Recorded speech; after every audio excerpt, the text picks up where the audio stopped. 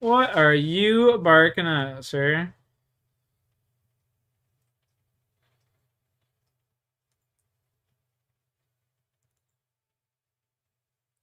Who do you think you are?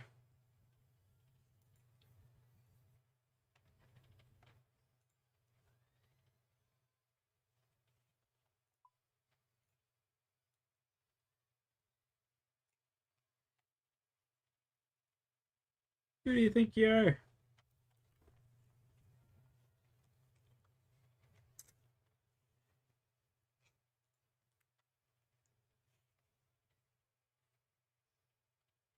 Gavin, what's up, buddy? That thuggy?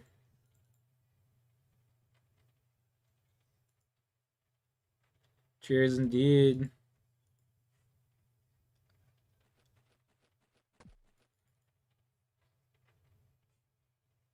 Oh, fuck all. Having the best of days. But it is what it is. We alive, we chillin'.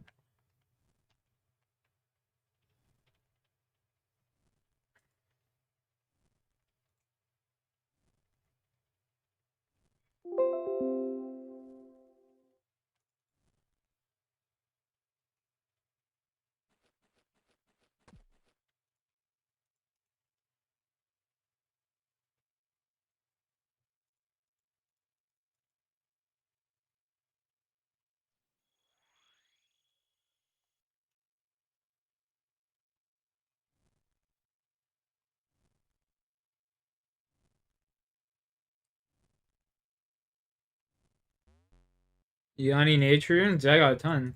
You need some?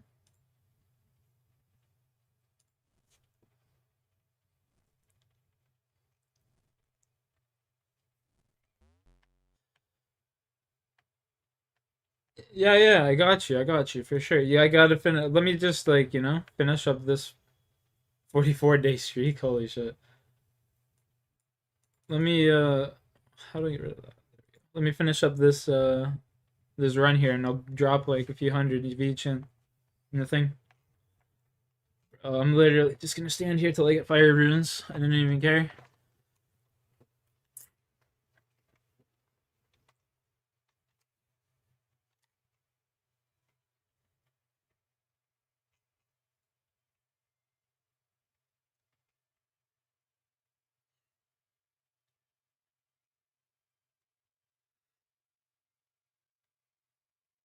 I didn't even get to start this first game on time, so I don't get the put moths and swords. Hey yo, that's actually gas. Squirmy, check out this thumbnail, brother. Watch this.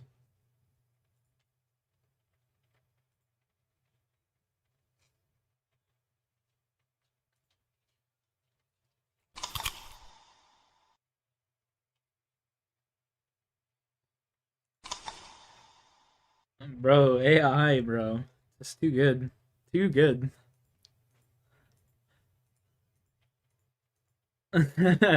So it's too good.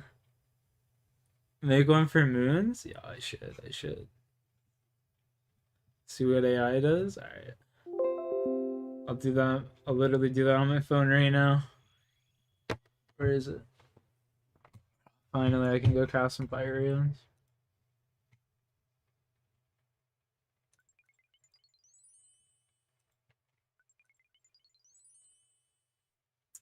Can't wait to get the colossal bag, man. Let's go through that there.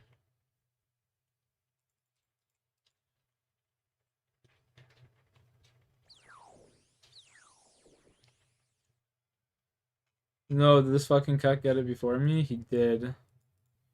No, this fucking douchebag just got it before me too. Unbelievable.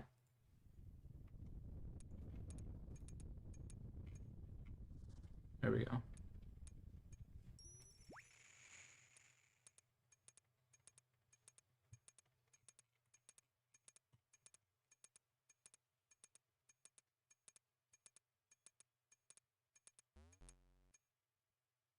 Mm,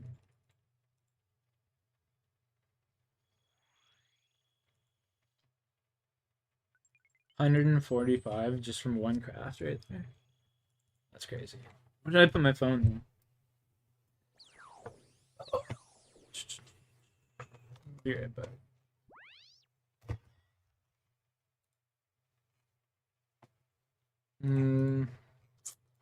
Maybe I should just do one side here. I should be able to get enough. I'll be able to get 1 point at least. Make this a total, not waste of time.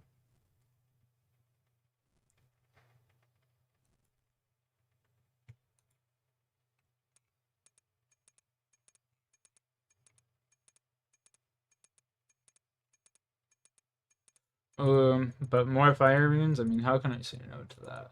Literally the whole reason we're here right now.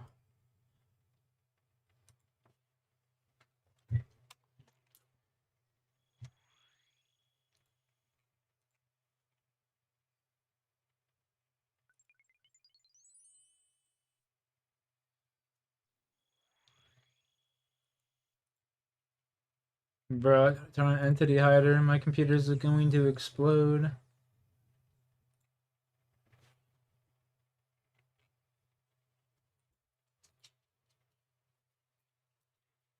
Yeah, I'll take some cosmics.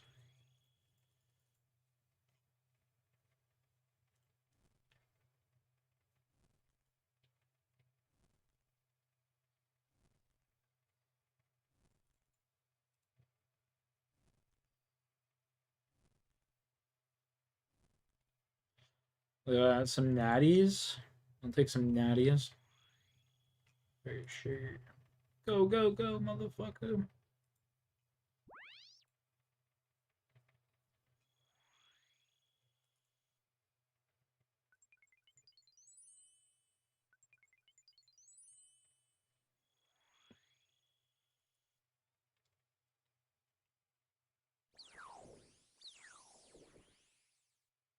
Look at that. I got a point out of all that bullshit, too. That's insane. Wow. Alright.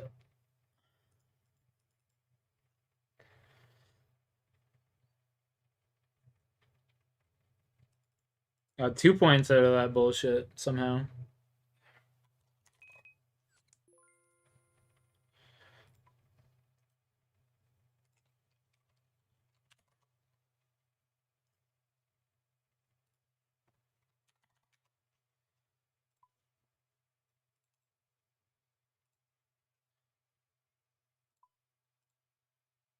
Oink. Excellent. I mean, no, you know what that means. The man, I got you, brother. Appreciate the moths.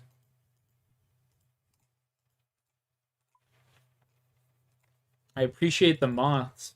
Those are huge. I'll be doing some barrows later. I should probably do have a birdie run, eh? I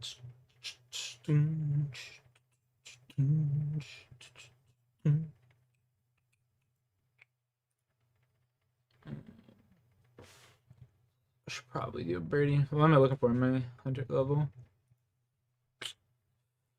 Maples until mahoganies. I'll probably skip mahogany birdhouses, honestly, and just go straight to use. Just go maple all the way to you. Let's see.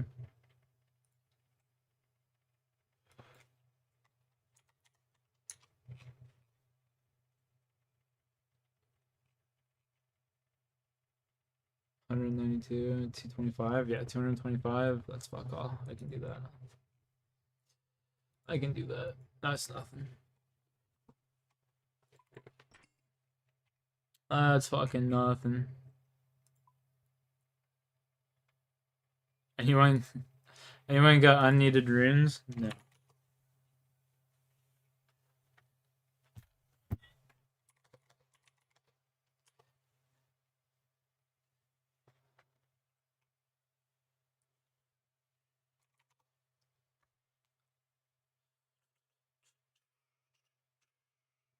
Well, I'll just go cut a couple mapes. Cut some mapes real quick. Bro, the screen's so fucking bright with sunglasses. Jesus Christ. Play the minigame.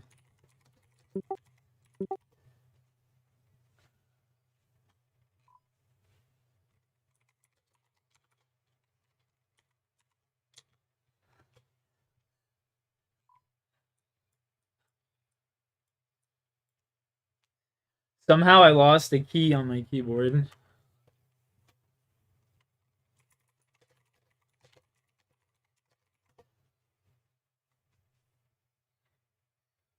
Yeah.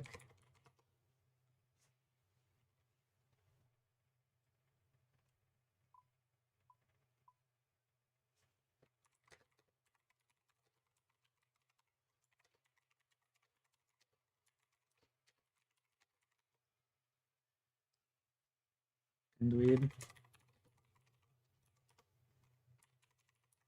Fucking dweeb.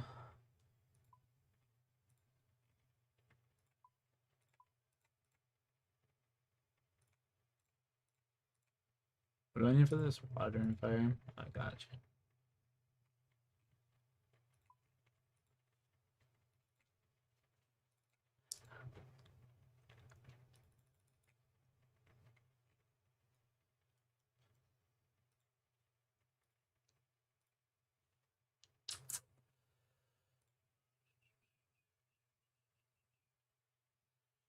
I mean,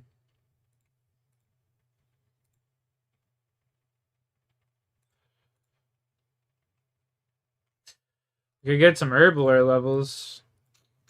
I think we might have to do that too in the stream. Eventually, go do some herby. Do those diaries so we get some herb. I think that's what we're gonna have to do.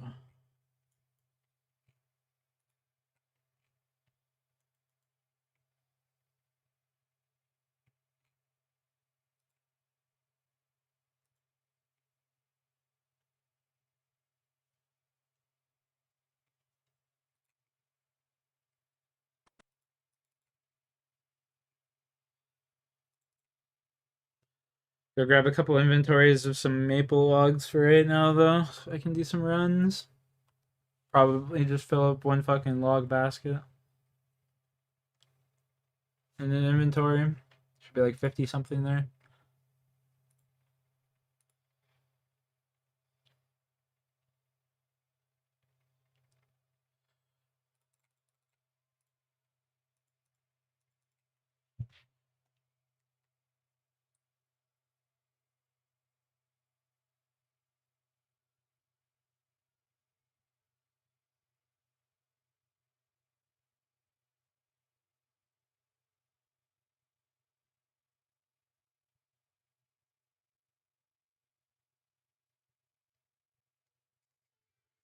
Oh, some mob wars real quick. Fuck, I didn't grab my thing, dude. I'm retarded.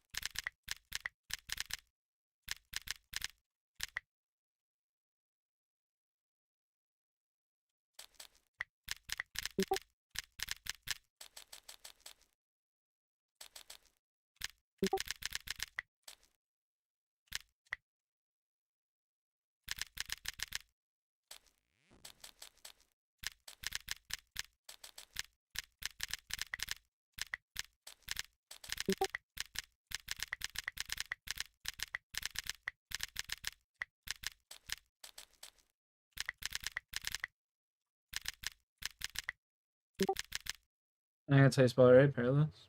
I think I spelled. I think there's a. I think I spelled it wrong.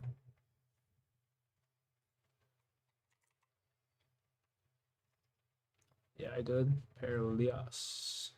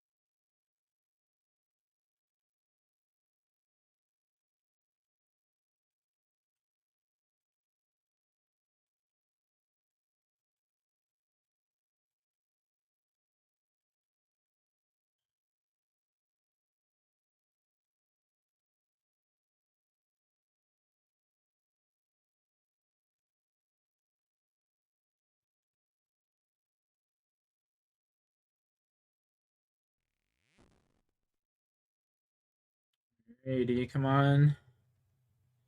Come on, motherfucker, come on.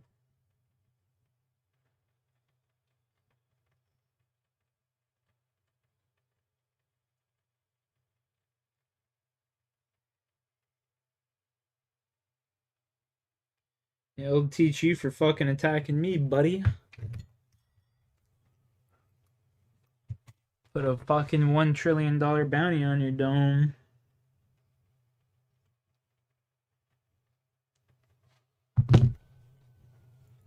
See you later, kid.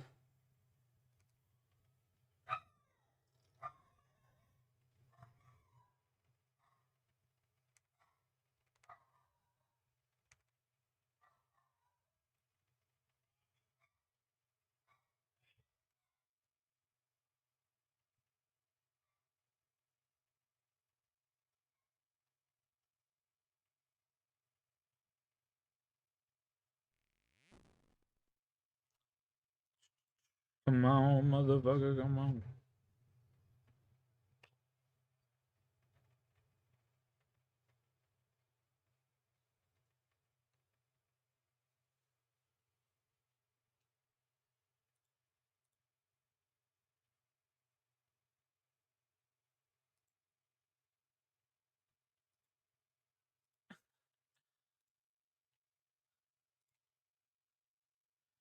Yeah, Scrimmy, are you here?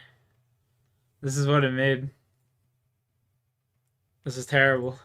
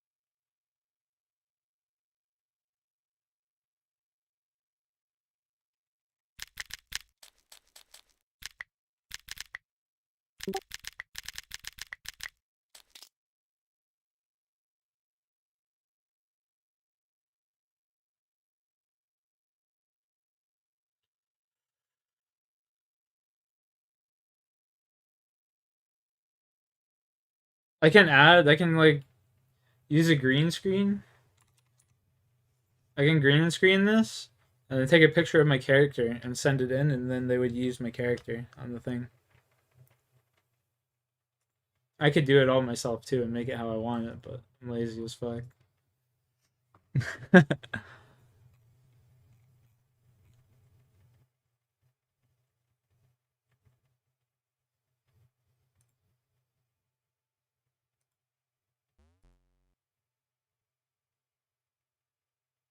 Yeah, exactly. Take a picture of the setup before you go in. Yeah. Yo, check out the Barrows log, eh? We getting along. We getting along. I've gotten almost all the weapons, bro. Halfway there.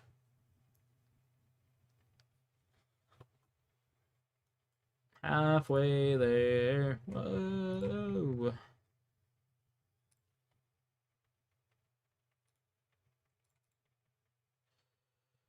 7. I mean, fuck. What's 4 more inventories of maples right now? We'll go bang those out, and then we'll head back to Guardians after the birdhouse run.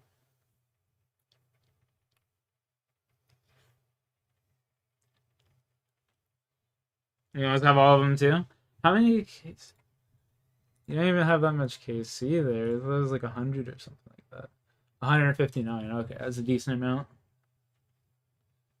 A decent little amount there. Amongst 346. Oh my god. Deranged archaeologist. You're going for that crossbow?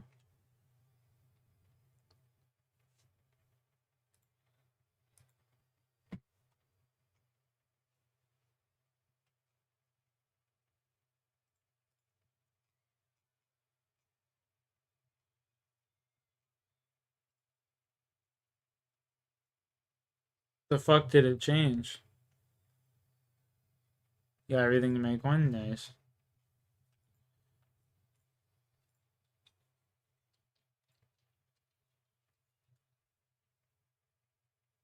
69. You can give it to me and I can make it for you.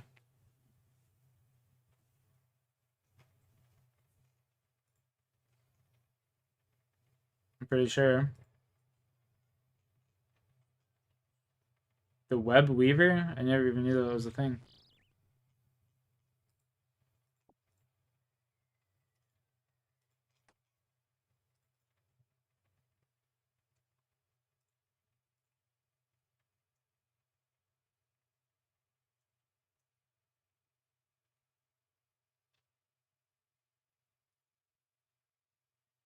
Salves. 40. Dragon javelins 92. Jeez.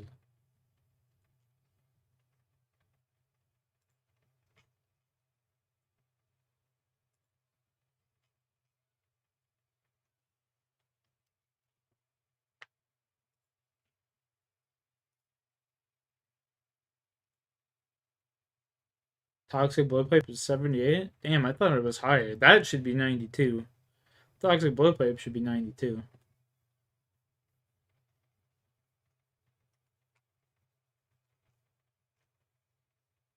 Mithril grapple is 59. That's crazy.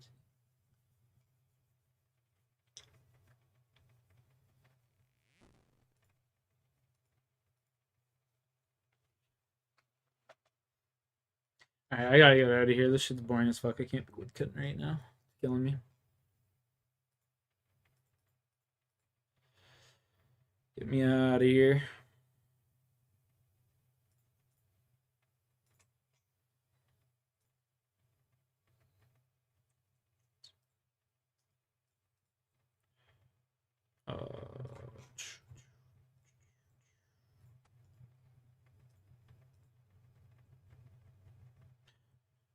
No, I forgot the logs.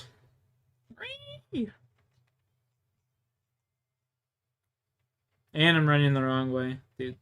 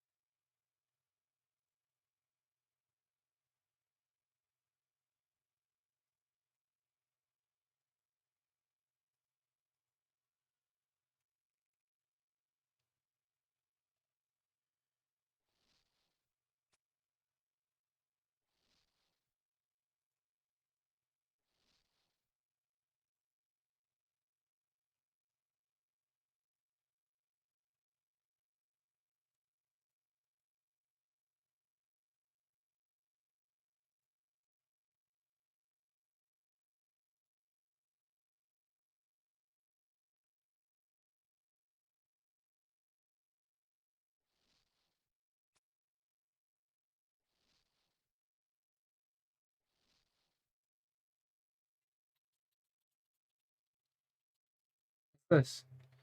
A little ducky? A little ducky?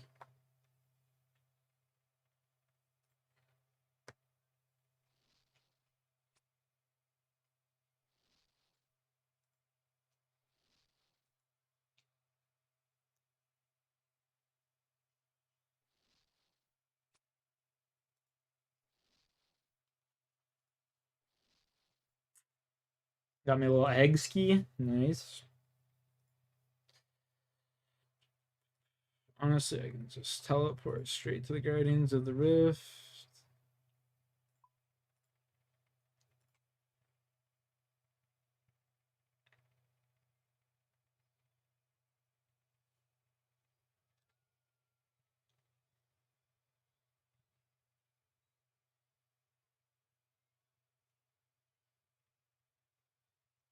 Oh, fire runes, I need them. Psych.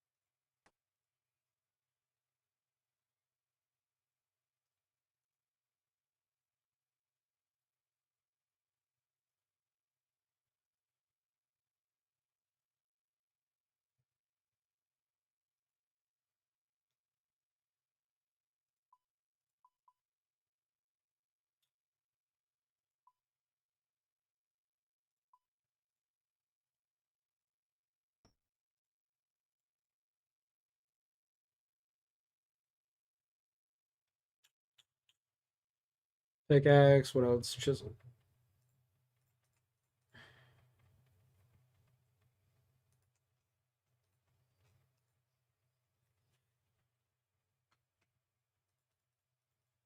Damn, that's unfortunate. This minigame just started.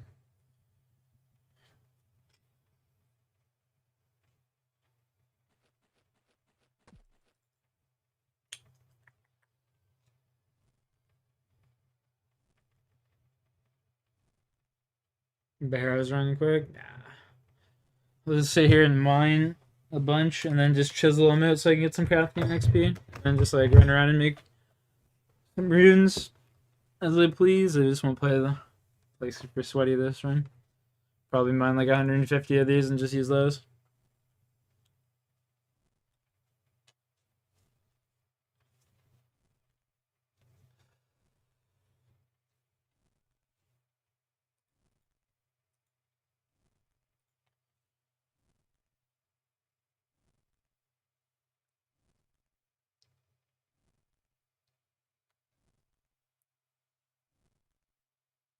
No, I'll take the portal though. Don't mind if I do. I mean, shucks, it's right there.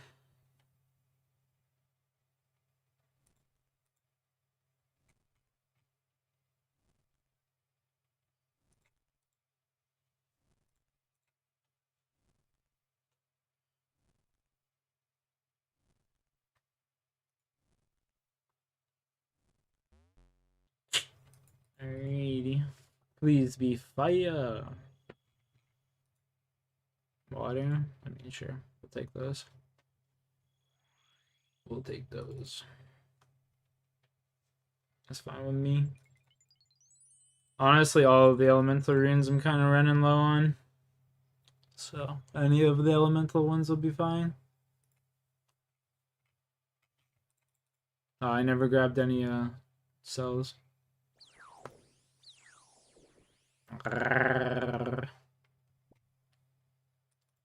What's up, Squirter?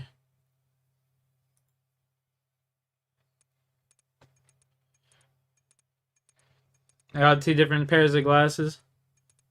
I got these ones and like my other pair of sunglasses, but just clear lens.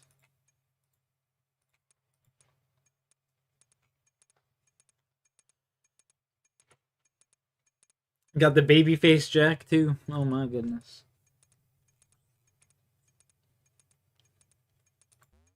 Earth rings, yeah. I mean, I guess, you know what? I have a feeling right after this it's gonna be fire. I got that gut feeling.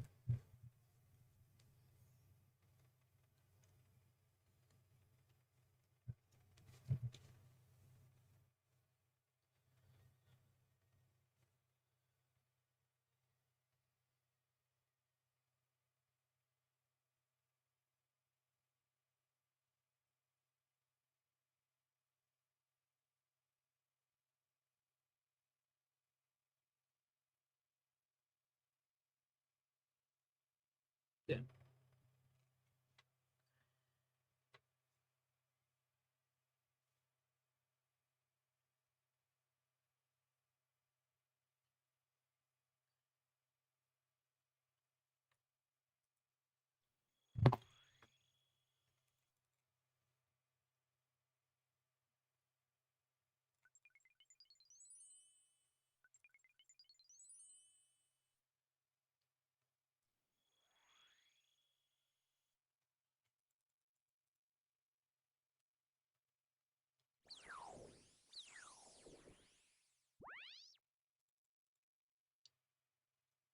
That project.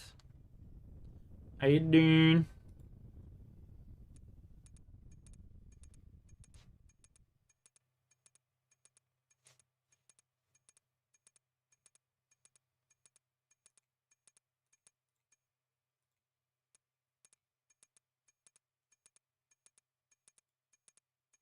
Run, motherfucker, run.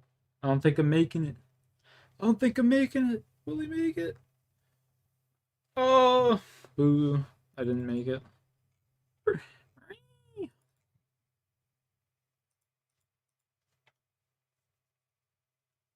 If I've left a 9. So 9 seconds is the cutoff.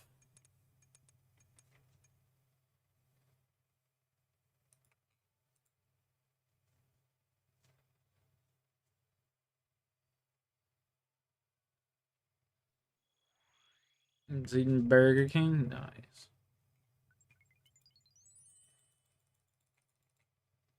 Nothing wrong with that.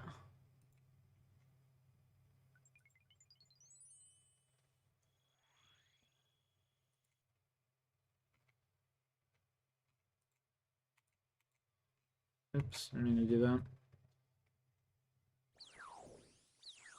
Pop that there. Pop that. Go over yonder.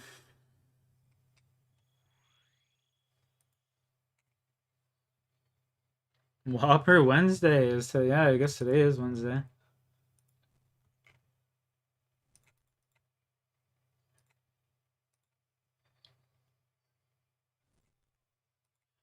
Good old Whoppy Wednesday. Sloppy Toppy Saturdays. God damn. Now we're really talking.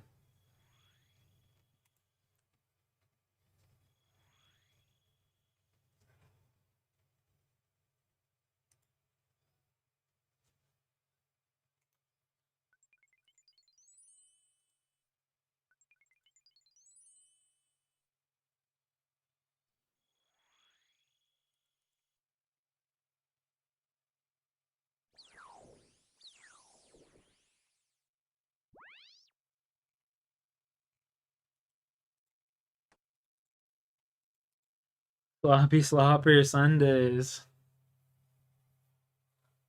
Sloppy slooper. 2k XP. Take those.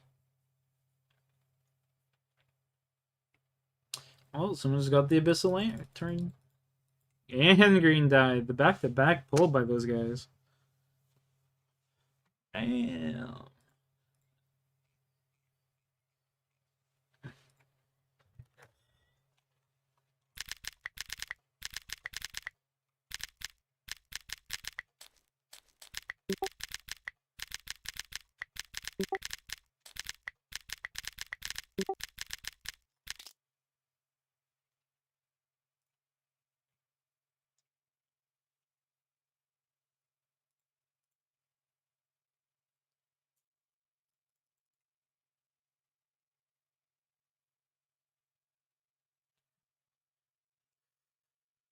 Well, this had a crazy chill run down my spine.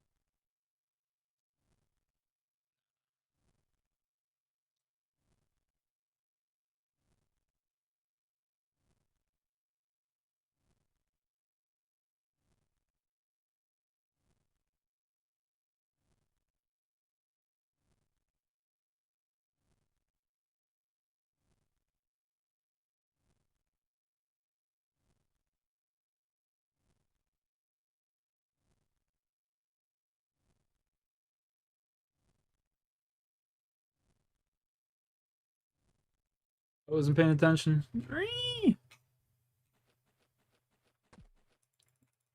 Baby mom's is driving me crazy.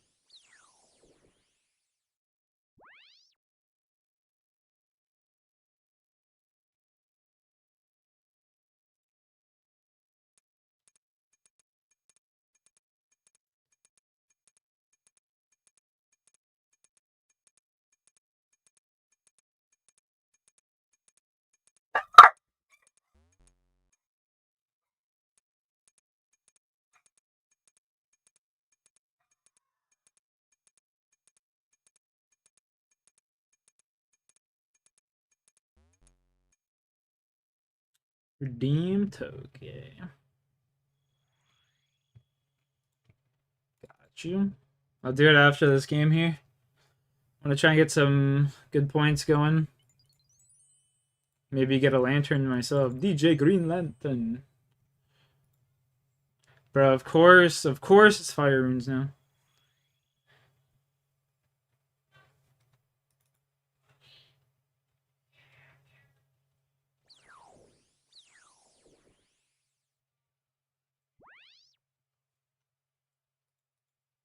Get going, go see her.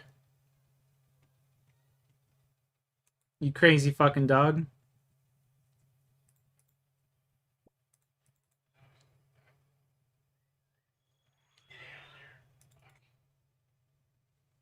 Ring the doorbell.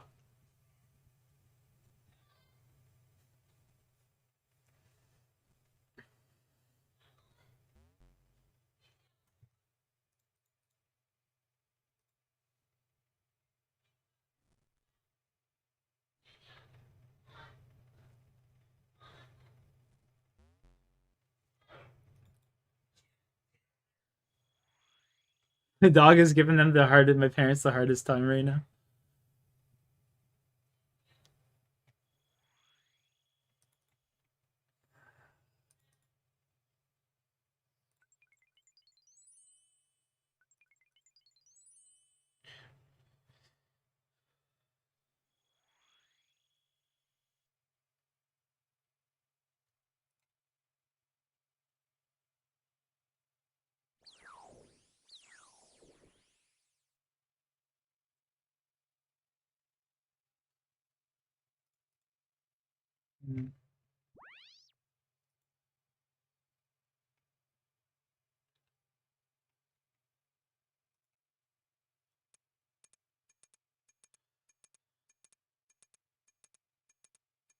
Mm.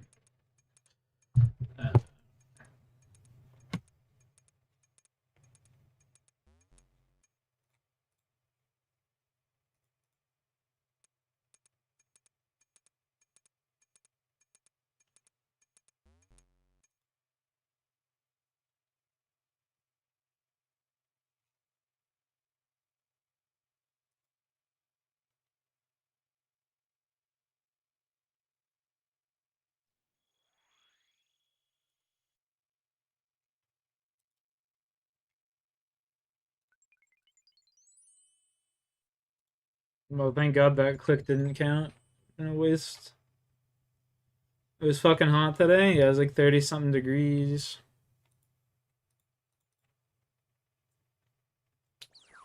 It's a fucking spicy one.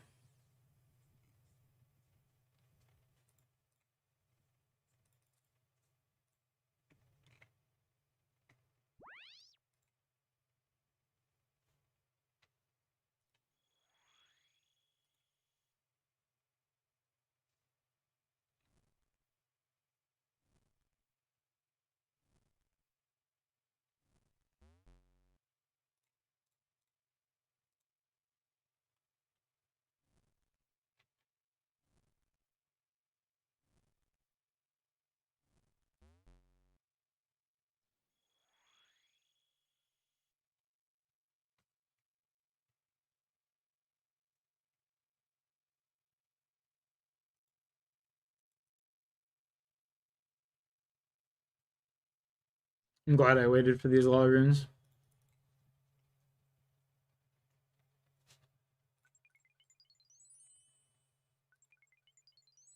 Smoke up, just about to smoke up. What are you saying, buddy?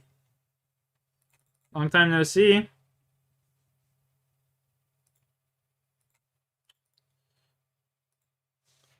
How you been?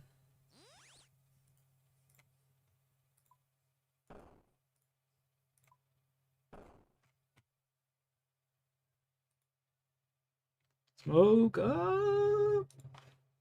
Smoke on the water.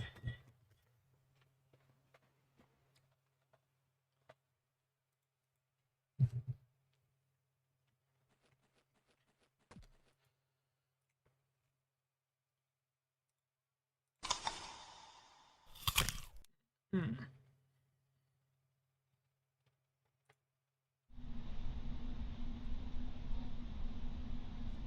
Bruh.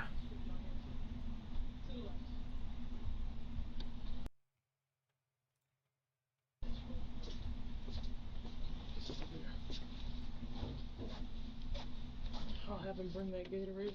I'm actually gonna grab water myself. I'm actually gonna grab some water myself. Sounds like the guy from fucking King of the Hill. You've been busy with the kiddos? Same, man. I just took my daughter to see Lilo and Stitch last weekend. This is 20-year-old Amber Riswin, sitting inside a police interrogation room at 12 o'clock in the afternoon. All you need to know at this moment is that Amber doesn't quite realize how much trouble she's in.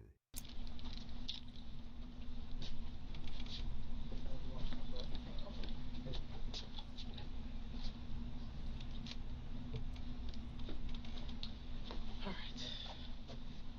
Amber, is it? I'm Detective Edwards. I know we spoke on scene and I asked you if you'd be kind enough to, come down here so that we could talk. Before we talk, I'm going to protect myself and protect you. Okay, and I'm just going to inform you of your rights. You have the right to remain silent and not answer any questions, and any statement can and will be used against you in the court of law. Alright, so,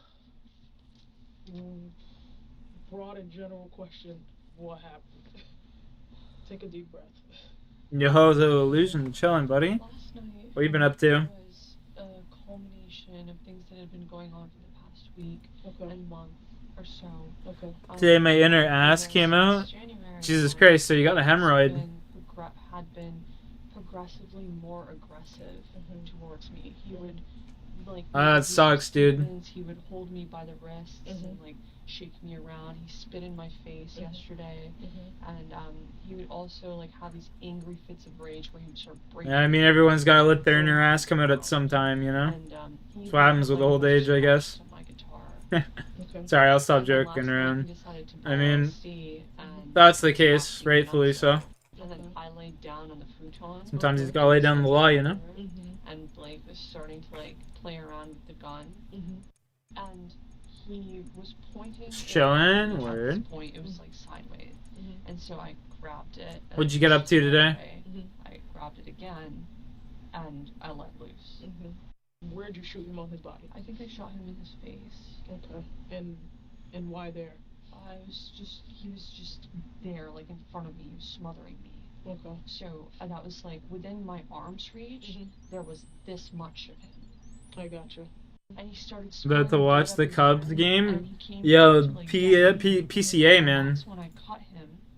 Because at that point I reached into my pocket. Okay. And I got my knife. PCA, dude. Okay. And then he opened the door. He got outside, and then You guys got a future MVP candidate right there. saying help me, and yeah. Then the other guard showed up, and he was threatening me. He kicked me. That guard that called the police. They were being. You didn't do much? Me too, and You didn't get any assault charges? I mean, that's a bonus. I gotcha. So as he's crawling outside, PCA is a beast? Yeah, dude. His bad speed is what makes him good. His bad speed is fucking insane. He swings so, one of the... You know who I've seen swing a faster bat than him? Is fucking Barry Bonds, you know what I mean? PCA gets through the zone so fast, it's insane. He actually makes me enjoy watching baseball. I like watching him play. There's all those runes for that dweeb that was crying earlier.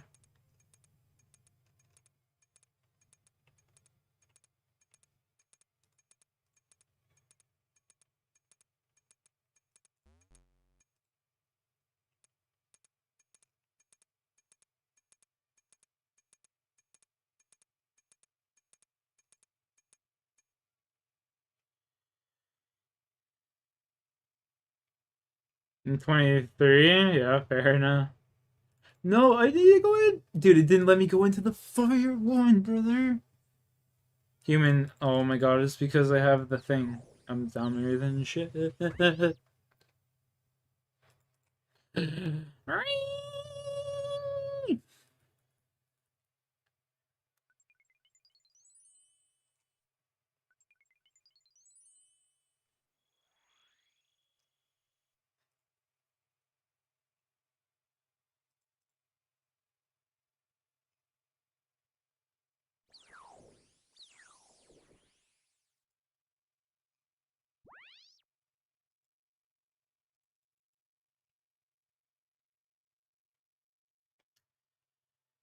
Fuck, man, I haven't been watching baseball at all this year.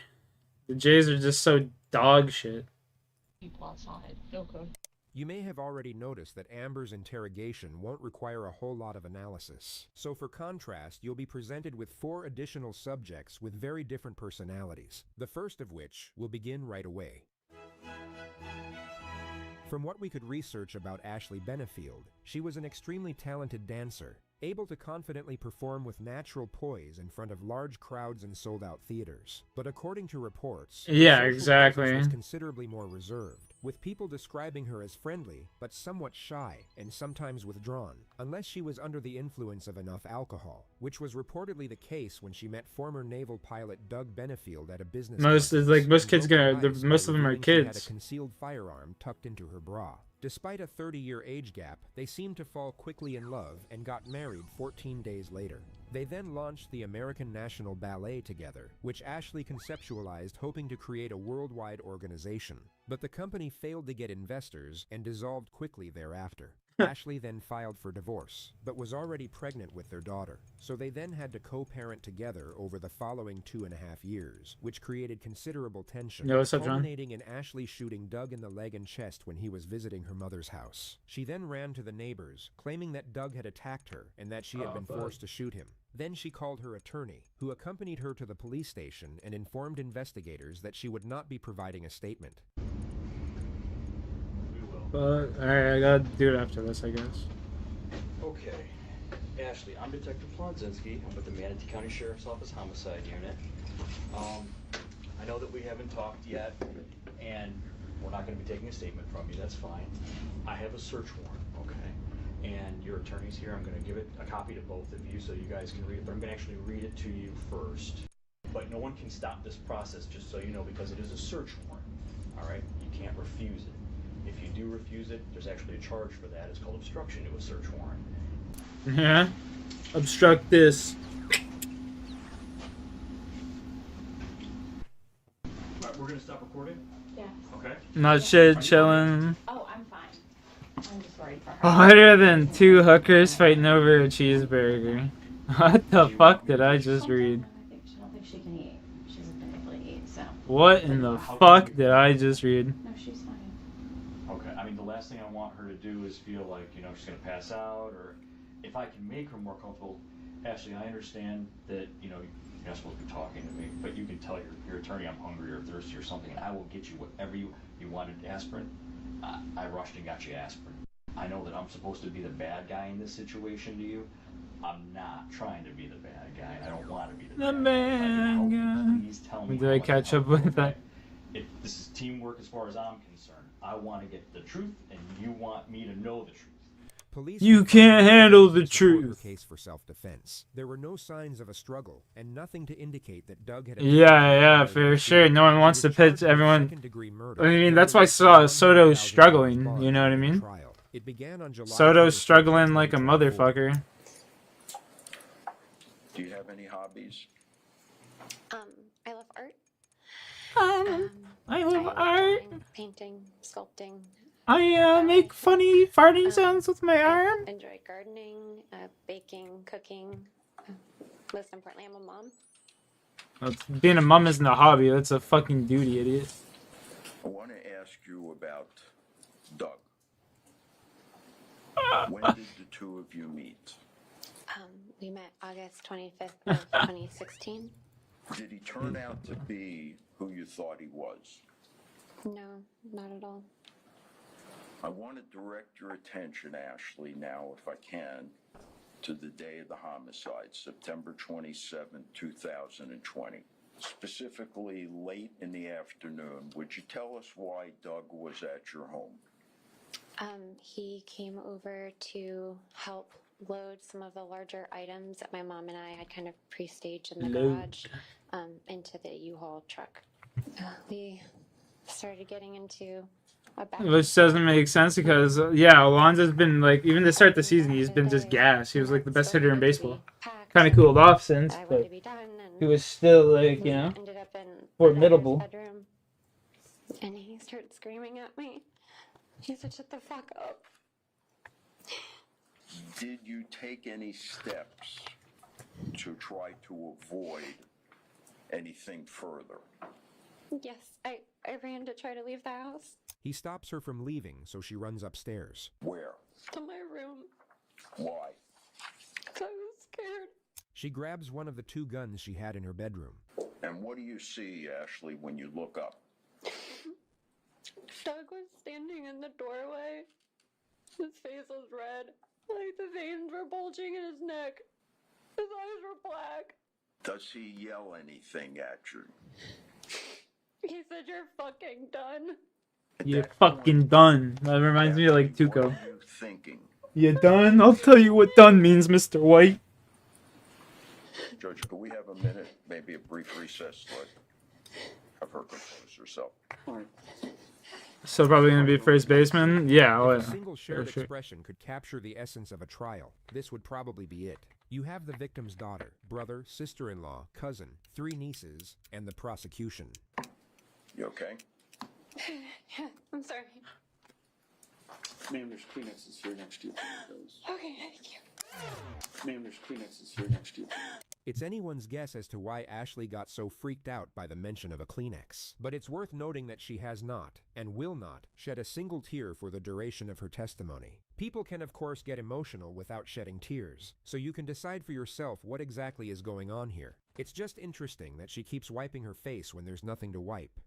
Okay, thank you. If I wore the wrong thing, he would call me a whore or a slut. I feel like I couldn't do anything right. I feel like I had made a really big mistake marrying him. Sometimes he would drive really scary, yelling and screaming at me and like running up on curbs. One time he almost hit a tree. I would like to just start with a couple of issues. So Doug had a vasectomy removal in April of 2017, right? Yes. And you paid for that? Part of it went on my debit card or my credit card. And your intention was to get pregnant? Yes, we had talked about that, yeah. During this time, you said he had started criticizing you, right? Mm-hmm. About the way you looked, your clothes, the way you acted. He was, according to you, He's such a he hoe. flipped a table, tried to flip a table, threw a chair, right? Yes. He would scream at you. Yes. He would call you slut and whore. Yes. And you want a baby. What you're seeing here is known as strategic insinuation, where tone and rhetorical framing are used to undermine credibility. This is especially effective when paired with nonverbal cues, such as the look the prosecutor is now giving the defendant. She is not allowed to speculate nor accuse the defendant until her closing statement, so this is her way of doing both without technically breaking any rules.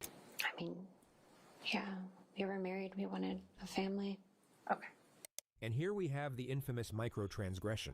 Here's another one. In fact, during this time, Microtransgression.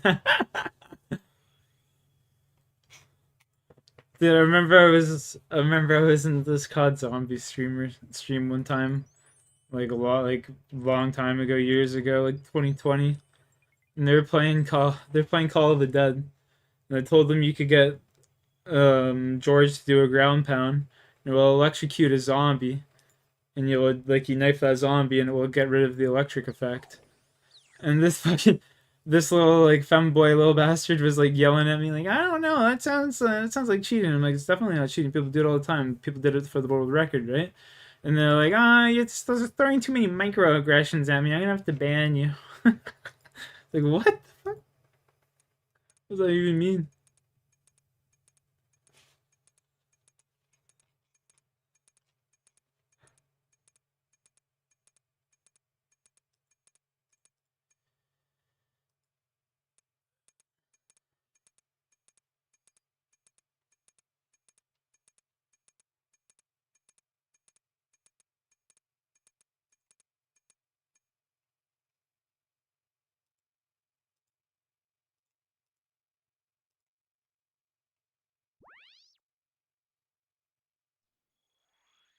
What does that even fucking mean, bro?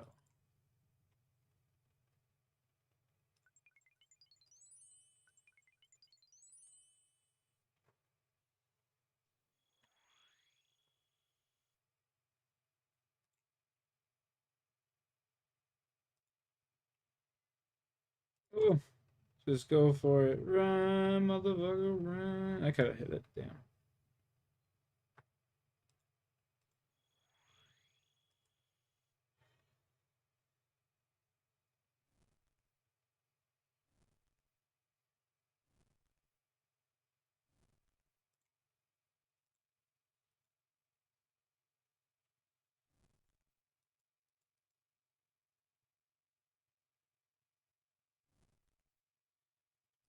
Anyways, microtransact.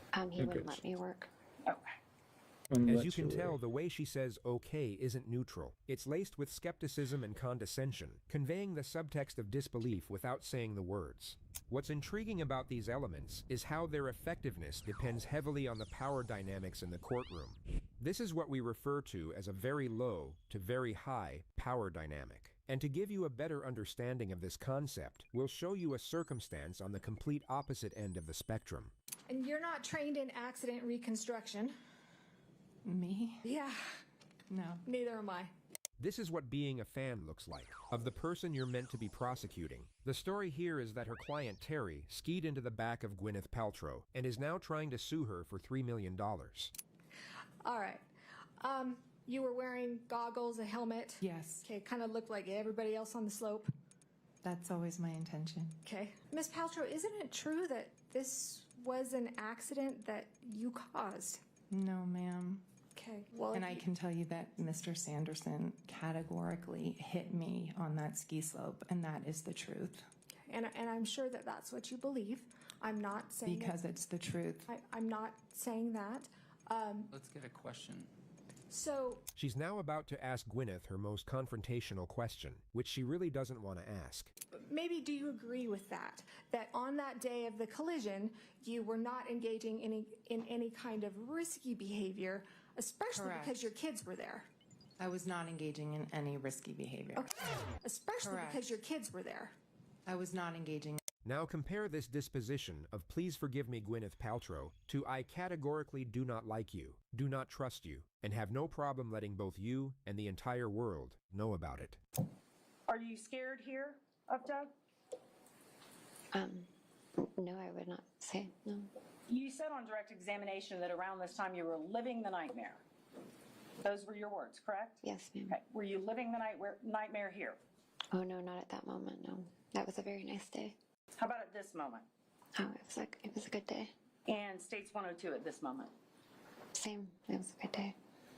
Sometimes things were really good and other times they weren't. Okay. I wasn't going to disagree with him in front of anybody. Okay. So I want to get to the night that all this happened. So you knew Doug was coming over.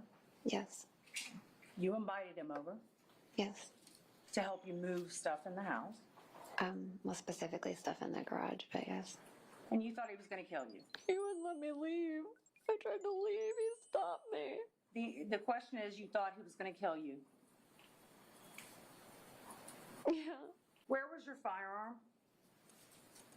Right at my hip. On top of the basket. Okay. And that was not your only firearm in that room, correct? Correct. You had a firearm in the closet. My carry gun was in my backpack, which is my purse at the time. Judge, if I could have her step down so she can demonstrate. You may.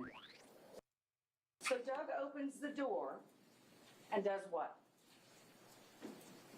Standing in the doorway, kind of like this. He said, "You're fucking done." You fucking done. I'll tell you what that means, Mr. White.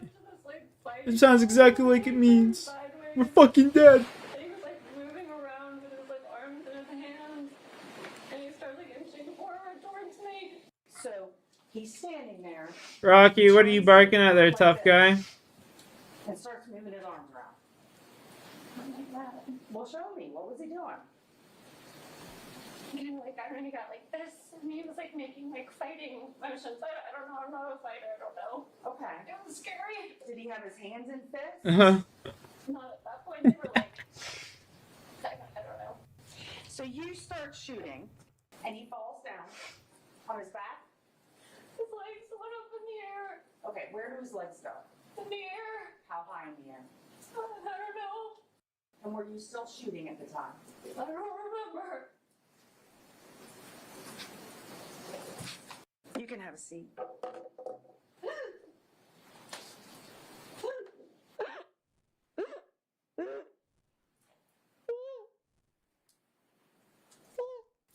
All right, the verdict appears to be in proper form. Madam Clerk, would you please publish the verdict? We, the jury, finds as follows as to the defendant in this case. The defendant is guilty of manslaughter, a lesser included offense. Juror number 15, is this your verdict as well as the verdict of the jury as a whole? Yes. Members of the jury, I want to thank you for your time and consideration in this case. I always ask, though, is there anybody that I haven't heard from, any testimony I didn't hear, any evidence that I didn't hear, anything at all that I need to know to make a fair decision in this matter? Your Honor, Ms. Benefield feels that I've spoken for her. Excellent. We're somehow getting the sense that Ashley doesn't quite share the same sentiment. All right. Ashley is about to realize the judge isn't cutting to the chase and will instead drag out the process with pre-sentencing remarks. It's such a fascinating moment because it's at the very last stage of where she knows she is being watched, and a time where you really don't want to be visibly annoyed at the judge. All right, so the first thing we need to do is talk about the score sheet to start from.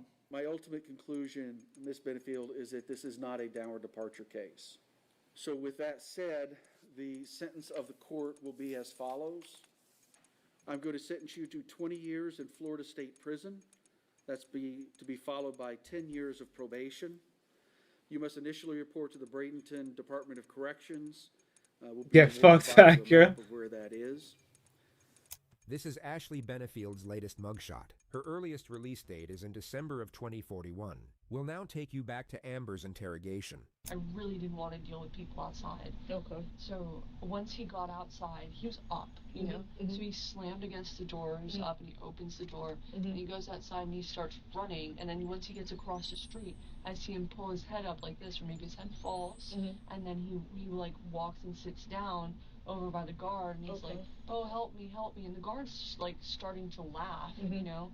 And then the guard kicks me, and they're cursing at me, and so I just go back into the place, and I get the keys. See, now that's where I have to ask you a question, because we had 4 witnesses on scene that said they saw you go up to him and slice his throat. So what happened with that? Was he doing something that made you perform that action, or what happened with that? He just kept grabbing at me, and he was like trying to like get me to like I don't know, like be brought down to his level. Okay. I no. I still want to get back. He was still threatening me. Okay, so that's what I want to get into. I have to do Morning's End. Okay, and they saw you Part literally 2? within seconds behind him, following him, and they identified you, which is how we knew it was you. I couldn't let him just stay like that, you know? I was like, I felt bad. Stay like what? Like just in a state of just like blood spilling from his mouth. Is that after you cut his neck? No. Before that. Before you cut his neck? Yeah. Okay. So before, when he was crawling out of the door and you were following behind him, was he saying anything to you? He wasn't crawling, he was standing. Okay, so he was standing and he was running towards somebody outside. And you were Rocky, stop that. saying to him as you were running behind him? I just kept saying things like, can you please stop? He broke an aerosol can inside of the place by just chucking it at the bed. And it blew up everywhere. Okay. And then he like threw he kicked a box of like really sharp like bones of an animal at me while I was sleeping. Okay. And he's done things like played around with knives like really scarily, and I just had more You fucking shot the dude. reason to Chick's batshit crazy. be upset or to be on edge. Okay. That's really what I mean. Let me get this right. He's in the house playing around with the gun and he supposedly points it at you. You manage to get it out of his hand. He does, yes. And then fire it at his head. At this time, he's now on his. Oh, he's playing victim? Yeah. Door. So there's no way. There's no way she wrestled it out of this guy's hand. And so There's no when he fucking shot. approached me, that all happened, and then he sat back, And then he got up. No fucking way. After getting shot in the face. Okay. No shit, he's gonna get up. You just got shot in the face. If you get shot in the face, probably not getting shot in the dome. I got shot like around here. In his cheeks or something. Bear blanket or whatever. That's fucking crazy. That guy's suffering. After he's shot, Oof. then what? Morning's end too. He goes and slams his body up against the door. Okay. He opens the door. He runs outside. But I thought you said you stabbed him again before he ran out. I didn't stab him. I cut him. Okay, so you cut him before he ran out. Yeah. Okay. Did you cut his throat before he ran out or after? Before and after. And then at what point did he get this cut? That was just a larger one. After I followed him, and. But why that one? What should I say? What should you say? What happened? Of course. Yeah. Why that cut here? Were you just trying to send a statement to him? No. There was no statement or anything. I was just looking to do whatever it took to get him down. Okay. Because now what I'm understanding is he's trying to separate himself from you and go and get help, and you're following behind him with the knife. No, I didn't. No, what am I doing? I definitely sent Fucking him dumb out and there shit. with a cut. I didn't follow him and then like slit him throat to throat, like I mean ear to ear. That was just what existed. I was running on adrenaline. I could imagine. And that was just not. It wasn't okay, and it wasn't okay to do in public. But I didn't pull his head back or anything. So how did you do it? Like, well, the same way that you would normally do it. When he ran out of the house. Well, I would just sit there and say to that chick, like, well, you know what? I've never actually slit someone's throat, so you're gonna have to explain it. I was worried, and I didn't want him to go out into the street or anything. Okay. Why not? Because he was just a mess. He was like. Did you just not want people to see what happened, or? Oh, he's playing the. Okay. And Blake talked to the neighbors all the time, and so he's a huge ass kisser, and like He like a huge does ass that, kicker. and there's nothing wrong with it. 60 but he'll, like, range. invite them in and like get screwed up with them, and like screwed up how? Like he'll just give them dude. alcohol or drugs, or they'll give him drugs. 50 thieving's no problem. Have you ever witnessed 60 him doing drugs? range. Yeah. Okay. Have you done drugs with him? No. Ever? Before rehab? No. No. Okay.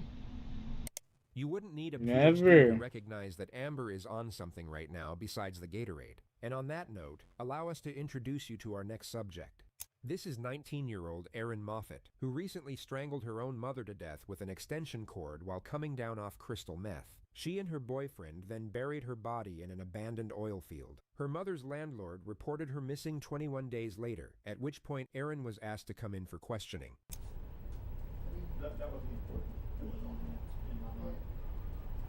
What we're trying to do is just trying to get a timeline. Right. Okay, so I want to start back with what time, when did you move in with your mom again? Oh, wow. How long ago was that?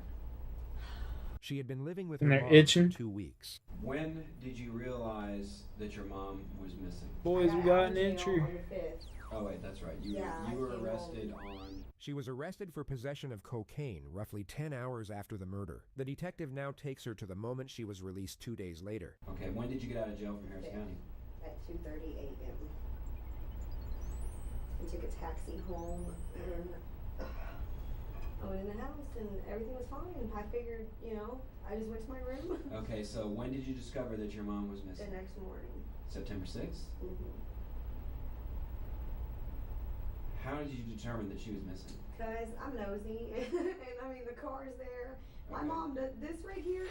That trips me out more than anything. Like, I'm freaking out behind her car, and I looked through her. She has this little blue bag, and I looked through it. Her wallet was there, all her identification, down to her pills. I mean, everything except her money.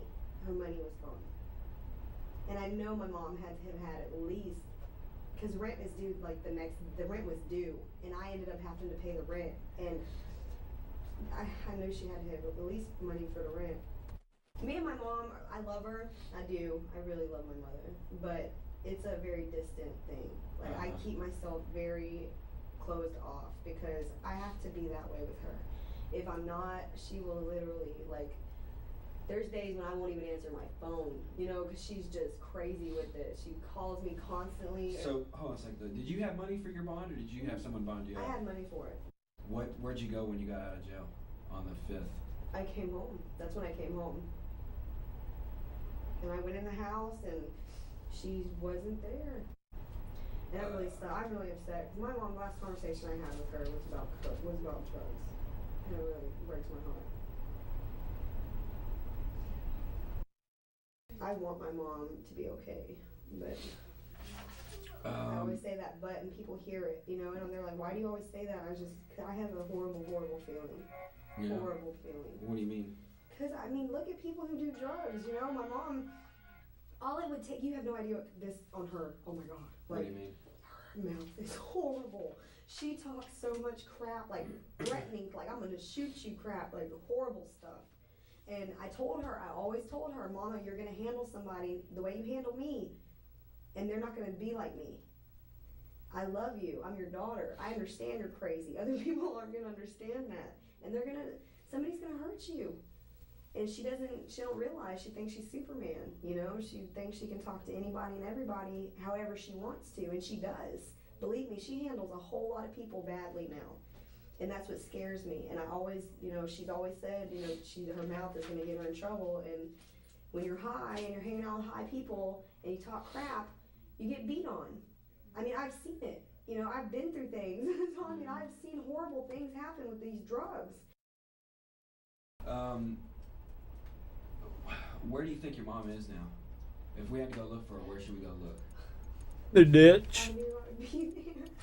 God, You don't have any idea? I have no clue. That's why I feel so bad. That Where could she have gone if she had just walked out the door? Because she didn't take her car or anything else. Where could she have just walked to? If she were to walk somewhere. I don't ever walk anywhere out here. Like, that is out of the question. You don't have any idea where she could have just walked to? I don't think my mom just walked. I don't know. It could have been. I don't know who she knows. That's the problem. I don't keep up with her like that. And I wish to God I would have paid more attention now. You think someone came to pick her up? It's possible.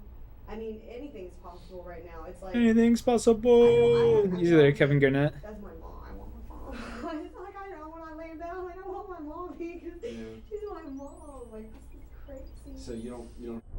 There's something real happening here. Perhaps emotional pain. She will quickly bury her face in her hands and shut the emotion down. Have any? I mean, you don't think she's anywhere near the home or anything like that? I have no clue. I'm like space cadet over here in space. Did you tell? Here's what's disturbing to some of the family members. Okay. Please let me know. Did you tell Dina? Did you speak to Dina on a phone a few days ago? I talked to her last night. I talk to her every now and then. Probably over the weekend, something like that. It's possible. Every conversation up until, I don't know which one you're talking about. I really don't remember talking to her crazy except for last night. I didn't really I was respectful, but still probably rude. Okay, how about this? Respectful, but still probably rude. Did you ever use the word shovel and your mom in the same sentence when you were speaking to Dina? Oh, yes, I did. She said, why don't you go look for her? And I said, well, what do you want me to do? Grab a shovel? Okay. Because, and I'm sorry, but I'm very unemotional. I'm very, very closed off. And so do you think that your mom is dead? When I tell you I have a bad feeling, I'm not kidding. So you have no idea where she's at? Do you suspect that she's in the ground somewhere? No, I mean, I'm not sure, but I mean, I'm saying, like, you know, people, I'm telling her, I told Dina, y'all don't know her the way I know her. I'm such a, my heart's so screwed up, like, I can't, I want to accept the worst and just get over it because that's it. Was your mom depressed? My mom's psychologically screwed, okay? Okay, I'll be right back. Don't y'all freeze to death? Yeah, it's a little bit cold in here. I'll be right back, okay?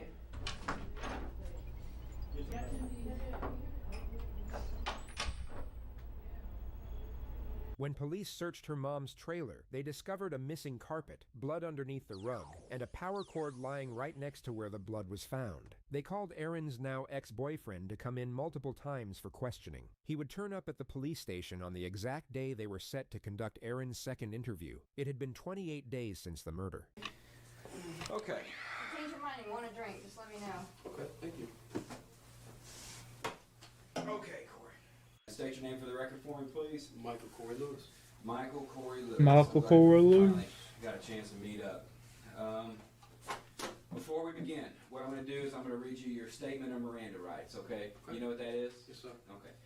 Okay, so as we've spoken on the phone a couple times, and as you know, what we're trying to do is establish a timeline for Jana's disappearance. Who's that? Her mom? Yeah, Shannon. Okay. You may know her as Shannon, is that correct? Ashland's? I don't remember her name on there twice. Okay, Ashland's mom? Yes, sir. Okay, so you're familiar with Ashland? Yes, sir. Or Aaron, right, Aaron. Moffat. Okay, so you've met her mom twice. Her name is Jana Shannon Moffat. Okay. Okay. So when did you, on the 2nd, because she was, we're talking about, she was arrested at about 2:30 in the morning in Friendswood on the 3rd. Black Hawk and 528. Right. Okay, so you remember that? Yes, sir. You got that time frame in your head, and you remember when that was? Yes, sir. Okay. Take me 12 hours prior to that. I was at my trailer. And describe to me each hour of that day. He claims he was in his trailer for the entire day until he picked up Aaron at 11 p.m. to drive to Friendswood. Jana had been dead for roughly 10 hours at this point. Were y'all going to get dope or what? I believe she was. Okay. Fucking doper. What was her frame of mind then? Meaning, how was she acting? Was she? Well, she had a big bottle of pills, which Xanax. It was like blue pills. I don't even know. I mean, was she acting different? Yeah, she was on something. She was on something? Definitely. Well, when is she not? Yeah. Did Jana ever, or did Ashlyn ever tell you that Jana was missing? Yeah, whenever she got home. When she got home? When she got released, I got the taxi cab to my... What did she say about it? My mom's gone. All The she taxi was cab. here, phone, cigarettes, keys. On the night of the 2nd, when you and Aaron went to Friendswood, did she mention anything about her mother? Not really. No? She was trying to avoid it, I guess. I don't know. She didn't say anything. I mean, what did she think that happened? I mean... I don't know. She told me that mom's like a druggie, and she was just giving me all kinds of information that I didn't really care for. It's important to note the detectives are not certain of Corey's involvement at this point. They have no concrete evidence that can implicate himself or Aaron, so everything you're about to see is entirely a bluff. Let's see, do you trust Aaron to Ashlyn? Do you trust Ashlyn to keep quiet about secrets? I haven't told anybody any secrets. I don't keep secrets. You think she could keep something quiet? If she wanted to, I guess. She's pretty good at that. She lies to me a lot, so yeah, probably. How long have you known her? Like I said, a couple months. Couple months? Maybe. When we do this type of interview, there's certain things that we already know the answers to that we're going to ask you, just to make sure that you're being honest with us. So let's, and I'm having a few, I guess I got a few questions about the date on the 2nd. You said you had problems remembering dates, and yet you remember the 2nd. Why does that date? I don't remember. Y'all told me it was the 2nd. He's told me several times she got arrested on the 2nd. And so I'm assuming it was the 2nd. Well, that's okay. So what were you doing on the 2nd? Probably woke up like at 2, like I said, and then I don't know. She called me and said she had her mom's car. Okay. Remember again. Well, let me back up. This is your chance to kind of tell us what's going on. Many of you will already know that this is your chance, and this is your opportunity, are pressure tactics disguised as benevolence. The thing is, that doesn't work on the suspect here. What does work is what the detective says next, or more specifically, how she says it. I have no idea. We already know what's going on, so this is your chance. This is your opportunity. That's what you don't understand right now is we know. We know. We know you were in the trailer that day. We know you were there. We know about the blood on the carpet. We know about the cord. We know about the rug. We know about the trunk. We know about the ride. We know about the dump. Do you trust Aaron? We will be down there tonight. We will be speaking to her probably about 2 a.m. She will confess. And I'm going to be tired by then. I'm not going to want to hear. She killed her mom. I know she did. Stuck a needle in her neck and she choked her with the damn cord. We know this. Thank you. By you telling us this, I mean, you are doing the right thing. Do you understand that? I know you're scared. I can tell by looking at you, but you're doing the right thing. I didn't want to have anything to do with it. I have no doubt. But you were there, right? Corey, look, man. How long you been holding this inside? A long time, man. You were in Aaron's room. You guys just had sex. And her mom was, okay, help me out here because the computer is no longer there. I think Aaron pawned Right it. by the door. Yeah. Right when you walk in the front door to the left. Okay. Where the stain is, correct? Like, stains right here, the computer was Okay. right here. Because the computer's no longer there, is why I'm asking. She probably pawned it. Okay. Forgive my drawing, but we're gonna say this is inside of the trailer, okay? Then she's the one that. And she snatched the cord out of the wall. Where were you when this happened? Tell us where you were at. There. Did you hold her mom down? No. You didn't hold her down? Come on, Corey. You're doing good. Buddy, you're doing good. Yeah, what's up, J-Ski? I imagine. I understand that. I imagine. I believe you. Hastings oil field. Huh? Hastings oil field. Is that where she's at? I mean, I imagine panic. Everybody was panicked. Yeah, I went with it because she just fucking killed somebody. Oh, sure. They take him back to the moment they were both in Aaron's room, just before the murder. And so what happened? Impulsive. Was she talking about what she was going to do, or she said she was going to go out and kill her mom? And she did, and I stood there and watched.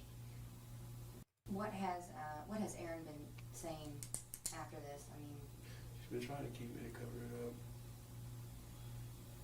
Aaron was arrested the next day and informed that Corey had already told them everything.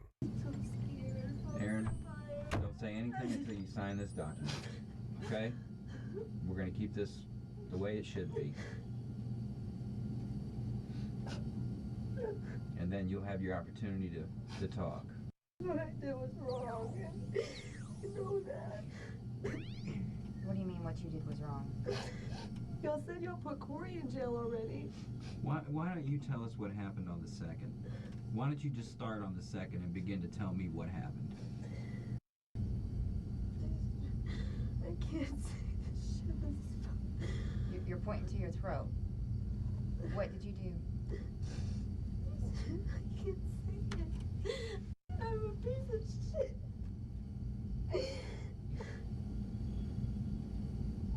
We know what you did. I know you know. Tell me what you did.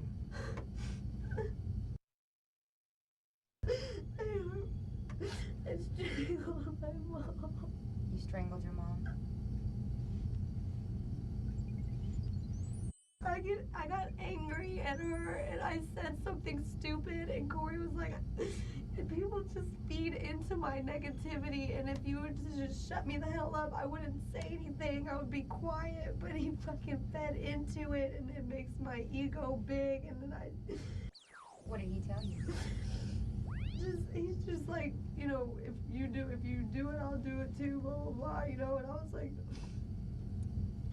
he just held my mom, and I did that to my mom. My mom. I don't know what the Did you fuck kill is your wrong mom? with me. Did you kill your mom? Yes. I freaked the hell out and started crying, and I was like, I didn't know what to do, and then I guess we realized that we can't leave my mom laying there, and What happened right after y'all arrived to the location? he pulled her out and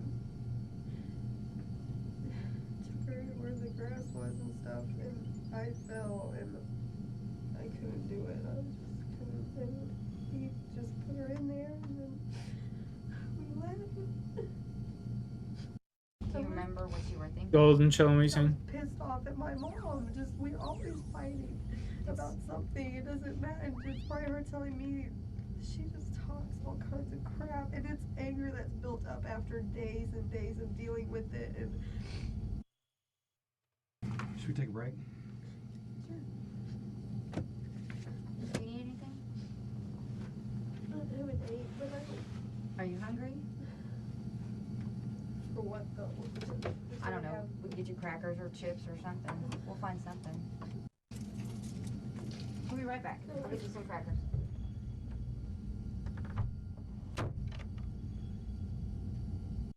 So was this his idea or your idea? Mine. Yours? But he was right there with me the whole time. What do you think should happen here? You've already said you understand what you did was wrong. Correct? What do you think should happen? I mean, do you understand the severity of what's going on? You do. What typically happens in this type of scenario? People go to prison. I know I'm in trouble. And I deserve to be in trouble. I just don't. Why do you feel like you deserve it? Because look, my mom. My mom.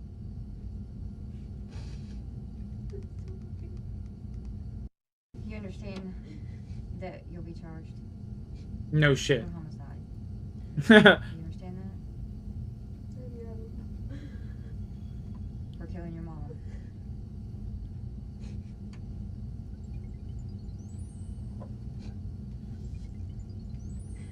I feel bad for this lady. She's clearly just so fucked up on drugs.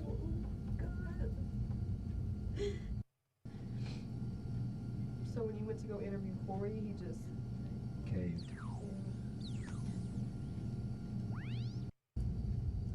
I love my mom. I feel like a freaking monster.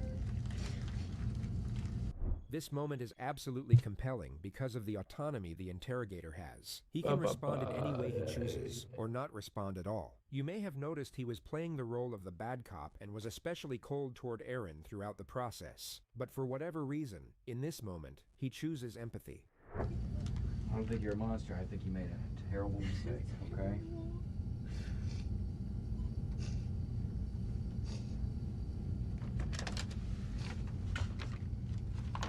Is this your Coke?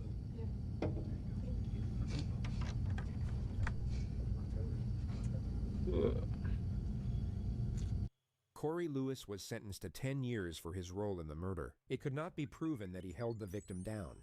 Erin Ashlyn Moffat got a 50-year prison sentence. She will be eligible for parole by the time she's 44. What? Alright, so I know Wait, hold up. Yeah. How? Is this your Coke?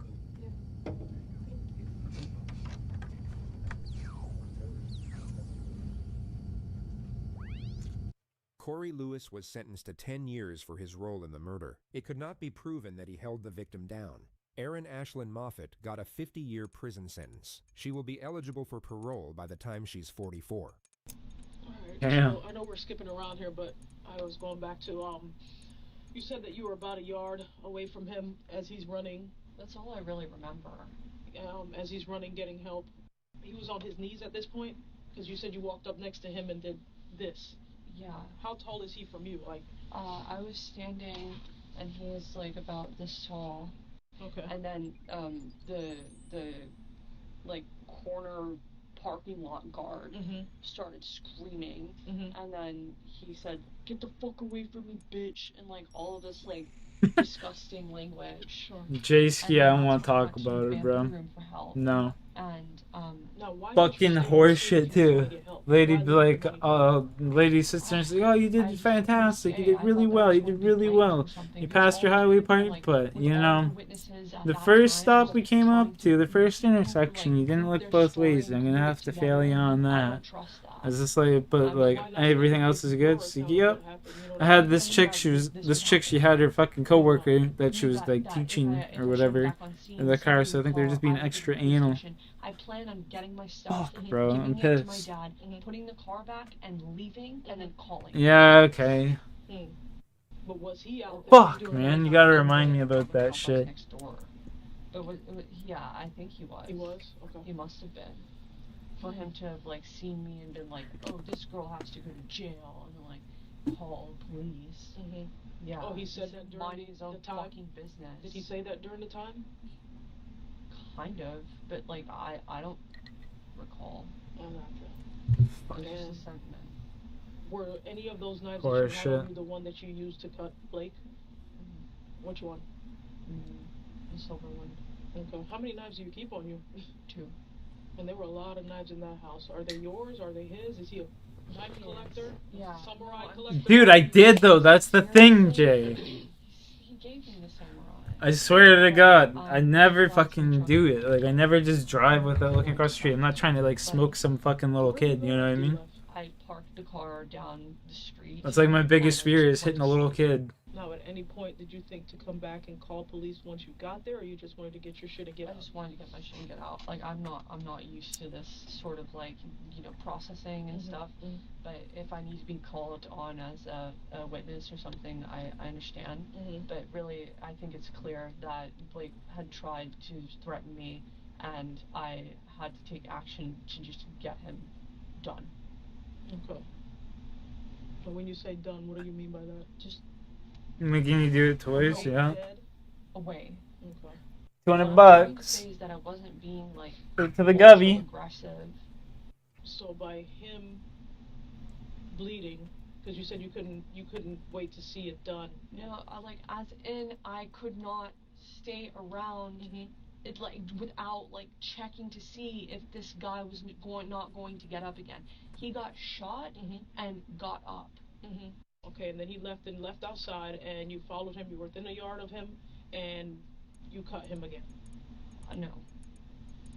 I'm not going to. Yeah, wait, okay, my reaction time is insane though. I said that my mind was fuzzy.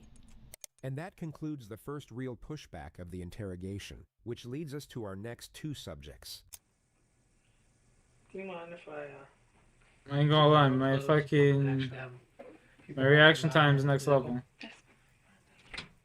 This is Katrina Ben, who, according to these investigators, was the most confident suspect they've ever dealt with. She began dating a popular car salesman called Eric Samoa in May of 2012, and although he was upfront with her about seeing another woman at the time, Katrina believed, or at least hoped, that she would be the one he'd eventually choose. But early one morning, shortly after they had slept together, she discovered Eric had called the other woman while she was there. What she was unaware of, and what you will see her find out in real time, was that Eric was calling the other woman to break up with her. Katrina then waited for him to go to sleep, then shot him in the head. Eric was discovered the next day during a welfare check, and Katrina, the last person he was texting, was asked to come in for questioning. Police would later testify Grind in real life, things working a lot. Informed of Eric's murder. Driving. So you moved in the Failing. high rise how long ago? March 11th, I believe. And okay, and how getting kicked, but we ain't down yet, bud. Outside, like 2 weeks after I had been there, I was I think we get off work or get in about the same time. So I usually get off around 6. Takes me a while to get home, and we're walking in, and he asked me if I was a nurse.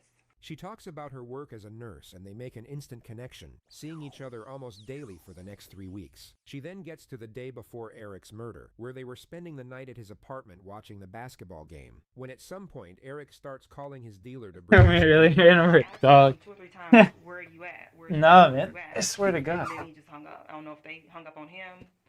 I don't know, but what time do you think? Swear on my life.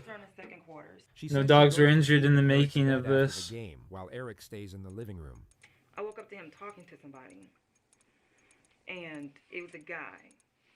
And I don't know how he knew I was woke. Maybe I coughed or something. I don't know. But I rolled over, and he opened the bedroom door. He came in, and as he opened the door, I could see who I think is the guy from the apartment, like walk by to go to the couch.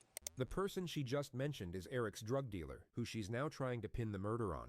She says she goes back to sleep, then wakes up the next morning. It had to be right at 5. It had to be right at I got the 5. next house. Eric's in the bed. I haven't yet. I gotta sign up. So the guy's still there, obviously. He used the bathroom. I'm a nurse. So I'm going to notice if you use the bathroom, you don't wash your hands. So use the bathroom. I didn't hear any water running afterwards. She gets her stuff and goes to leave, and while she's walking out of the apartment, she feels someone push the door shut behind her. And when I felt the nudge on the door, I thought it was Eric coming behind me, because he usually walks me to the door and locks the door. But you didn't see him come up behind you, like to the front? No. I went out the the bathroom, and immediately made a right. Yeah, like I wasn't trying to look, see him, or anything. I was just trying to leave. So I walked out the bathroom door and grabbed the front door. And as I was going out like this, like my hand is pulling the door too, the door started pushing up. Like somebody's trying to Olympus or close the door, Kings. you know. I thought it was Eric trying to come to the door, like, where you going? But I saw, like, this His side of the dude. guy. I just thought it was an Eric, his little skinny arm. But I did put, like, dude almost hit me in the ass with the door when I left. LOL, you know. See that? Right here. Wow, that's crazy. Alright.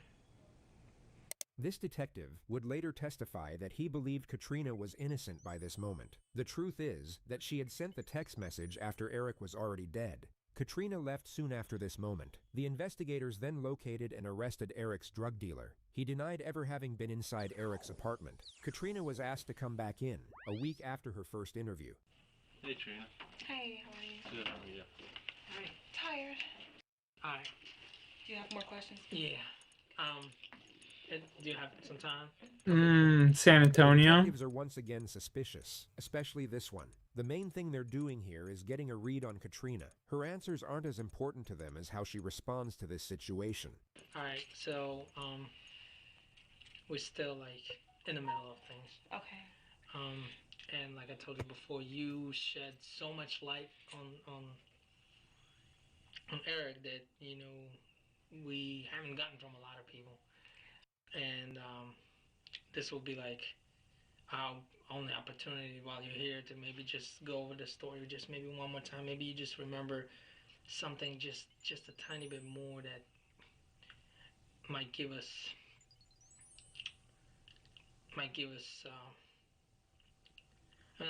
we need to arrest the Is person there something responsible. in particular you just want to know? What Katrina is doing here is very rare. She is confronting the unspoken tension instead of avoiding it, and dictating the atmosphere as a result. She's sitting in a room with the two lead investigators for the murder she committed, telling them to cut to the chase. That's everything that I said before. You can ask me anything. Really, I think if you could kind of go through the story again over the last, I think it was like Thursdays where you started. Because we're trying to establish, like, everybody he talked to, was with, Is this a camera? place he went. Yeah. You guys recorded it, right? The first one? Yeah. Right. No. We have follow-up questions from your first Okay, one. well, just ask me what you want me to know, because I don't want to go through all this again. That was a long time. I don't want to go through it all again. You can just ask me directly. I don't care. Ask me anything. Alright. Okay. Redeem Rocky. Alright, we'll go get him after this game. Go anywhere? Do you remember? He apparently had to be touching it. I don't know. He was shutting the door. He was touching it somewhere. So you got out from the bedroom, through the closet, and out that way. And he came up somewhere from the living room area, and we on the way touched the door. Alright. Do you remember any phone calls he made, like, say, after midnight that night? Because there's a couple, like, unknown numbers that we're trying to figure out who they were. Yeah. And I went to sleep after sex, so he might have been up on the phone. I have no idea. Okay. The last thing they do is bring her photographs of Eric's apartment to see if anything is out of place or missing. So when did it sink in? Last night. Really? You're pretty much numb on all day yesterday? Yep. Very tired now. I know the feeling. We've been pretty much working around the clock for about a week now. She doesn't see anything worth mentioning in the photographs. Think he was the one? Eric, do I think he was the one for me? Actually, no. But he was trying to convince me that he was the one. Really? That's why I was like, I don't know. I mean, we got closer and closer. We were very close. But I knew he was a ladies' man. I knew he was a ladies' man. Katrina left the interrogation room, and the case went cold for over a year. Then, out of sheer luck, A gun was found in a ditch roughly 2 miles from Eric's apartment, and ballistic testing confirmed. I'll be right back. I'm gonna go get the little guy.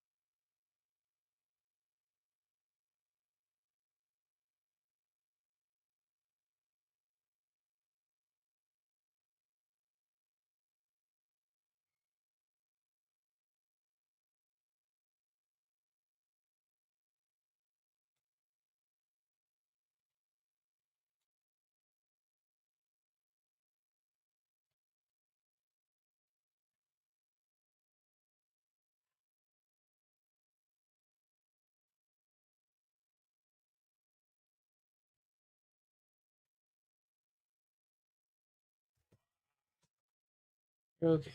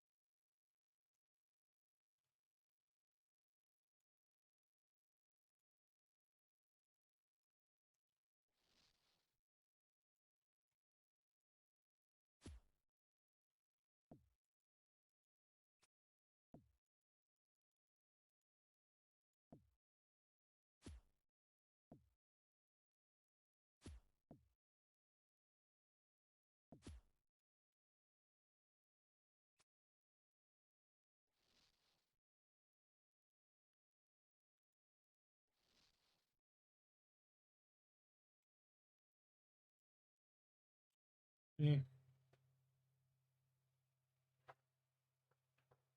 You out of here?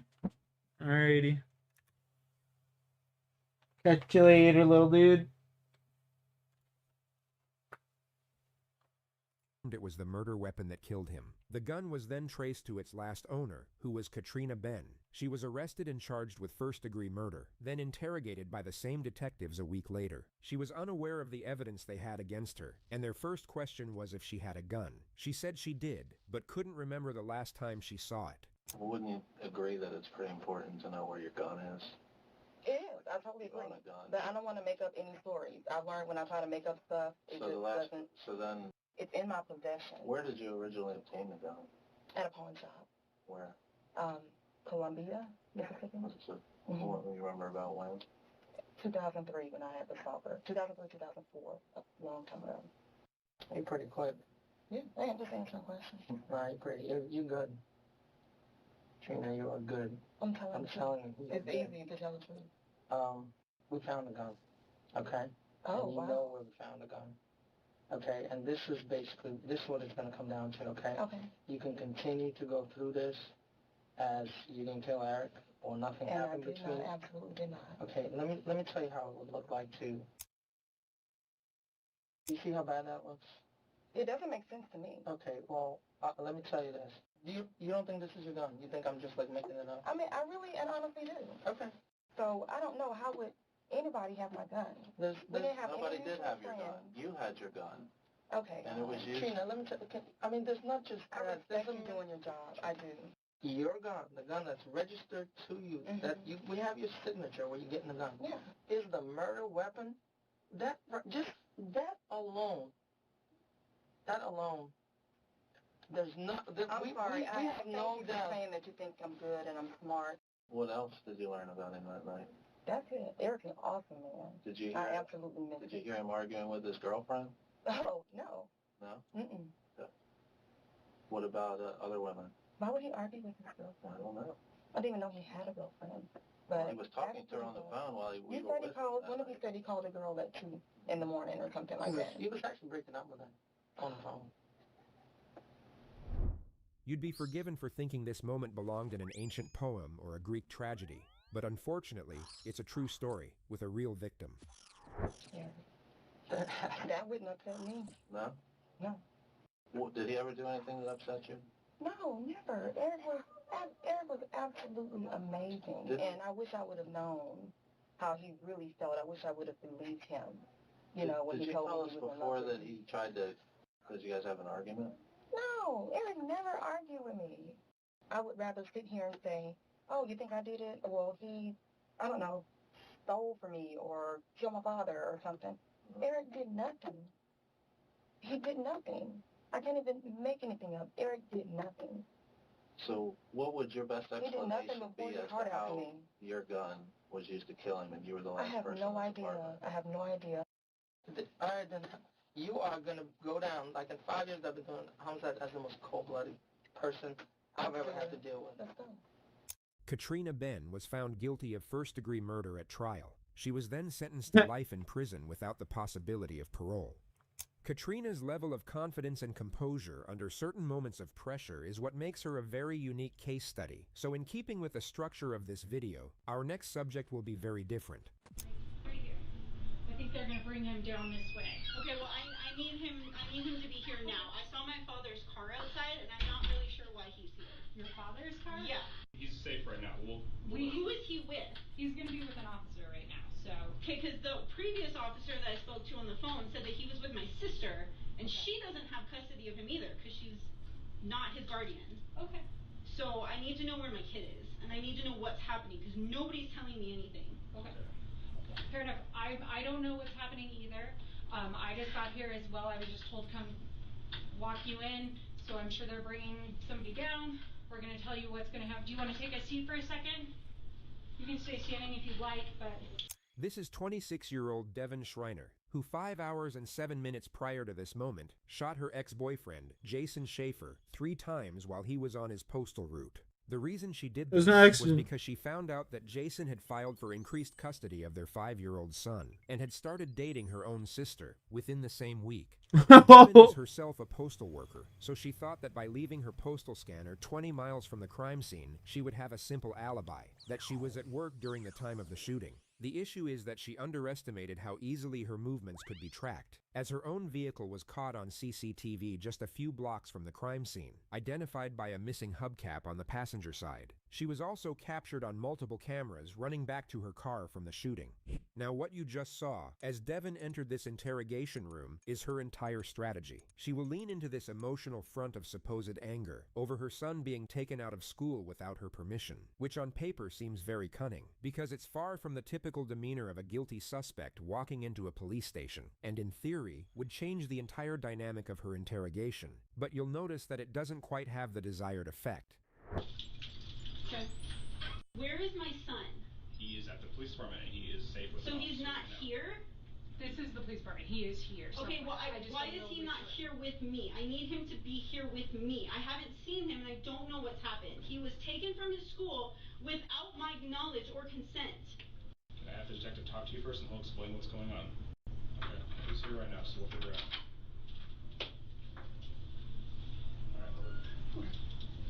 All right. Thank you. Yep. Mind if I shut the door for privacy? I mean, I don't really care. I want my son. The reason that Devin's strategy is about to fall apart has everything to do with this detective, because he basically doesn't give a damn. He clearly feels that he already has enough evidence to close out the case, and will communicate almost exclusively with sarcasm and passive aggression. You're about to see him blatantly accuse Devin a total of 7 times over the course of this footage. Yet instead of confronting the elephant in the room, as we saw with Katrina, Devin will avoid it at all costs, and cling on to this feigned state of annoyance as her escape route, each and every time. And it's absolutely fascinating to watch. Where is my son? I'll tell you everything. How about that? You're Devin? Yes. Am I pronouncing it right? Yes. I'm Steve. You can call me Steve. We gotta kind of step back here a little bit. I gotta tell you some bad news. Your ex-boyfriend, is it? Ex-husband? I just call him my son's dad. Son's dead. We weren't ever married, but he died today.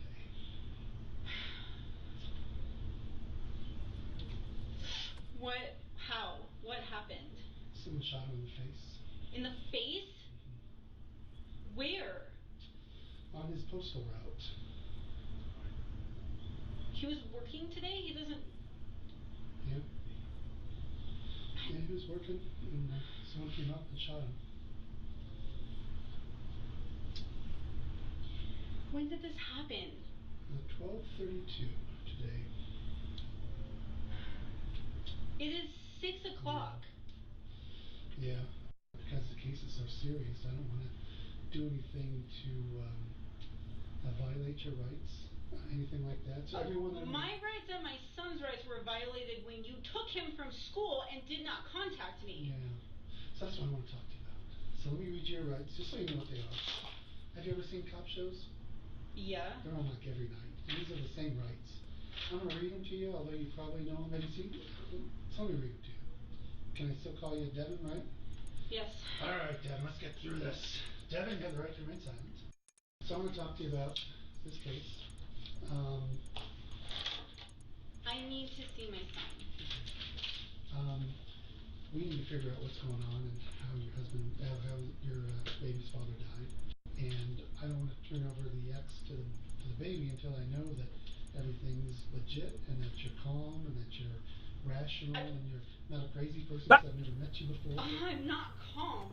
My son was taken. Nobody told me that anything happened. My son was taken from school by either police, and I was not informed, or by somebody who is not legally allowed to pick him up from school. Yeah. So here's what's going on.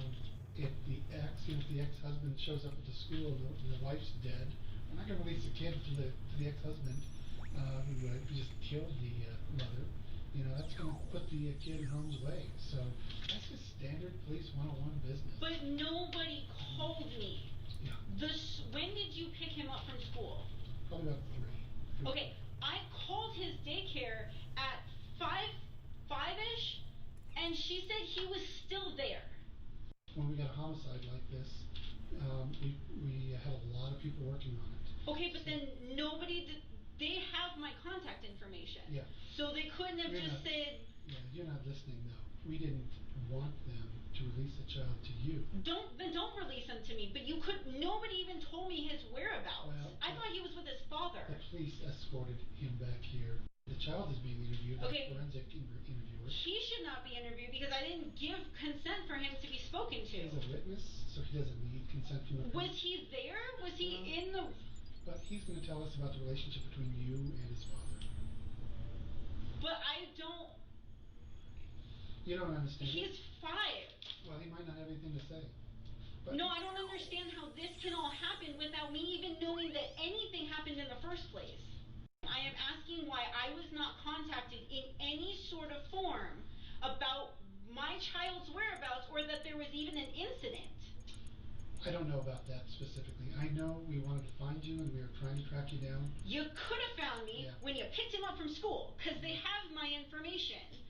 I pay for him to go to that school. Yeah. They have that information. Okay. We're kind of going around in circles here. I'd like to exonerate you if you didn't have anything to do with this and get you to the police department. Yes, because I would like to see my son. I don't think you want to hang out with me. Do you know of anyone that want to get Jason in trouble? In trouble? No. Or out to get him? Want to shoot him? No. Nothing like that? Okay. Does it surprise you that someone would go up and shoot him? Yes, it surprises me a lot. Okay. I didn't know, I don't know anybody that would want to hurt him. So I want to transition a little bit here. The detective is about to reveal the extent of the evidence they have against her. I don't pretend to know everything that happened, but there are some things that are really kind of concerning me. We saw your car in the area of the crime scene. Your car was a Nissan Rogue that is missing a front passenger front hubcap. We caught your car on a license plate reader a little while ago with your license plate, and it has that front passenger hubcap missing. Sure enough, in the videos around the crime scene, that car is there with that front passenger bumper or hubcap missing. Devin doesn't say a word, nor move an inch. So I'm really kind of concerned. I know that you got served just the other day with the child custody order, and you're a little upset about that. You told AJ, you told Devin in the past that AJ knows where you live, and that he'll shoot you if he needs to. I've told who? You told that to Devin, and Devin told that to Rose, your sister. The detective was talking about her boyfriend AJ, but got the names mixed up, and Devin now chooses to respond by acting confused, moments after sitting silent during the reveal of the evidence. Yeah. Alrighty. He heard, Jason heard that from you. You said that. That I said that? I've never said that. So why is your car in the crime scene area? Why are you in that area in your car? And why are you turning off your scanning? I didn't turn off my scanner. No, you did. No, I didn't. She technically didn't turn off her scanner, but she's once again arguing semantics as her new escape route, instead of confronting the ever-clarifying reality directly in front of her. Before the homicide, you're not doing anything with the scanner. It's stationary for like 3 hours or more. And it should be mobile because you're working, but it's at your boyfriend's house. And why is your car in the crime scene area? I don't. We've got video of your car in the crime scene area. I don't know why it would be on camera that my car was down there, but I don't. Listen. If I don't scan. She attempts to trail off into post office protocol, so the detective escalates the confrontation. Lunch break, sort of. Devin, I think you're a good person, but something's not right here. I think the gig is up. There's something weird going on here. Everything is pointing to you being involved in this shooting. The video of the shooter looks kind of like you. It's from a distance, but it looks like your height and your build. It doesn't look like AJ's height and build. Now, we're going to search your house, we're going to search your car, we're going to seize your car. It's not a random shooting. And so the gig is up, okay? I read on the way here about what happened, and they said that a man shot him. That's what we originally thought, yeah. Now we're thinking it could be you. We're thinking it could be maybe your boyfriend. Thank you? That's not the question. That's not the right answer. What am I supposed to say? We're trying to get all this evidence together, and we're trying to put the pieces together. And I don't think you're being truthful with me. Your ex He says thanks. said AJ would kill is now dead. I never said that. Well, I don't care. I wasn't there. Devin, who's been sitting in denial and avoidance for the entirety of this interrogation, will now directly challenge the detective for a display of passive aggression, and he quite simply doesn't know how to react. It could have just been an off-the-cuff remark. We're going to do a gunshot It test. could be her being like, hey. We're going to do a gunshot residue test on What do you mean, A? No, we're going to do a gunshot residue test on you. The detective now does what he should have done from the start of this interrogation. I'm asking you to trust me. Because if you didn't do this, and things got out of control, and you panicked, and you didn't think this guy was going to kill him, you thought maybe he's going to rough him up, that's understandable. So that's why I want you to trust me, if something like that happened. I understand why I would be a suspect because of who I am related to him. And your car. But I don't. And your car. I don't. There was things in the past that have happened with him and I that I could have gone to court, or I could have tried to call the police. I mean, I have, and it didn't help. But there's other things that I could have done. Why would I shoot him? The detective now reverts back to not giving a shit. I don't let people ever shoot people. Your car was there. So tell me someone borrowed your car. I was at work on my route, which is not not super close to the post office. Why is your car in Longmont when your scanner is I don't know. I am on my route working. Do you work in a mail truck or your personal car? No, I work in a mail truck. Okay. So why is your car down here killing your ex? I don't know. But it you sounds understand like why that's so concerning to me. Yes, I do understand so did that. Borrow your car? Help me out here. I don't know, but it seems like with all of these things that you're going to be doing that I need to have a lawyer or ask for a lawyer, or I don't know.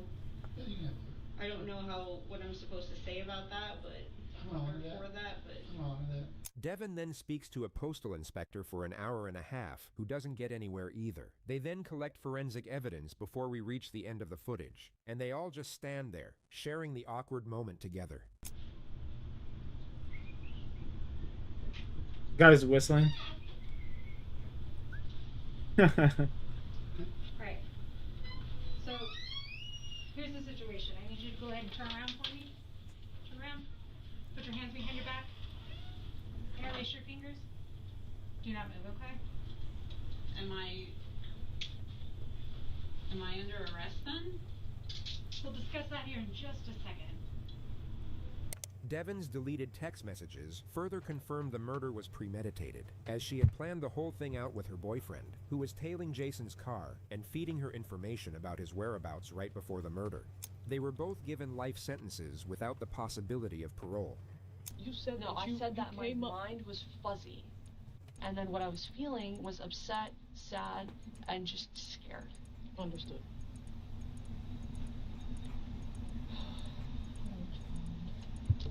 You what? Nothing. I'm just like suffering from some digestive complication. Alright. Give me a minute.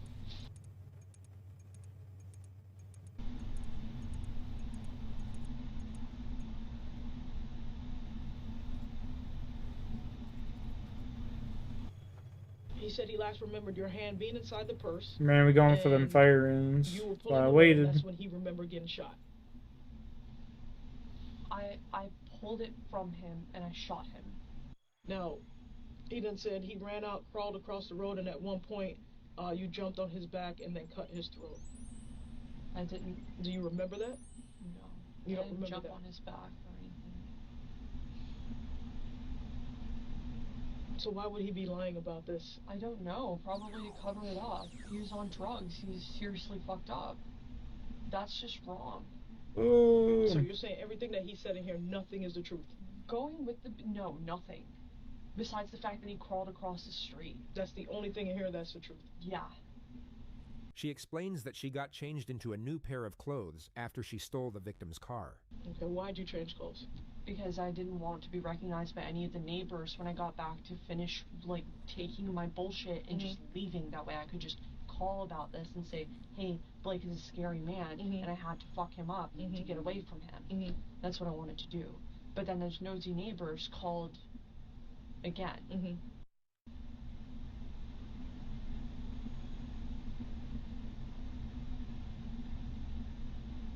Seems like you're in a daze. What are you thinking about? Just replaying scary stuff in my head. Will I be taken to court over anything? Do you know yet? It's possible. Okay. It's possible. I need to see how he's doing. I need to check up on that status. Then we're gonna have to be here until I know. Until you know what? How his status is. So if he's dead or alive? Or So I have to be held here? So I can't leave today? No, not right now. Why did you tell me it was a possibility before? Because it was a possibility, because I still need to find out.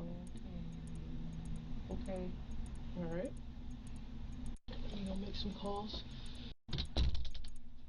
In contrast to the subjects who were interjected into this video, Amber seems to be void of a psychological component they all shared. She was certainly being strategic at times in this interrogation. She would try and justify her actions and deny certain elements. But as far as emotional deception, there was none, which makes her an extraordinarily unique suspect that's actively trying to get away with murder. There's been some informal speculation online that Amber has autism, but whether or not she's autistic has nothing to do with why she's sitting in that chair. It likely has almost everything to do with her chronic abuse of methamphetamines and the psychological damage that tends to come with it.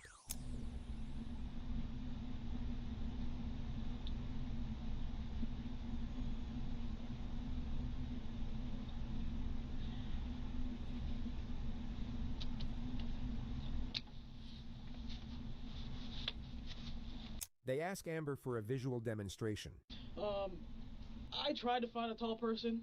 Okay, I'm not that tall, but you said he was taller than you, so I just wanted to see, while you were in the house, how it actually happened. And I was like kind of comfortable in my sleep, and he came over to me, and he started like asking me questions. And that's when I just decided that I would do something like this to get things out of his hand. And I turned the gun around, and I just kind of hunkered up and pulled. Okay. Austria. All right. Knife. You're like on the floor. You're bleeding.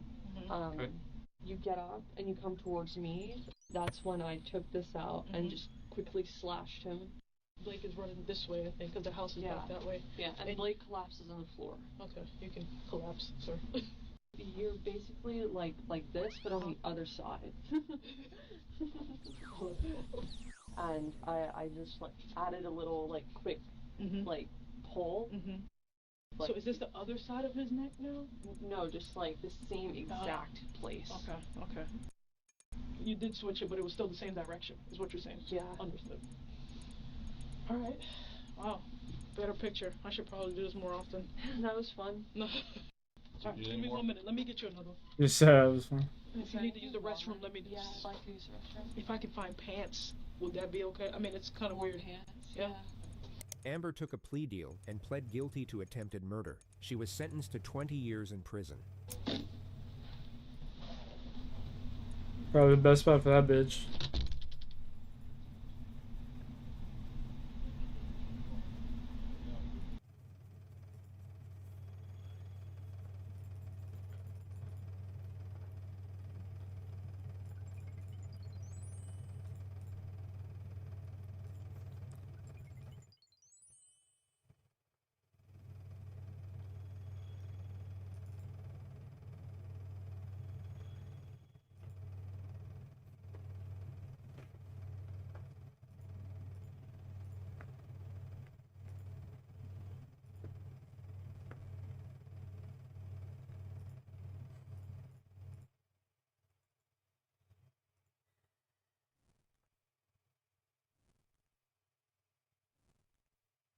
I'm 29, and I'm dating a girl who is 25. She'll be 26 this month. Uh-oh, age gap. We've been together for 2.5 years now. But I was kind of her first everything, first kiss, first boyfriend. Whoa. Okay. Just for a little context, she does come from Yeah, that's fine. older parents Love it. who are pretty So, James. conservative and traditional. Don't kiss a guy till 23, conservative. But about a year into our relationship, she helped me get sober and helped me through a pretty tough time in my life. And I'm pretty sure that she's... What? Well, I am sure that she's the one Yeah, that yeah. I want to be with and I want to marry. For sure. Also, she's way No, I higher love you. than I have any right to be dating, so that definitely helps add to that. feels. So I want to get married. It's something that, you know, because I was her first, she also pictures that, like, you know, Oh, yeah? I'm kind of the Prince Charming, that she found like Prince her one Charming and that only she for got life. to stop and doing heroin. Clearly. I missed that Clearly. part of Snow White, where she's Yep. where she's fucking dragging Eric's head out of a gutter. Oh yeah, they're cheap, and you just gotta have the prescription. You know what I mean? Then you just take what the prescription is on it, I'm sure you have a and beautiful then you can like. I got 2 pairs of glasses with these lenses that are like laser thinned out and bullshit like that to fit the frame. happy to be that. I got them for $700. Nice. I'm ready to Yeah. propose, but she's starting to kind of put the Yeah. pressure on, and I think part of it is because Remember we went up to that guy at the plaza? I just walked out. I was like, "You can go fuck yourself, bud. There ain't no way I'm paying." It was like $1,100 you wanted for one pair of glasses. The one pair of glasses cost me $300. That was the smaller frame. These ones are just like a name brand. I just wanted to try something out, see how they fit, you know? So Yeah, these ones are alright. I like the other ones better, I think. Is she really just putting I the just pressure return these on ones. because she wants They have a out of the 30-day return situation? policy if they're not made right or whatever. You just mail, you message them, and they'll give you a stamp on the fucking computer. You just print it out, and we're not a stamp, but like a label, and you ship it with that. But is that kind of a red flag that, you know, bought the ring. Yeah, about our relationship? You're on the same page. Yeah, you want to marry her. You bought the ring, bro. Clearly. Yeah, she wants out of the fucking house. Yeah, I appreciate Get her out that. of her fucking psycho Love you parents' too. house. You're on the same page. Like this would, I Nice. mean, this would be different if you were like, I don't know if I want to get married. yeah, and by the way, Also, she's way hotter than I have any right to be dating, so that definitely Amen. helps add to How that. that feels. So I want to Respect. get married. It's something that, you know, because I was her first, she also pictures that, like, you know, I'm kind of the Prince Charming, that she found like Prince her one Charming and that only she for got life. to and stop I doing think heroin. I missed that part of Snow White where she's There's a lot fucking that was dragging left out. Eric's Yeah, head yeah, out of a yeah. gutter. Getting the needle out of his arm. No, sorry. I'm sure you have a beautiful relationship. It's a comedy program. Go ahead, Eldest. She found like her one and only for life, and I think that's great, and I'm happy to be that. I already bought the ring. Nice. I'm ready to propose, but she's starting to kind of put the pressure on, and I think part of it is because she still lives with her parents, and she still has a curfew.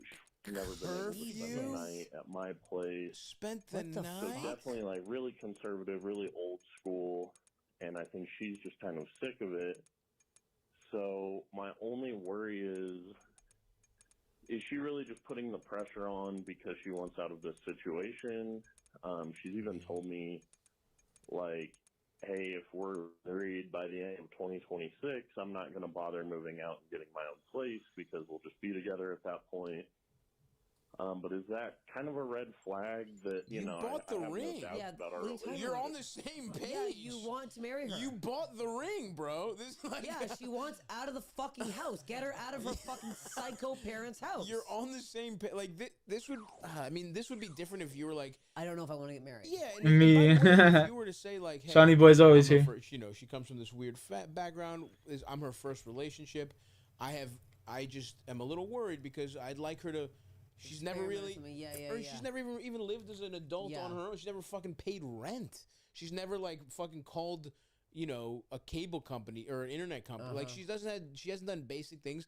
You would be if you said, hey, I'd rather like spend a little more time and you know, maybe she can actually spend the night at my house. If you said any of those things, then I would kind of be on your side about is she trying to pressure me just to get out of this relationship? But you just said she's who I want to be with.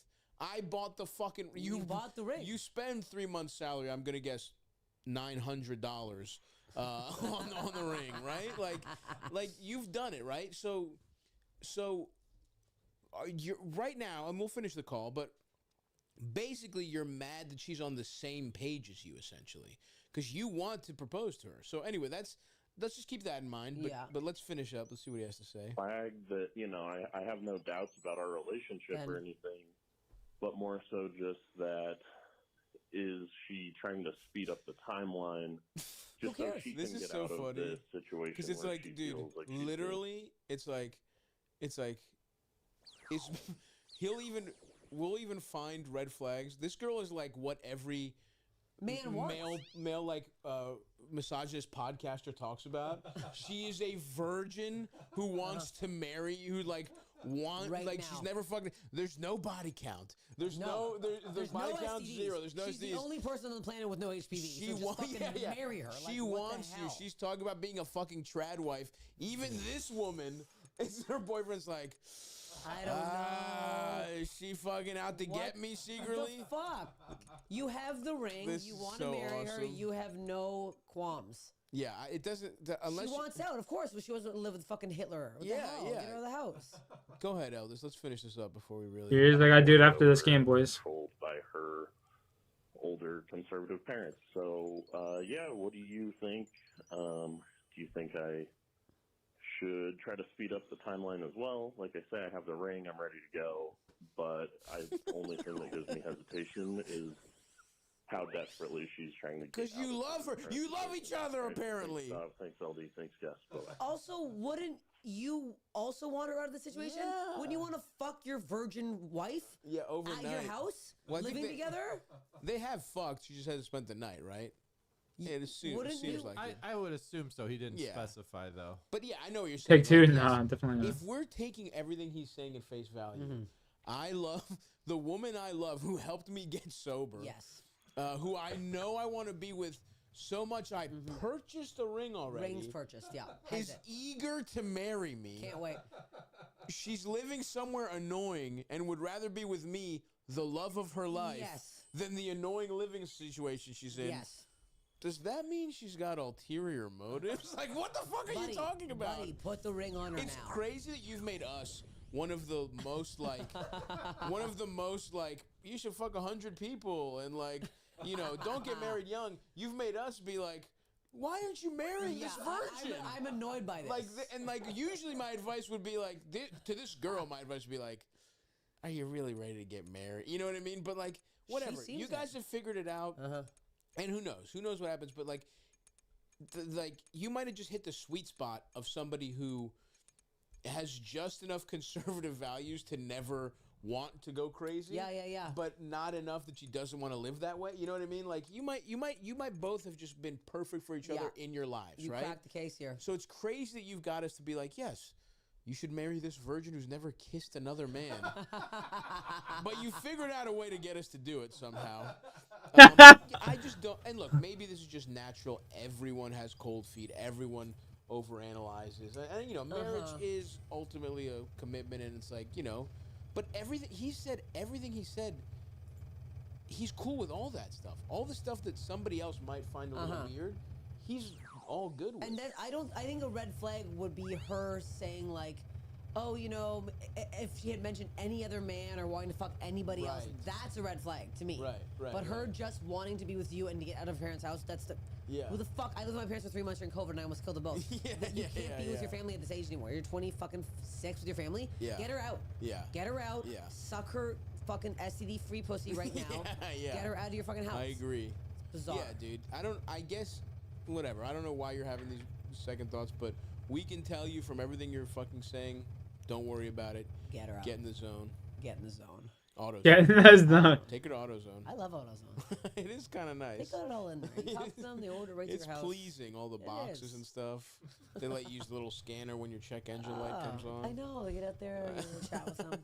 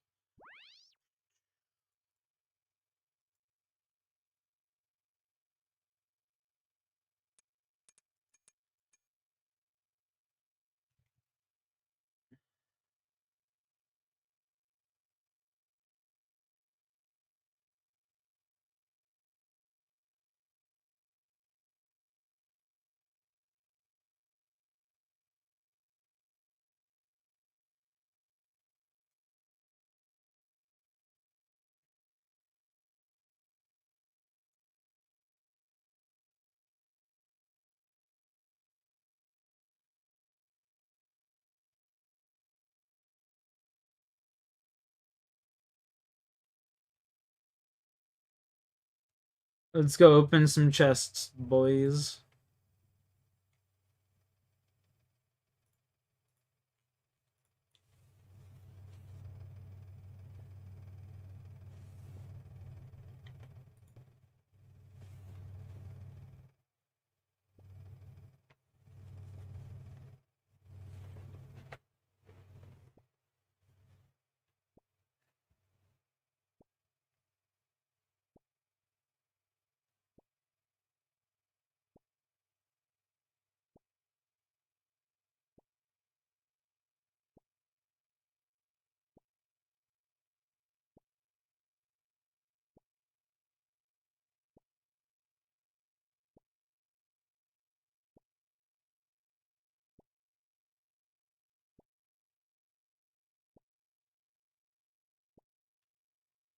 Fuck did I just get? Got a clip. The fuck is this? 1 in 200?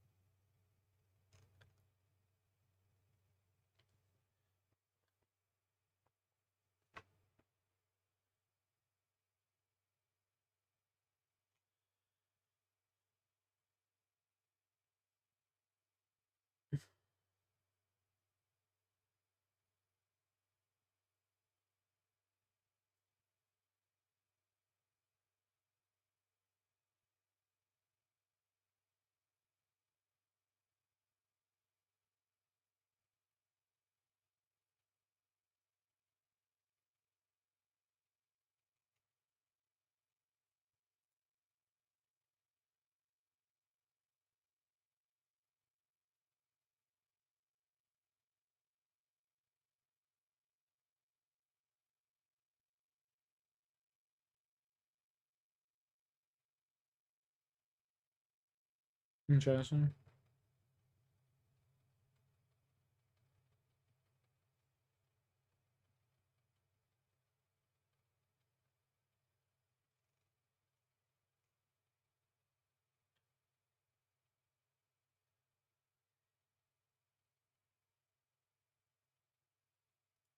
Interesting.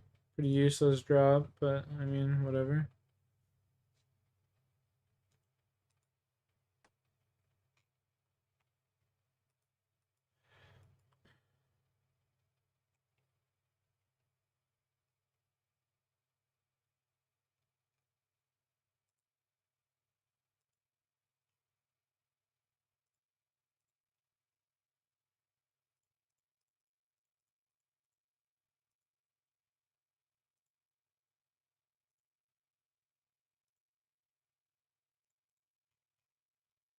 $2,000 Roonies.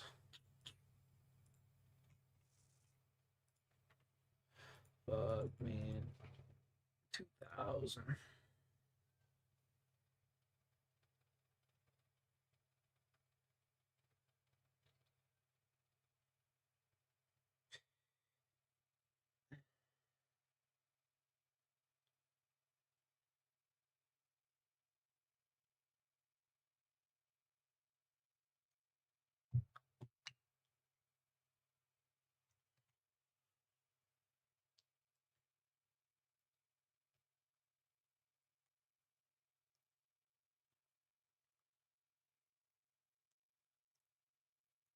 Fuck, I'm starving, man.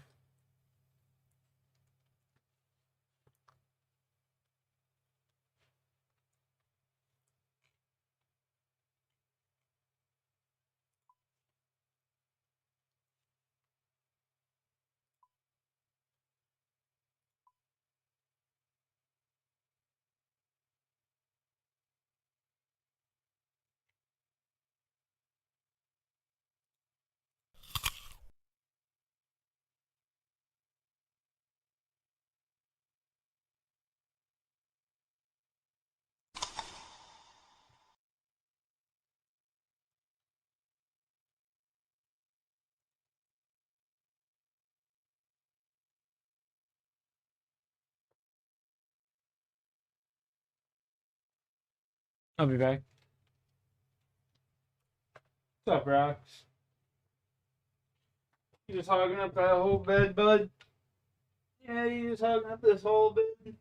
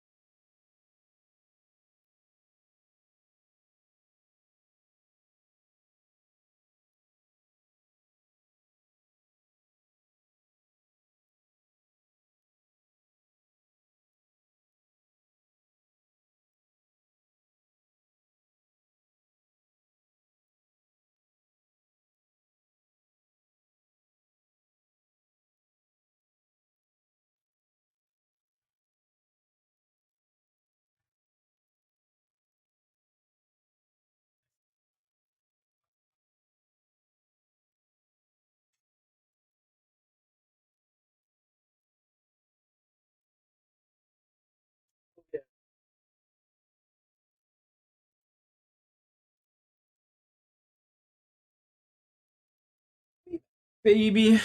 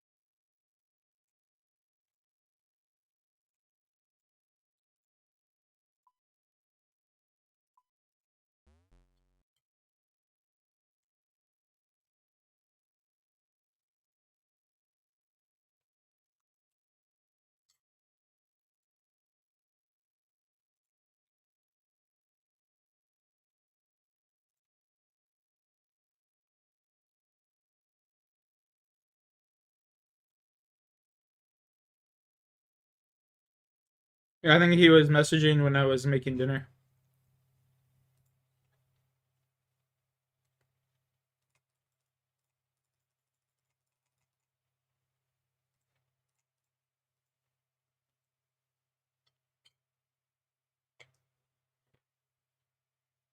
This way, bud.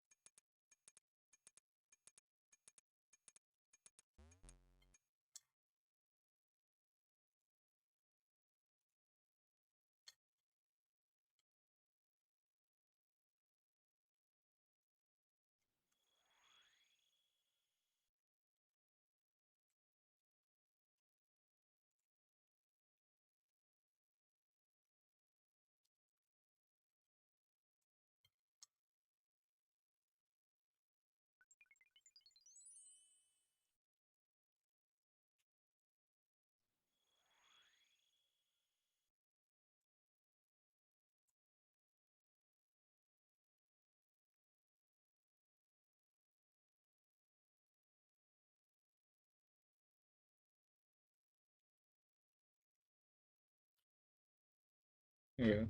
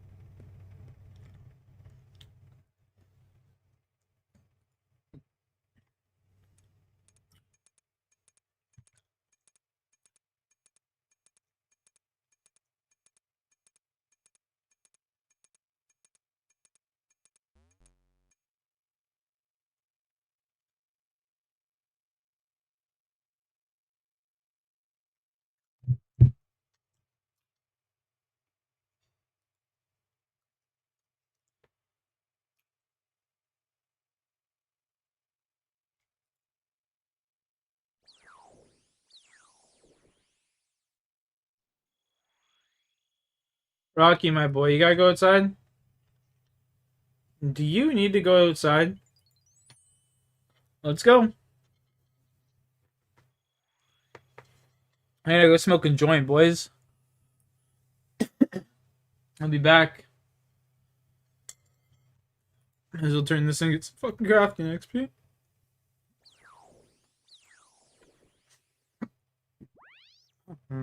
What's a good movie? Blow by with Johnny Depp.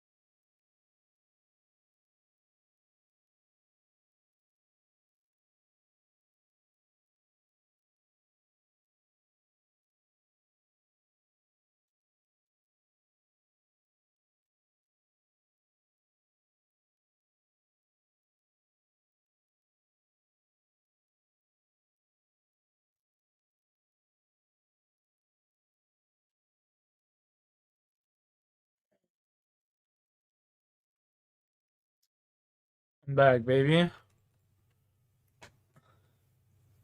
I never smoked that joint, so I'm just gonna roll one up and smoke it in my room here.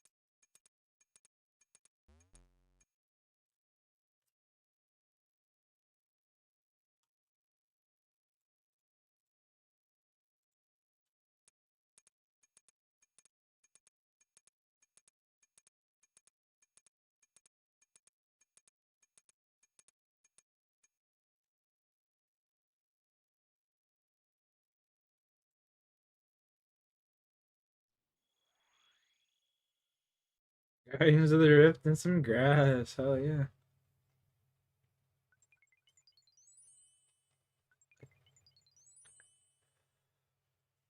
I just opened up 20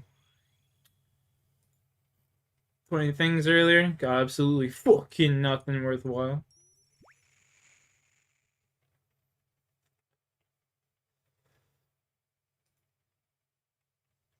Oh, what? That was the end of the round? Shit, I wasn't even paying attention.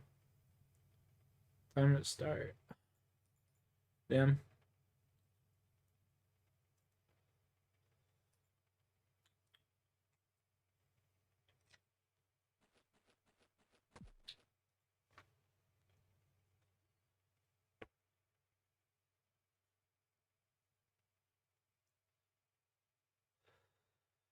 Yeah, the minigames are at least tolerable. These bitches are at least tolerable.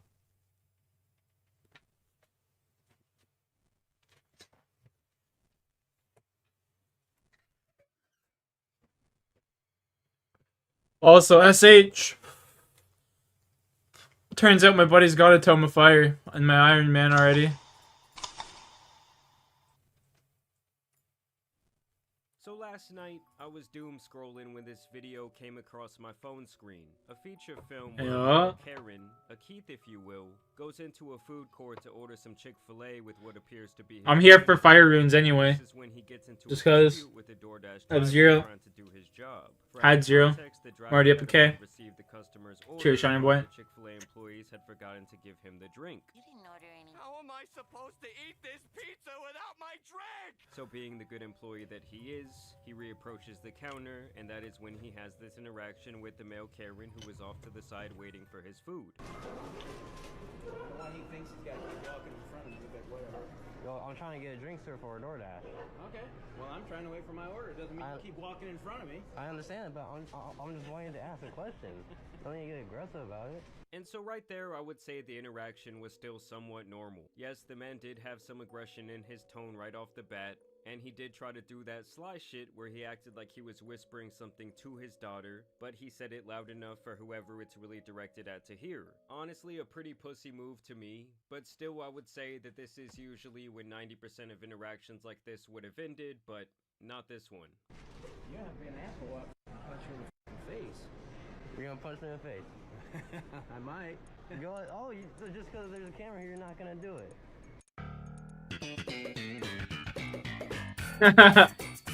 Yo, chill. Just get the fuck out of my face. Dude, I'm just trying to do my job right now. Before I whoop your ass right now. You don't think I whoop your ass? Go ahead. Go ahead.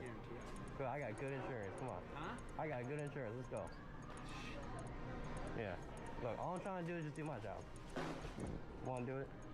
Turn your fucking camera off, little boy. This motherfucker really thinks he owns the entire counter and all of the employees' attention. Like, sir, I know you've been to Chick-fil-A Little before. boy. It takes them a solid 2 seconds after you order to turn around with your food and say, "My pleasure, here you go." This is 100% the type of person Chillin', just watching the stupid little video, stone. Imagine being so old but having such low emotional intelligence that you verbally threaten to punch a kid in the face over something so small as a Diet Dr. Pepper. I mean, this is the type of idiot to blow a gasket when they accidentally give him 2 pickles instead of 3 on his steroid chicken sandwich. Whole time the sick fuck is hiding them under his tongue. Oh, you want my camera? No. Yeah. Turn your little, turn your little boy camera off. Turn your little boy camera off. Turn your little boy camera off. No. You take your helmet off. Come on, let's go. Punch your fucking... You want to get in my face? I gotta say, I'm very surprised that Grandpa didn't get his head bounced off that nasty-ass food court floor. I mean, I know it's not Popeyes, but I thought this guy was gonna get that... Look at that little kid just sitting there like it's a regular occurrence. A grimy-ass lollipop stuck in his hair. And this raging Karen is even worse for doing his Karen antics in front of his kid. Because obviously you never know what you're getting into when you threaten a stranger with violence. The driver could very well have a weapon, and obviously he's putting his daughter's life at risk as well. And just a little side note, guys, I did blur her face for privacy purposes. After all, she did not deserve to be in this situation. She was just kind of an innocent bystander. And even still in this moment, I thought that it would not further escalate, mainly because he seemed pretty spooked out by the camera, and the fact that crashing out in the middle of an abandoned mall in front of your kid, potentially catching an assault charge, is crazy. But boy, was I wrong. Get the fuck out of my face right now!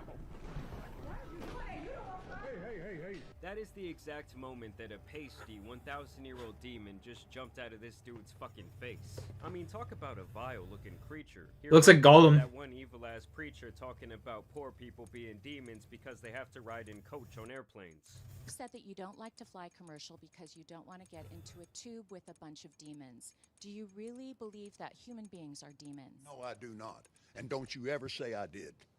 We wrestle not with flesh and blood. Y'all can't tell me that is not the same face. That shit is not human. Chill out, man. This is a public place. You the one started it. Place, man. You chill out. You saw that, right? He was here before you. No, chill out. Yes, he was. Yes, he was. He was over there packing his bag. He got DoorDash in his backpack. Yeah. Okay, I'm standing here for a minute. Don't disrespect nobody like that. All right, but he started getting... Don't do that, man. You a grown-ass man, man. This a little kid. You can see his eyes up under there. Just chill out, man. You don't do stuff like that in public, man. All I'm trying to do is just get a drink. The people that you with.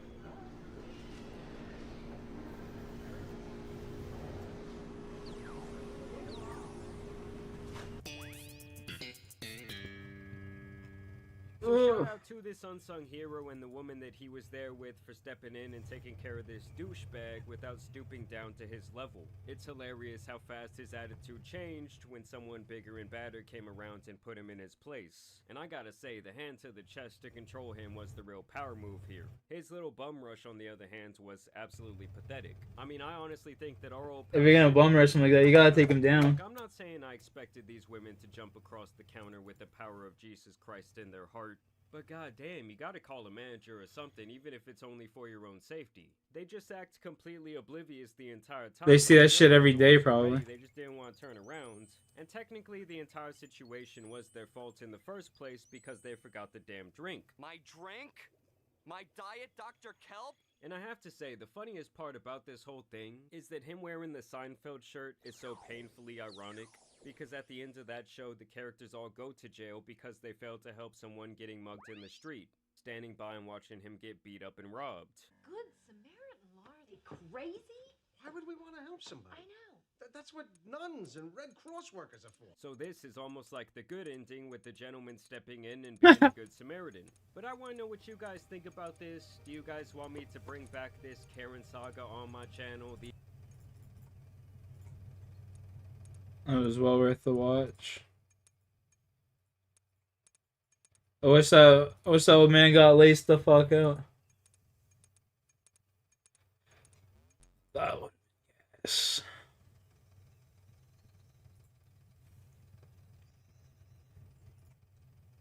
This is insane. My eyes and brain. Bro, can I go to the fire thinger jigger? La Piccola Nave Spinosa. Ooh. Why is there a door? Oh. What is going on here? Oh. What the heck? Whoa. What's up, dude? Whoa. Wait, there's a guy right there too. How am I gonna dodge him? Dude, that seems a little bit crazy, doesn't it? Oh, you can trigger him, yes! Didn't know if I could reach him. Nice, nice, nice. Some good old Kazi's. Alright, here we go. Here we go. Here we go. Get that guy. Get that guy. Get that guy. Nice, man. Ha ha. Oh. Interesting lit.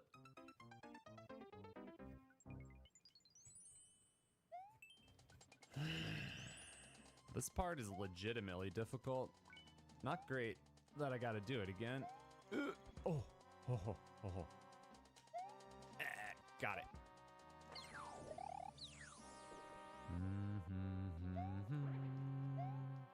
Do, do, do. Whoa, whoa, whoa, a skewer.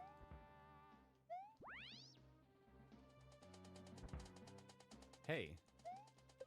Bam, what up? Very, very interesting level, actually. Checkpoint. Yo! I just filled it by accident. Wah.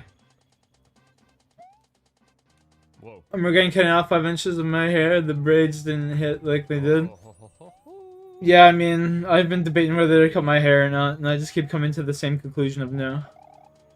Can't see. So I just gotta let it be. I just gotta tie it up, because it gets hot.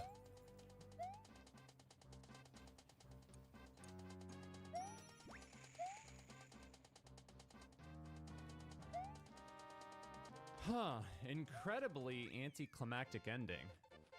But kind of a cool level still. Ladies and gentlemen, put your hands together for something absolutely beautiful. Happy 2025, everybody, and I have a way to help you achieve our 1% off site-wide. That's right, you'll get 15% off everything on Raycon's website when you go. Trust me, you won't. Whoa. Whoa. Whoa. Another interesting looking platforming stage. Whoa.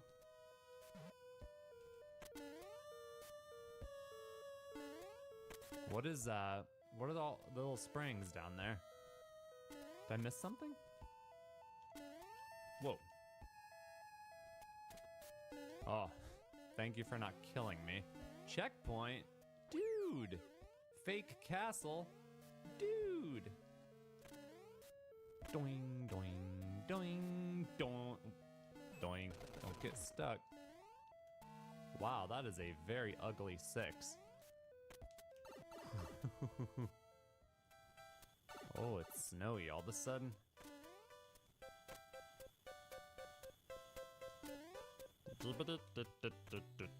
Why does it say ZZ? Because you don't have to Z jump. No, no, no, no, no. Whoa!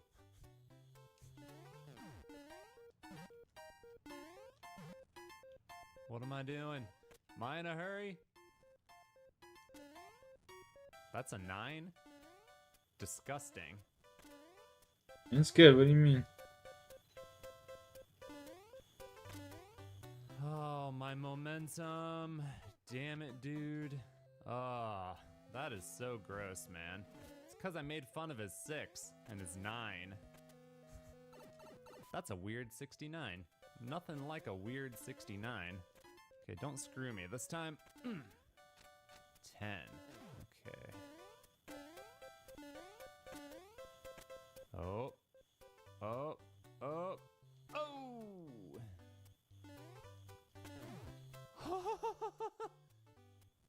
Why is there a mushroom here? I don't know. It's weird. You know what? I'm gonna try something a little ballsy, but I think it'll... Well, maybe it won't work, actually. Never mind. I changed my mind. I changed my mind. I was gonna go under, but... Hey! I won the level. Alright, man. Cool. Stage 3 with 27. Whoa. Rhythm. 300 coins. Rhythm level. Rhythm. Wait, what's with all or the timer? We got a tight timer here. Bruh, it changed on me. This is so cool! I missed one.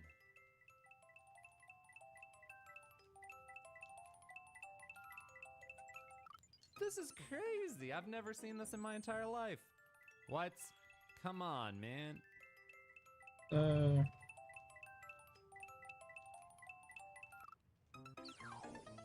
Dude, it's hard.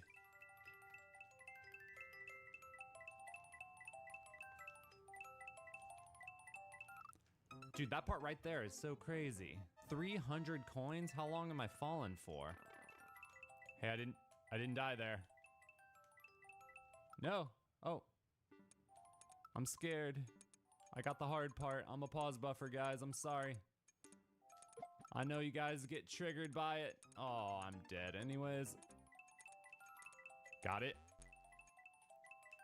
That part's hard too. No!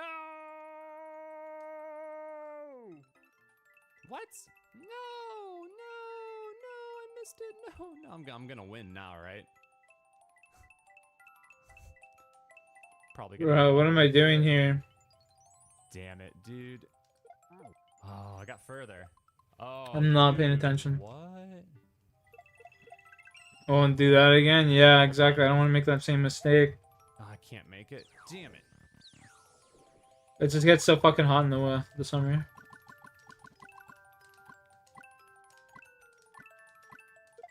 This is insane. My eyes and brain. I'm frying them, but I'm not getting them because... Whoa.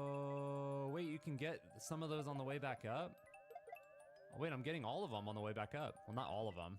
Oh, some of them I was getting, but not all of them.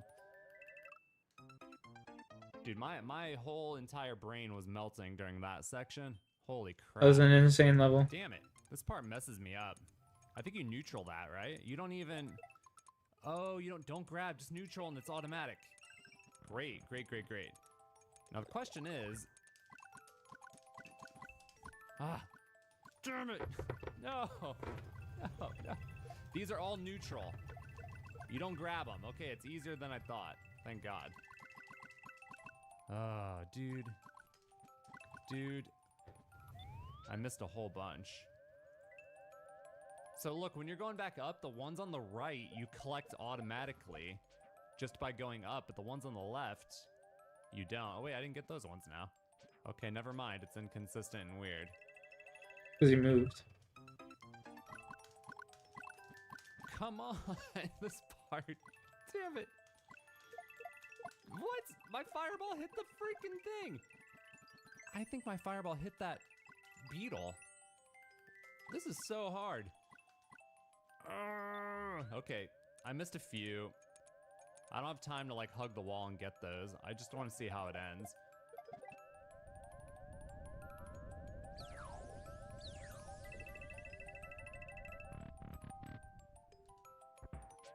Oh, go in the pipe. I see.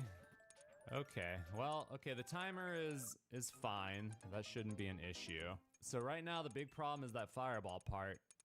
It's so chaotic, and I swear that one of my fireballs hit the Buzzy Beetle helmet and blocked it from hitting the ice block. Are you kidding me with that? Did you miss one? God dang it, dude. I got almost all of them, but I missed one. See, I'm still having a problem where I fry the thing, but I still don't get the coin. It's like I'm hitting the freaking block, but it's not giving me the coin. I am holding in the direction too. It seems like you have to hit the fireball really early, because just hitting And it it's is just not a good timing enough. thing You on have the to hit it early fireball. enough that you collect the coin.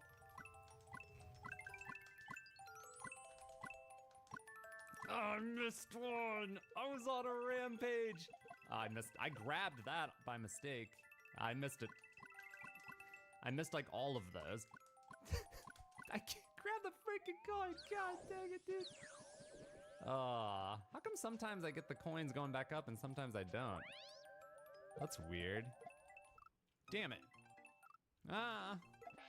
What the?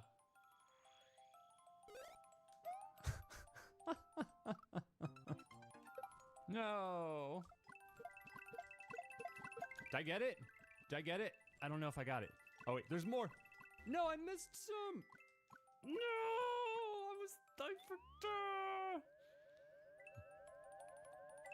I missed two.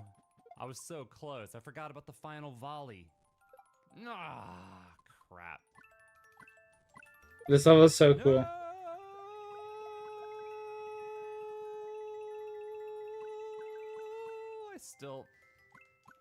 I always miss these ones at the end. I think it's because I'm getting sloppy at the end, maybe. But it's always those ones. Always those ones, dude. I did miss one up here. Whoa! Whew. Still got it. Don't do that again. I got them all, I think. No! Why don't I get these ones? No! Why do I... What? Alright, we're down to 5 lives. The level is clutchable for sure. There is a chance, but I think a Hail Mary still needs to be considered. I'm not sure. Why? Why doesn't it work? I don't understand. Sometimes I just don't get it. I don't get it. I missed 2. Okay, so the detail, there's a small detail. Oh, I tried to grab it. You can't really grab them on the way up. It doesn't work. If you try, you just get boned. How many did I miss? 1?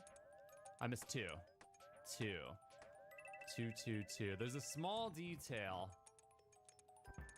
on the way up. Or no. There's a small detail. I'm losing my mind. I don't know what I'm talking about. So the big thing is you gotta keep going back and forth, right? Like left and right to grab the coins. On the ice part, you have to hold the left right really long. Like extra long, otherwise he doesn't pick up the coin.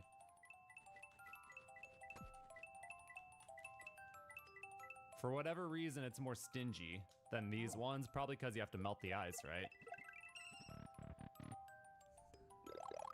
It's like you fry it and you gotta keep holding.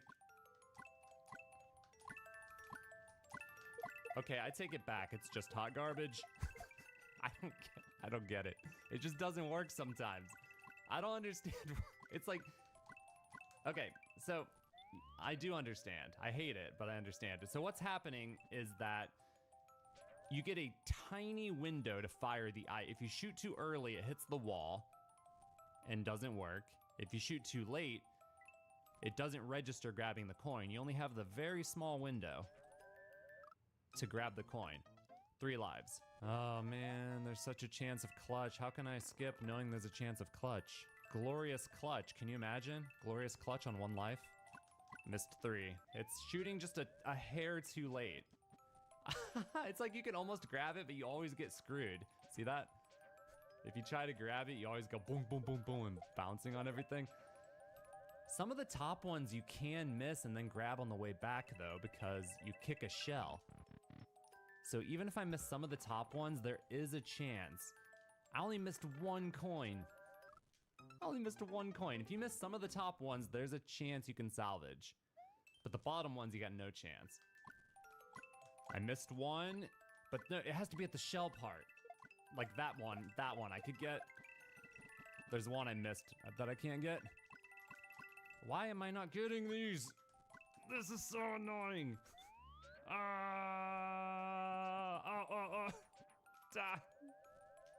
I missed so many. All right, 1 last attempt. 1 last attempt. I am both in awe of this stage and I hate it. I hate the ice block part. Okay, I got this part. So we get 1 more shot at the end.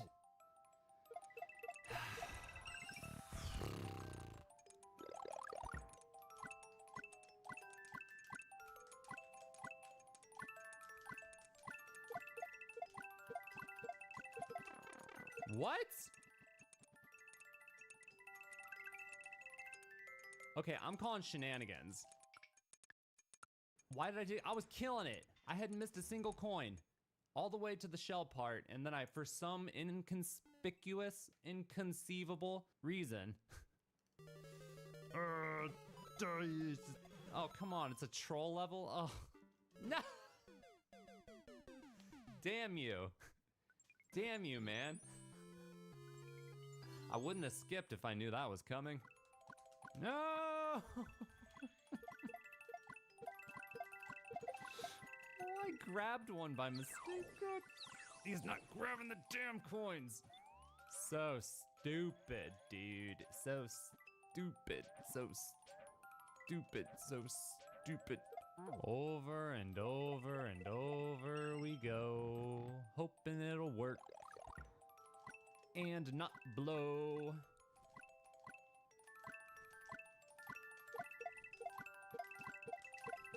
Got all the top ones. Focus.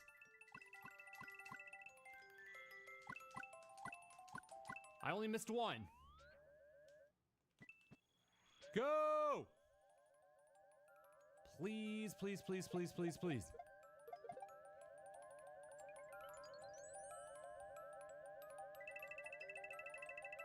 I think we got this. 3 seconds. Come on, don't choke. Wait. No!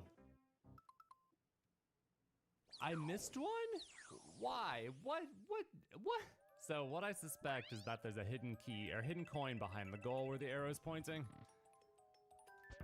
I'm not gonna make it. I suspect that there's a hidden coin behind the goal. I think I could have won that one time. I just didn't realize there was a coin. I don't know. It would have been tight, but I think I could have got it. Possibly. Missed 1. 2. 2. Where is it? Get it? Pretty good. Can I get the other one with the shell? Where was it? Where was it? Please hit it. Please hit it. I got it. There's hope. It's a slim chance, but there's hope. Slim chance, but there's hope. 4 seconds. Go, go, go, go, go, go, go. No! Why? He doesn't go. He's like, he's stuck. I'm gonna try to describe to you what happened when I came out of that pipe. If you're holding the go fast button for the pee balloon coming out of that pipe, he gets stuck for some reason. He's like stuck on the wall. I don't really get it, but I think your only option is to creep out of there slowly.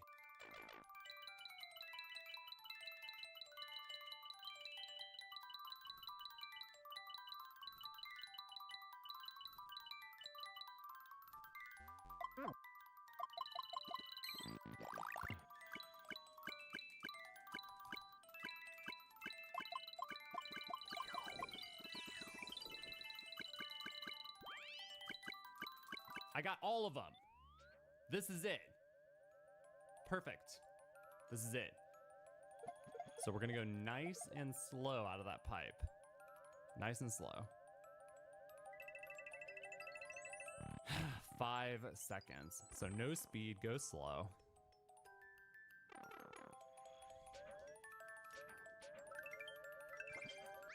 Oh, shot past the goal and still got it. Oh, lucky. That is crazy. Wow, never before has a level been so cool, so creative, and yet so annoying at the same time. I'm gonna give it a heart. Loved the concept. The ice block part was a little bit frustrating. The ending troll I actually think is pretty funny. I don't mind that. But that on top of the ice block part, I was having a lot of trouble getting it consistently for some reason. Maybe I wasn't doing something right. Who knows?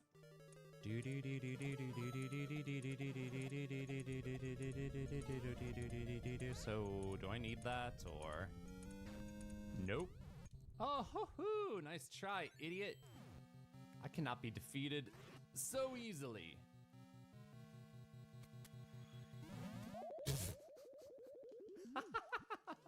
So it's not possible to get that mushroom, I don't think. Oh, what the hell?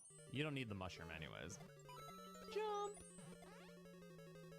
And then you go kaboom, bitch! Yeah, yeah, yeah. If you stay by the cannon, it doesn't spawn a second guy, which is nice. Ho ho ho, nice try! Huh. What? Damn it, dude. Pipe doesn't work. Dude, look at that. That was gorgeous. Good luck with the heist. Alright, so we're going up, I guess. Maybe up here? Hey, hidden pipe. I hit something. Oh, you can't even see which ones are hazards. That is so weak. Speed run strats, boy. Boom, get out of my face. Get out of my face. Okay, so hold on. Let me try this again. You're going to take damage. You're going to run. There's something that kills you right about there. Hey, what up, dude? Now, which pipe do we go in? I'm going green, going green, going green for go. Green for go. Green for go. Green for... Is that a hint? Oh, there's a hidden pipe below the freaking platform. What the? No. Come on. Pipe.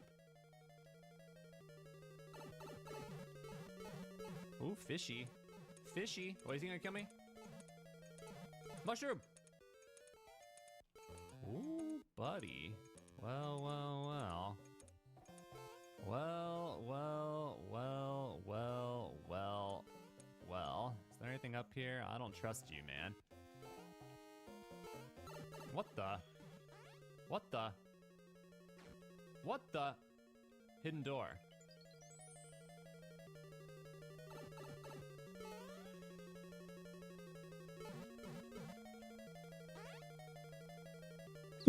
Damn it! Look how fast you can go through the first room. Super fast. Second room, check. Oh my goodness. Boom. Jesus. Drop, boom. Go. Super fast. Look at that. Super, super fast.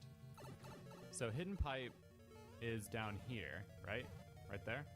Yep. Great. Great.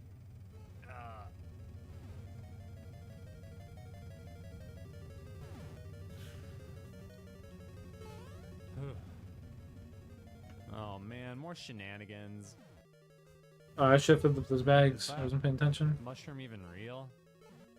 Should I hit it? I'm gonna hit it and run. Ah!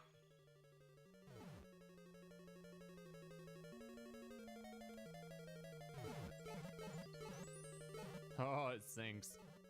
Nice, dude. Okay, there's a cannon right here. So I think we need to hit it and go. Yep. Nice, dude. Hey, there's a booty right. I knew that was.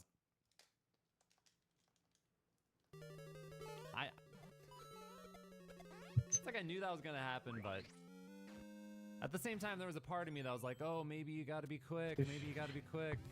Maybe that's the troll. Boom. Duck. Go, go. Forget the boot.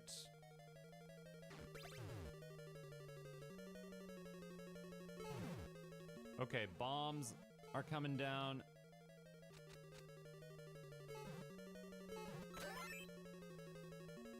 You have to be quick, and then the bomb blows up the thing. No. You gotta be quick. Yes. Yes, yes, yes, yes, yes, yes. Bro, that's crazy, that level this guy's playing.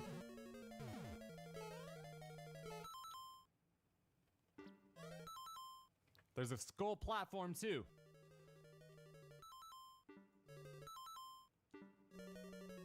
Ho, ho, ho, ho.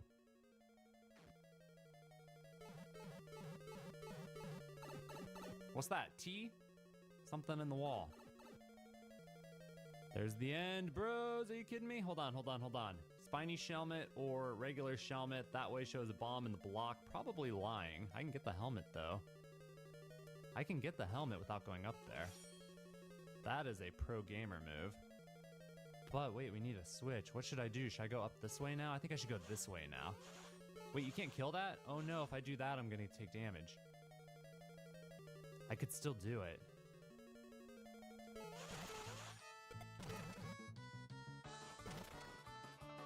I did not mean to do that, but it worked out. Was that how you're supposed to do that?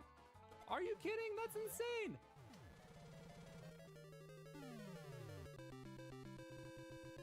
Is that the intended solution, or did I get some kind of like crazy nice. abstract cheese? I don't know. That's crazy. I got so lucky on that. I don't know if that was intentional or not. Either way, thumbs up, everybody. Subscribe. Check out my other channels. That was pretty crazy.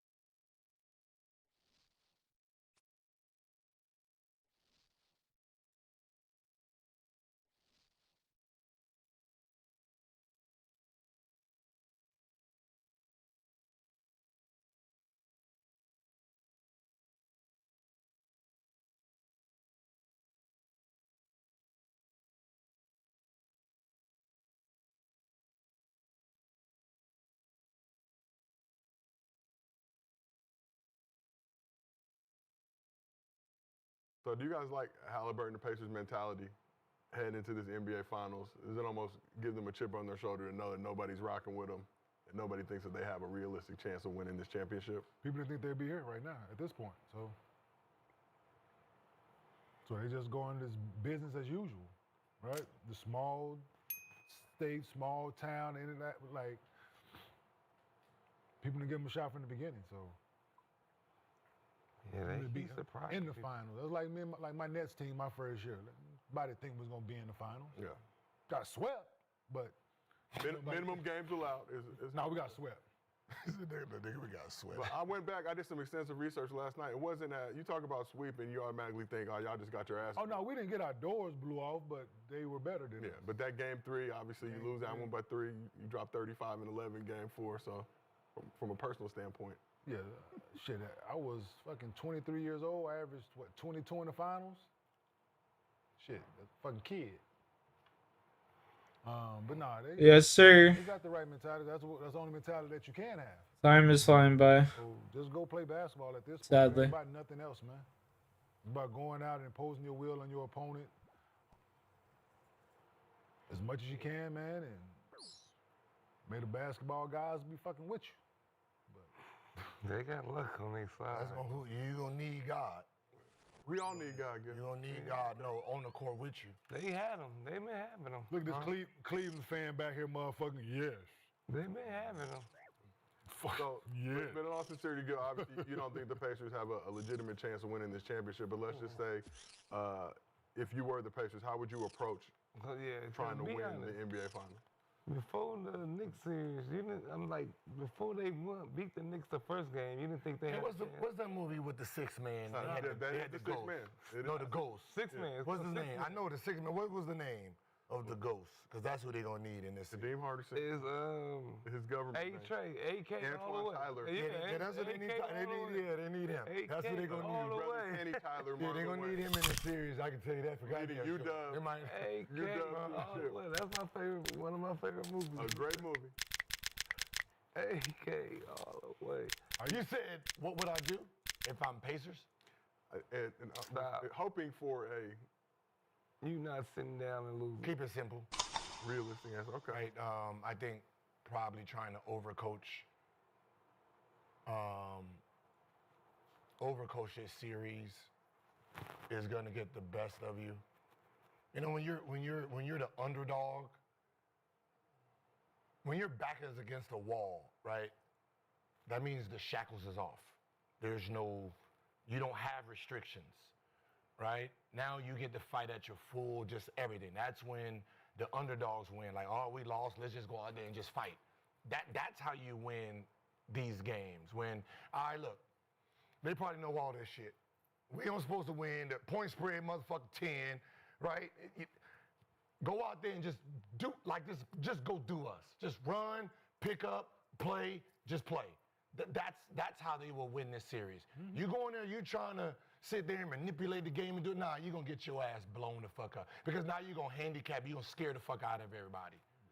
That's this here, unconventional thinking here. Just go out there, that motherfucker doesn't do one of these.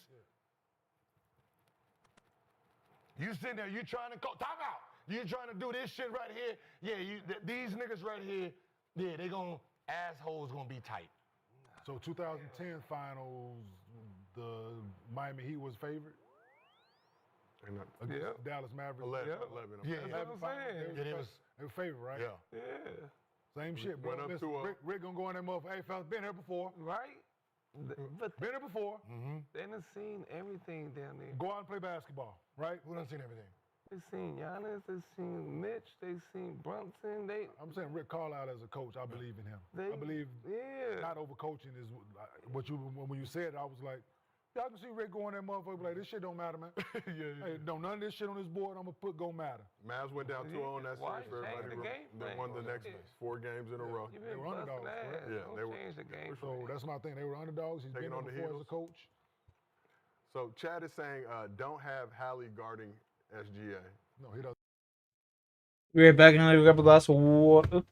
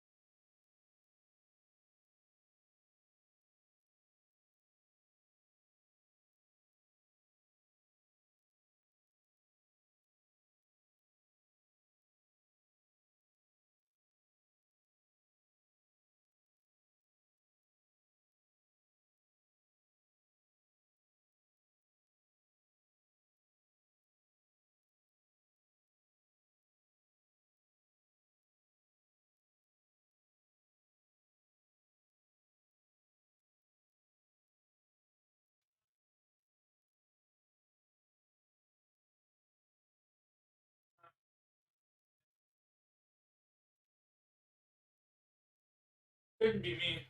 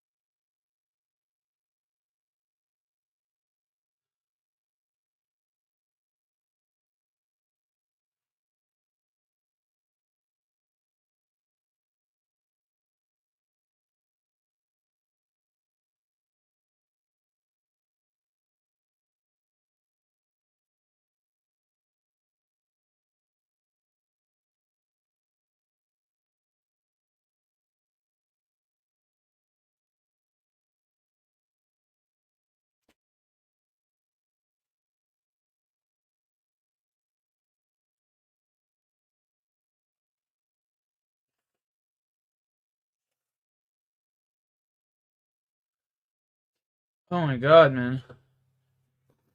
I can't even breathe.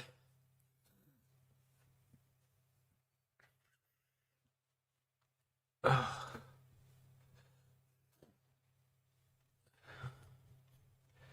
I had a chocolate chip stuck up my fucking nose.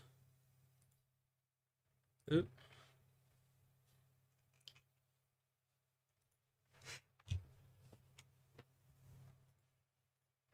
I went to throw a handful of chocolate chips like that and one went up my fucking nostril, dude.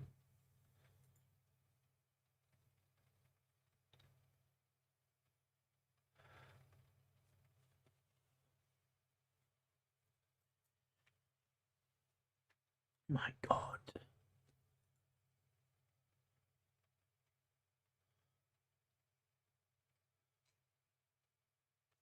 Yo, I'll be right back again. For fuck's sakes. Chair streaming, dude.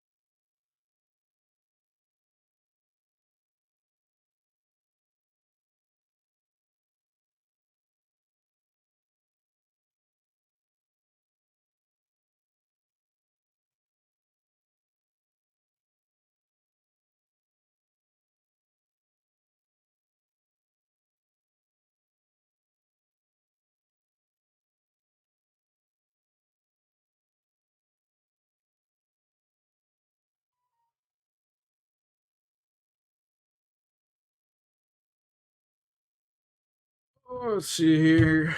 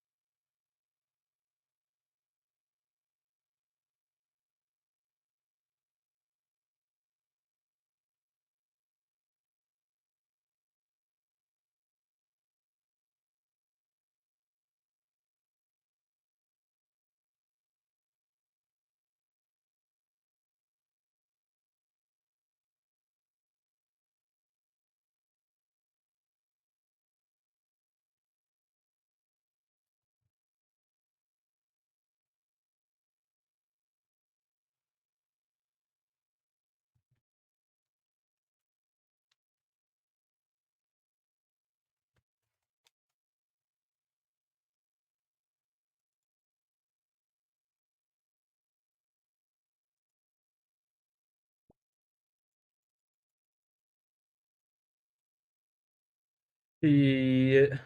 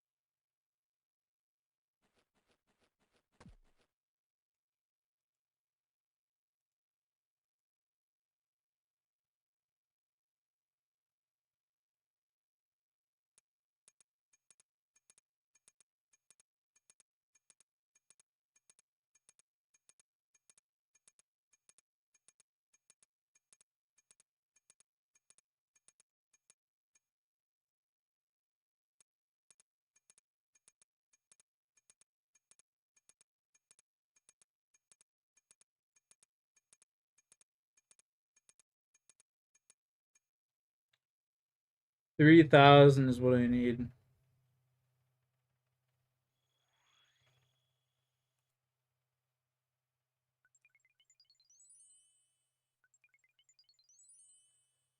Stage 1 with 30 lives.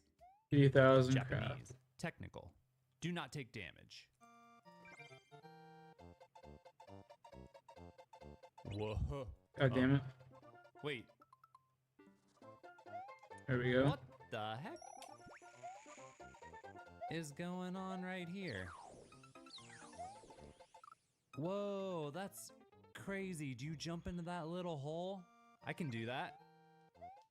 See? I can do that. Wow. Cool. Stage 2 with 28. Oh, short and sweet technical. Reach the goal while you have superstar invincibility. Interesting.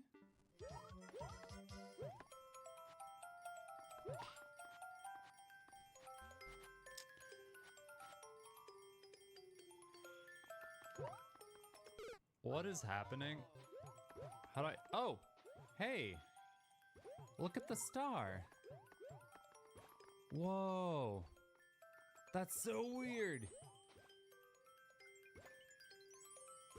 That is the weirdest thing I've ever seen.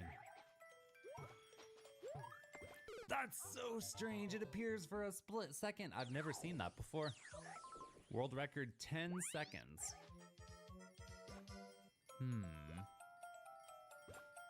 So maybe go at like 92. I feel like that was close. 92! Oh, that is close. You gotta admit, it's close. It's so weird. It's so strange, man. I don't think the world record is really relevant. I think you could go like...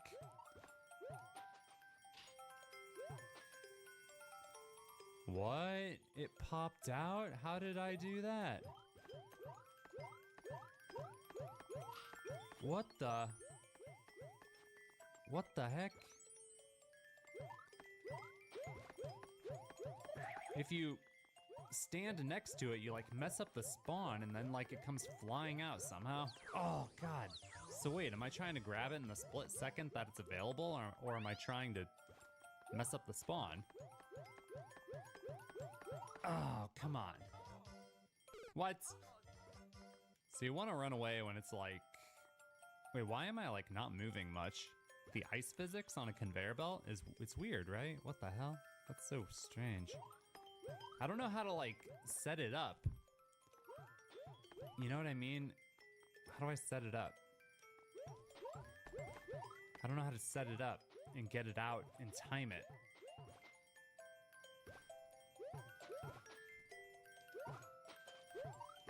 Ah, this is so annoying.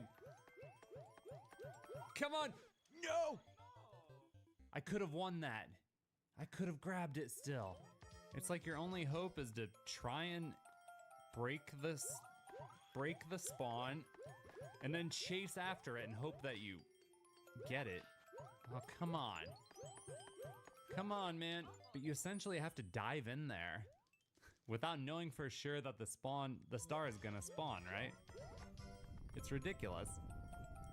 Can you even grab it during that brief window of spawnage? Ah, damn it. Ah, come on. Oh! I tried just running and seeing if it worked. It was not a good idea. No, why does it suck you in all freaking weird? No! Whenever it doesn't spawn, I feel like I'm gonna get a good spawn, but then I don't. Nope. Nope. Nope. Could you stop? Stupid star. So the question becomes, when do you walk away? When do you walk away? So I'm preventing it from spawning. When do I walk away? Let me figure it out.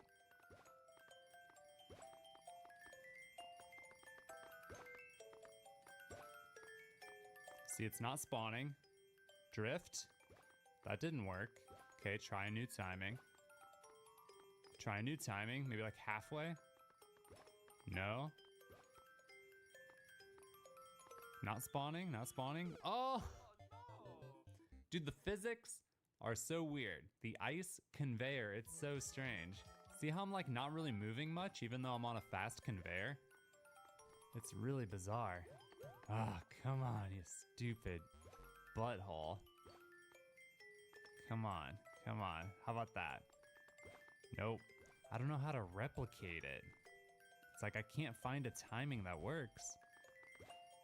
Every time the star comes out, it catches me by surprise. See, now I can't get it at all. Come on. Come on. Come on, man. Come here, star. Sweet star, be released from your prison. I would like nothing more than to, you know, hang out with you. A sweet, beautiful star. Come on. Why can't I get it at all anymore? It doesn't work anymore at all. Every time. It doesn't. What is happening? Come on. What the? I don't understand why it's not working. Fuck. Damn it. I ran out the whole timer and never got it out a single time. How is that even possible? How is that possible? No. No. You just gotta be ready. If it comes out, you gotta chase after it. You gotta be ready to do like a big duck jump. Good dreams. Chase it into the freaking abyss. Come on. Come on. Work. Work. Come on, you stupid star, come out.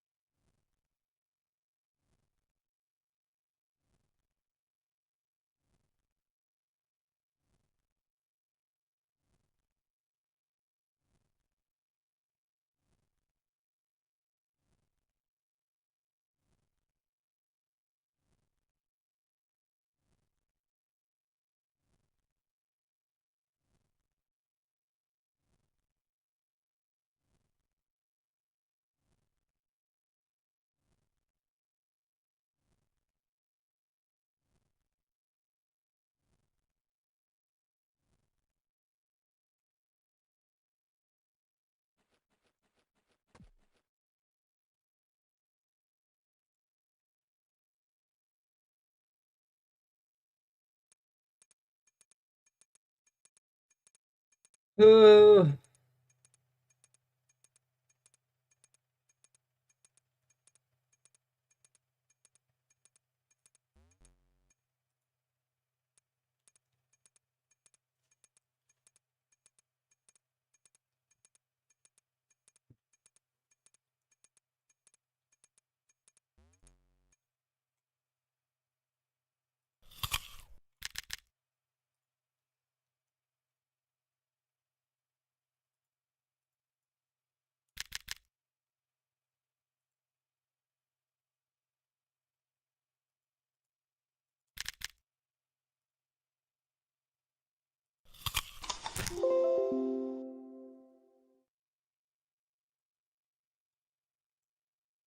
Bro, what? They don't tell me they took down popcorn time.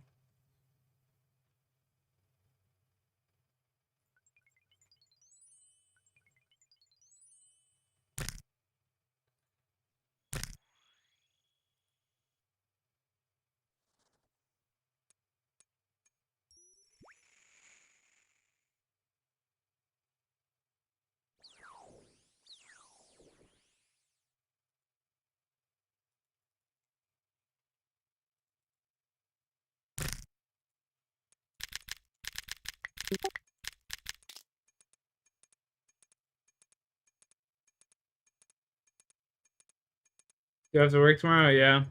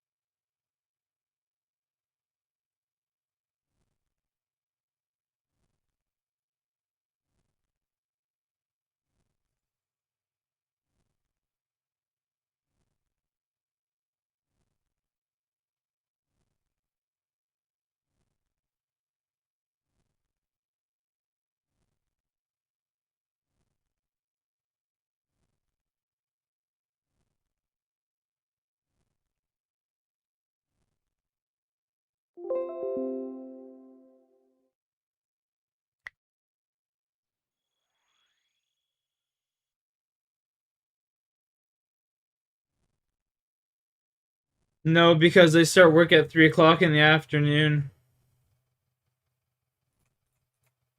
And I have my sleep schedule according to that.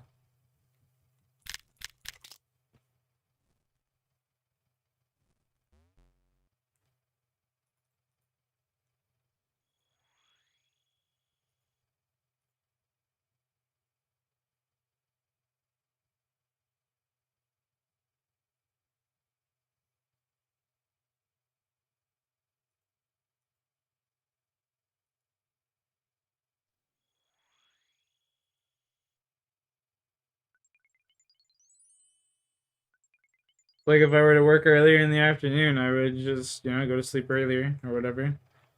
Just plan my schedule accordingly.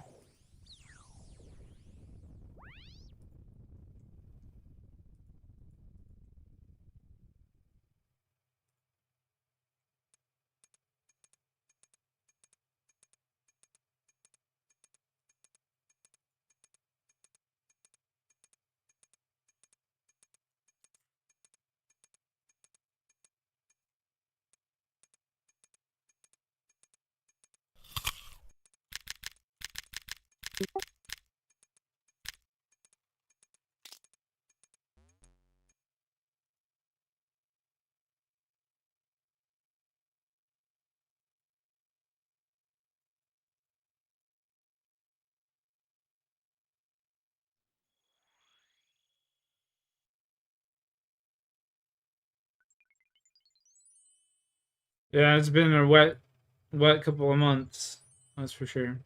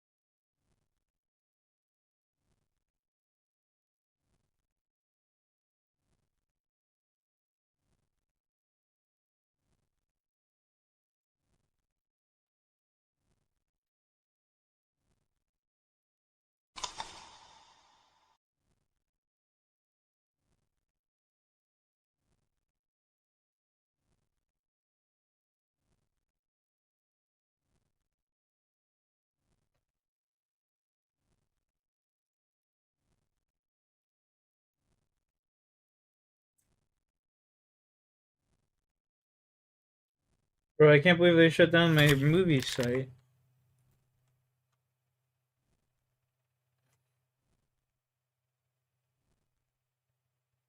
It's wild to me. What's up, zombie?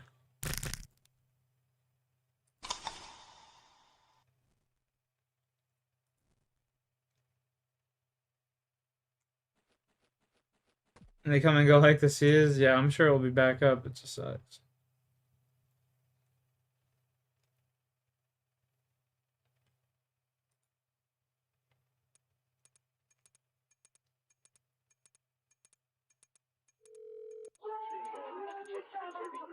Oh my God! Hurry up, please! Somebody got shot! They might have shot him! Help all the way, man. It'll be back under a different name. It won't even be a different name. It'll still be popcorn time. I guarantee it.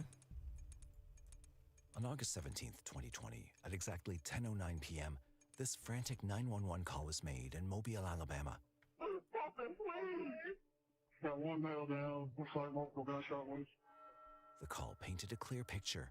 This wasn't just a shooting. It was something far He's more back. sinister. Yeah, I had to go make dinner earlier, dude. I was so hungry. Timmons, a man whose story met a tragic end.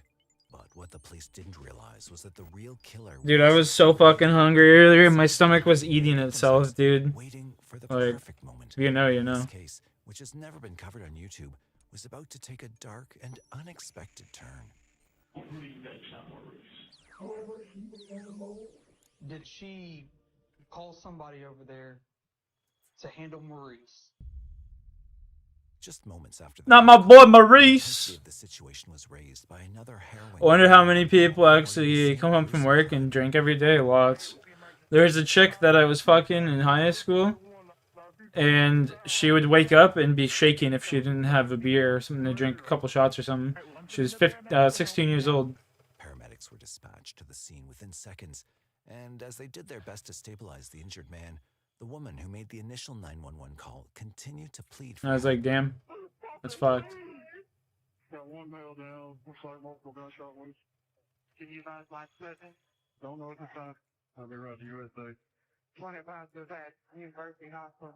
The man was rushed to the emergency room at the University of South Alabama Medical Center, but tragically succumbed to his wounds shortly after reaching the hospital. The shooting had now turned into a homicide. I mean, everybody's got their vice. And within minutes, a team of detectives and forensic examiners were prepared to head to the scene of the crime. The first thing they did was identify the victim as 48-year-old Maurice Timmons, a hydroblast technician who was born and raised in the town of Mobile. The two women who had made the first 911 call identified themselves as his fiancée and her friend. When the pair were asked about what had happened and if they'd seen... You love beer? Yeah, I'm not a big drinker. Exiting the parking lot when the shooting... Never have been. About that time, she said she hears 3 gunshots. Beer loves me. Maurice was in that area. Fair. They come back to the apartment and they see Maurice laying. While this didn't help the police much, they still had another witness, the first 911 caller. They quickly moved to interview him as well to learn if he knew of any pertinent information, and what he divulged would leave them Fair. shocked. Nah, pussy, money, weed, that's all you'll ever need, baby. I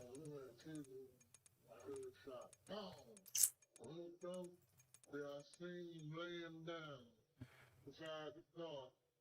And then that's when I picked up the phone and dialed 911. I heard the car spin off. Went that way. You heard a car sped up. Was that right after the shot? Yeah. Gotcha.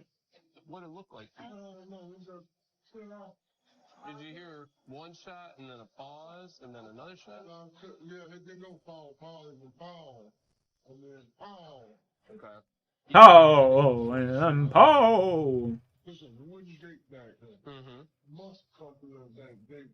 The We better than anything? I don't know. I'll let me some and the good police old now set about examining the crime scene, hoping for good anything old that would help them poontang. in their investigation. Almost immediately, they noticed a CCTV camera that pointed right at the area where the body was found. Could this horrific shooting have been caught on camera? They sent out a request for the footage, hoping it would be the break they needed. They also noticed two Diving up in them. casings at the scene. In them pointed at a clips. grim truth. So what all was collected from the scene? All we collected was 2 fired .223 caliber casings. Rifle found. You don't just walk around the streets in one of those. The fact that the killer had used a rifle and not a handgun indicated that they were well versed in the usage of firearms. Kind of thinking about starting to smoke weed at nighttime to calm me down. I mean, whatever helps, right? About Maurice and who may have wanted to hurt him. His fiancée was taken down to the station for further questioning, as they hoped she'd be able to shed further light on Helps his me to well-planned sleep, yeah. life. As the detective sat down with Maurice's fiancée, they began by asking her some basic questions about her relationship and Maurice in general, hoping she'd be able to provide them with some relevant details. How long have you and Maurice been in a relationship? We've been in a relationship almost 3 years. It reminds me of like the first 48, this channel. She also revealed the heart-wrenching information that Maurice, the youngest of 13 siblings, had been the primary caretaker of his aged mother. Even more tragically, he had a son who had now been left without a father. She also mentioned that he'd been on probation for a drug-related offense.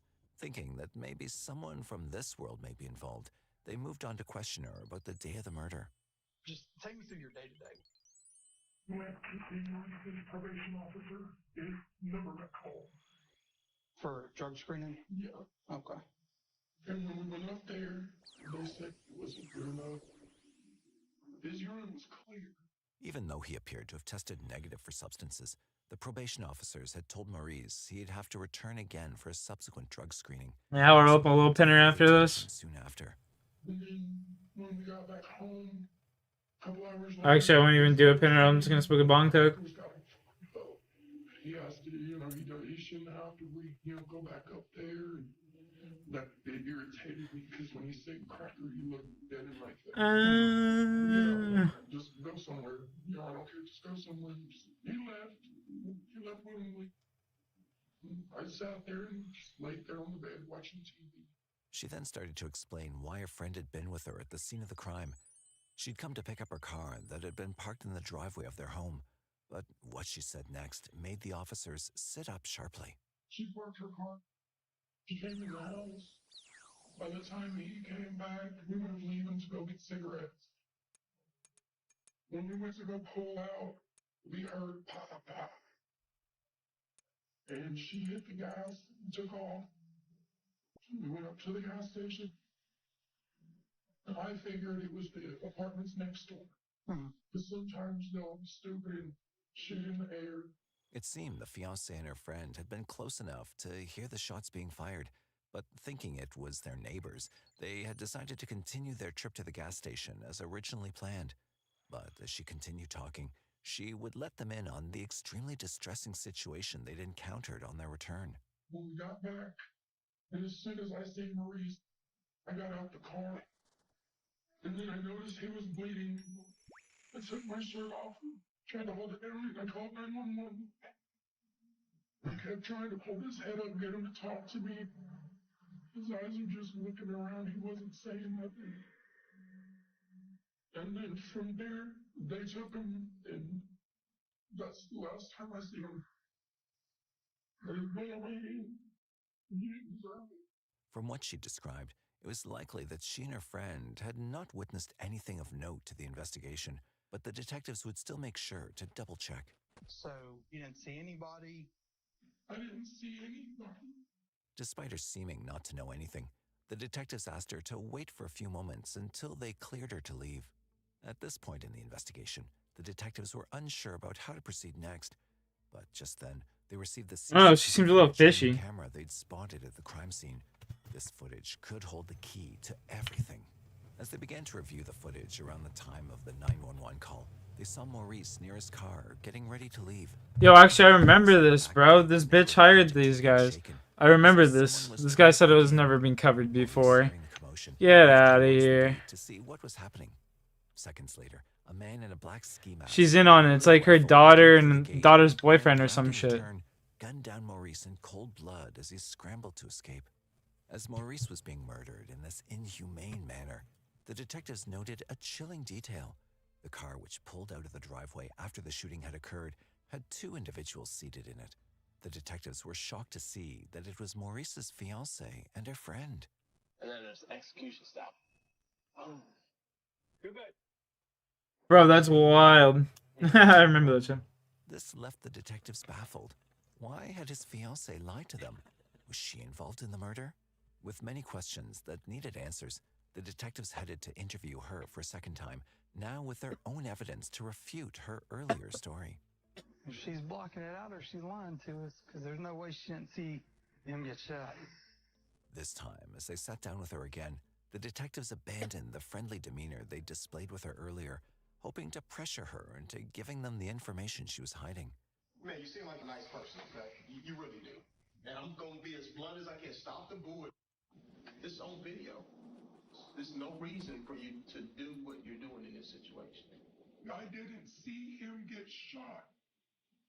There's no way you didn't see the shooter.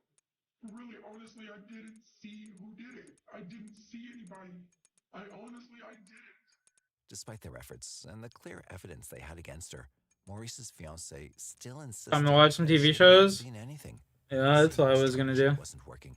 The detectives decided to change their approach, but they could never have expected how well it would work. Who do you think shot Maurice? I don't know if I have to guess. However, he was on the phone. The fiancée dropped a bombshell on the investigators. She stated that her friend had been on the phone with a man right before the shooting and suggested that this individual may have been the shooter. The detectives were unsure whether this was a ploy to take suspicion away from herself, but they decided to question her further about this mysterious man. I know what she was saying. All she said when she was on the phone is Maurice is kicking at the door. That's all I heard her saying. And who do you think she was on the phone with? Part of the thing said it was Marco. Out of nowhere, she'd given the suspect a name. The detectives were now desperate to learn more about Is who his Marco cousin could named be. Polo? Why do you think that Marco was the suspect? And I think I heard her say his name on the phone. Marco? What's his last name? I honestly don't know. With the fiancée saying she knew nothing more, the detectives needed more information. It was time to speak to her friend, the person who had allegedly called Marco to the scene. She was called to the station for an interview, but the detectives could never have expected the dark rabbit hole they were about to go down. What's a good phone number for you? I lost my phone. When'd you lose it? Tonight during all that commotion. Oh, really? Tell me what happened tonight. Then the friend revealed a shocking angle the police had completely missed. I was just sleeping in my car. Cool. I know it's usually domestic violence thing between them two. They always fuss and fight behind him. She's always blowing the phone up crying about tonight. I'm guessing about the same thing. She disclosed chilling details about Maurice and his fiancée's relationship, shedding light on the events leading up to the crime. I look over and I hear her at the door. He's beating on the door. She had a little pocket knife. I got out of the car. They don't hurry up and raise the steps. And she opened the door. I told her, come on. There's no sense in arguing with them.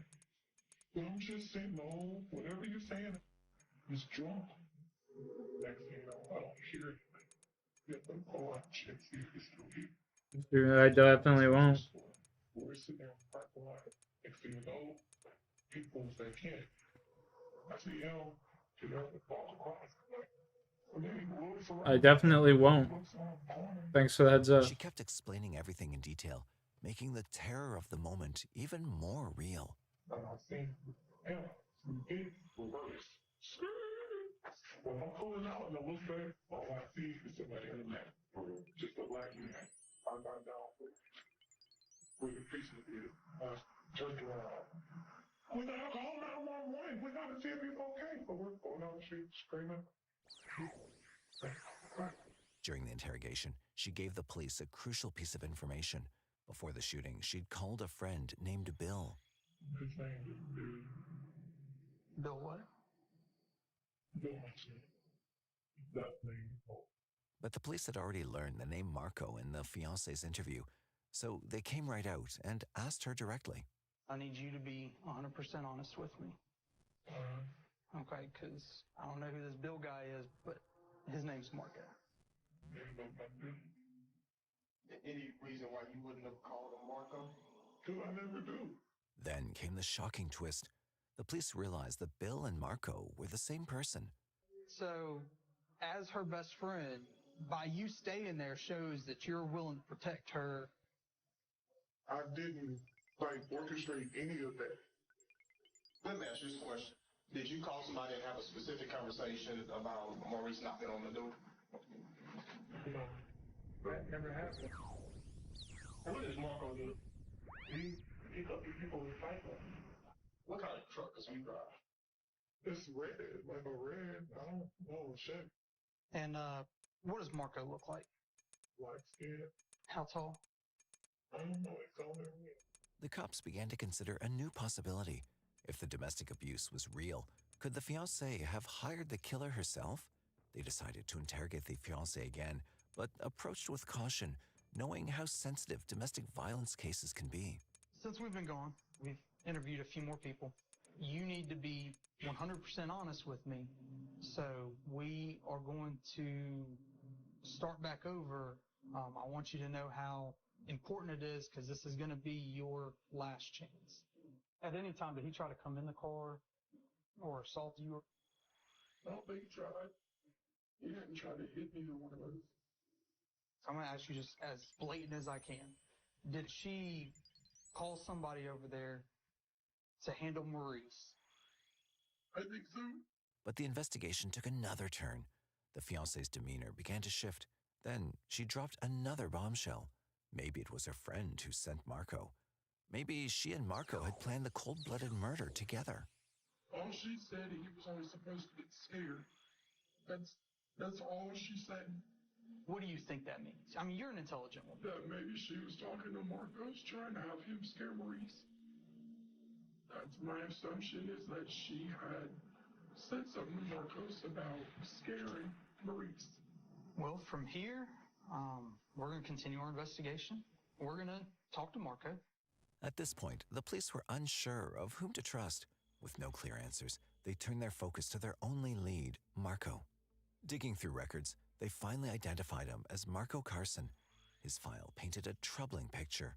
He'd previous convictions for discharging a weapon and receiving stolen property. When they confronted the friend with this photo, she confirmed that it was indeed Marco.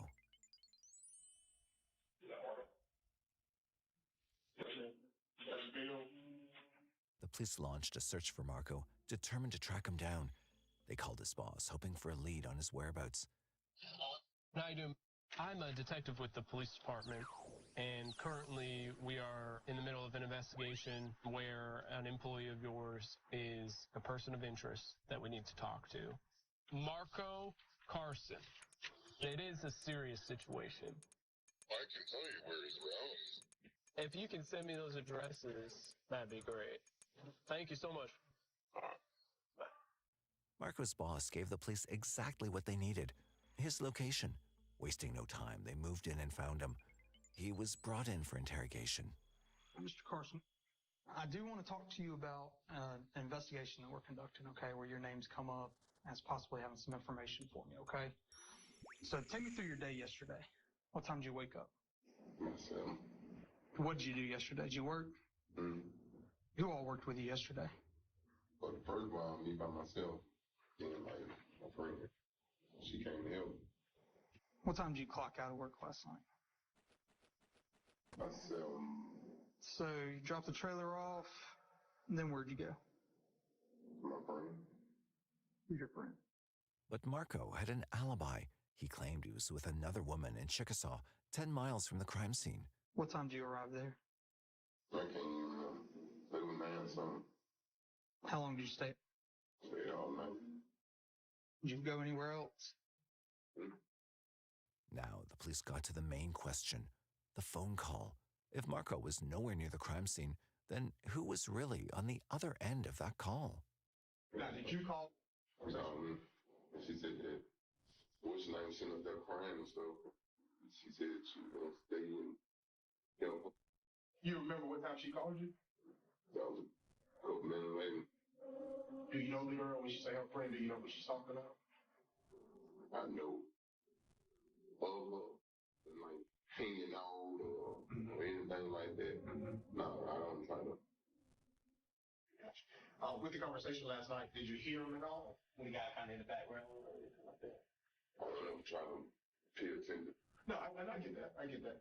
Let me ask you this question. Did you ever go last night? Outside the club? I ain't got no reason to go back over there. I got you. Now, the phone that you had last night, You mind if I just look in it just to see what time she called in the text messages that she sent? At this point, detectives were looking for anything solid to either clear Marco or confirm their suspicions. And like any suspect trying to avoid trouble, Marco had an alibi. Dude, Bertie ran At least he after this. claimed he did. He told the police that on the night of the murder, he'd been with a female friend. That, of course, was something investigators needed to verify. Just made contact with our suspect's alibi, so we're gonna go see what she has to say about his whereabouts. Police tracked this woman down, hoping she could provide a clear timeline, one that either backed Marco's story or completely unraveled it. If she remembered exactly when he'd been with her, and it lined up with the time of the crime, then Marco would be in the clear. But if there were gaps in her memory or inconsistencies in the details, it could mean he'd been lying. Detectives reached out to the woman You and she don't agreed say. to talk. Now the question was, would her story match Marco's? And how long have you known Marco? Not that long, probably about 3 or 4 months. I did class with him a few times, but I made it clear that I didn't want to be in a relationship with him because still trying to get to know him. Did he get in some trouble or something? Did you see him? I did. And what time did you see? Honest. It was between 8 and 10 before I went to work. She told investigators that, yes, Marco had been with her that night. But here's the problem. She couldn't recall exactly when. That tiny but crucial detail was missing. And in an investigation like this, where time was everything, not being able to pin down an exact moment made a big difference. If Marco had been with her at the time of the crime, then he couldn't have been involved. But since What's she couldn't another remember good the time, movie? detectives knew he was still in play. I but don't know, he hadn't dude. been ruled out just yet. You remember what he was wearing?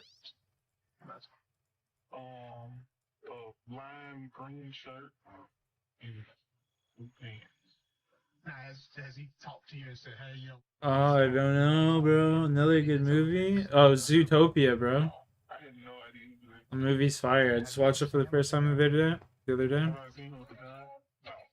Super good. You talking to us? After speaking with her, detectives didn't get the confirmation they'd been hoping for. Marco's alibi You was just shaky. let the site pick There your was no way movies? to prove he hadn't been at the scene of the crime when it happened. Fair. So for now, he remained a suspect.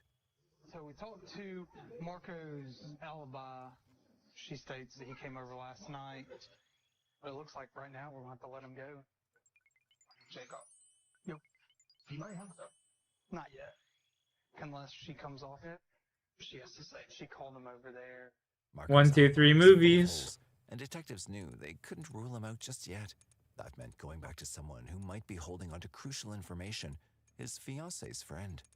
By now, investigators had a gut feeling she knew more than she was saying. This wasn't just another routine round of questioning. They started applying pressure, pushing her to come clean. If she was hiding something, they were determined to crack her. One way or another, they were determined to get to the truth. I don't need to have you down here and put you in the position that you've been put in. I don't want to do that to you. I feel sorry for you, honestly. If I've gotten one thing from you, I've gotten that you're strong. You know why? Because you carry the weight of the world on your shoulders. Because you want to solve everybody else's problems. That's exactly what you're doing in this situation right now. Put somebody in a compromising position like you're in right now. Separate me from my wife and kids more than 5 minutes and watch what I do.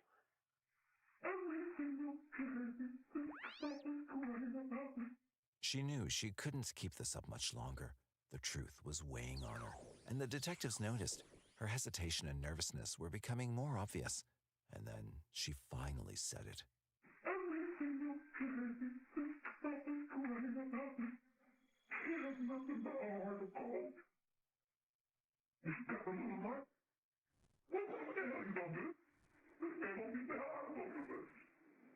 Is that when you text Marco and told her that he was beating on your car?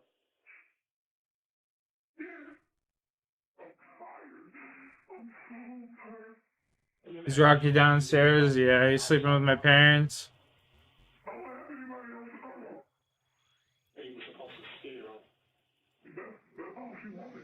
This changed everything.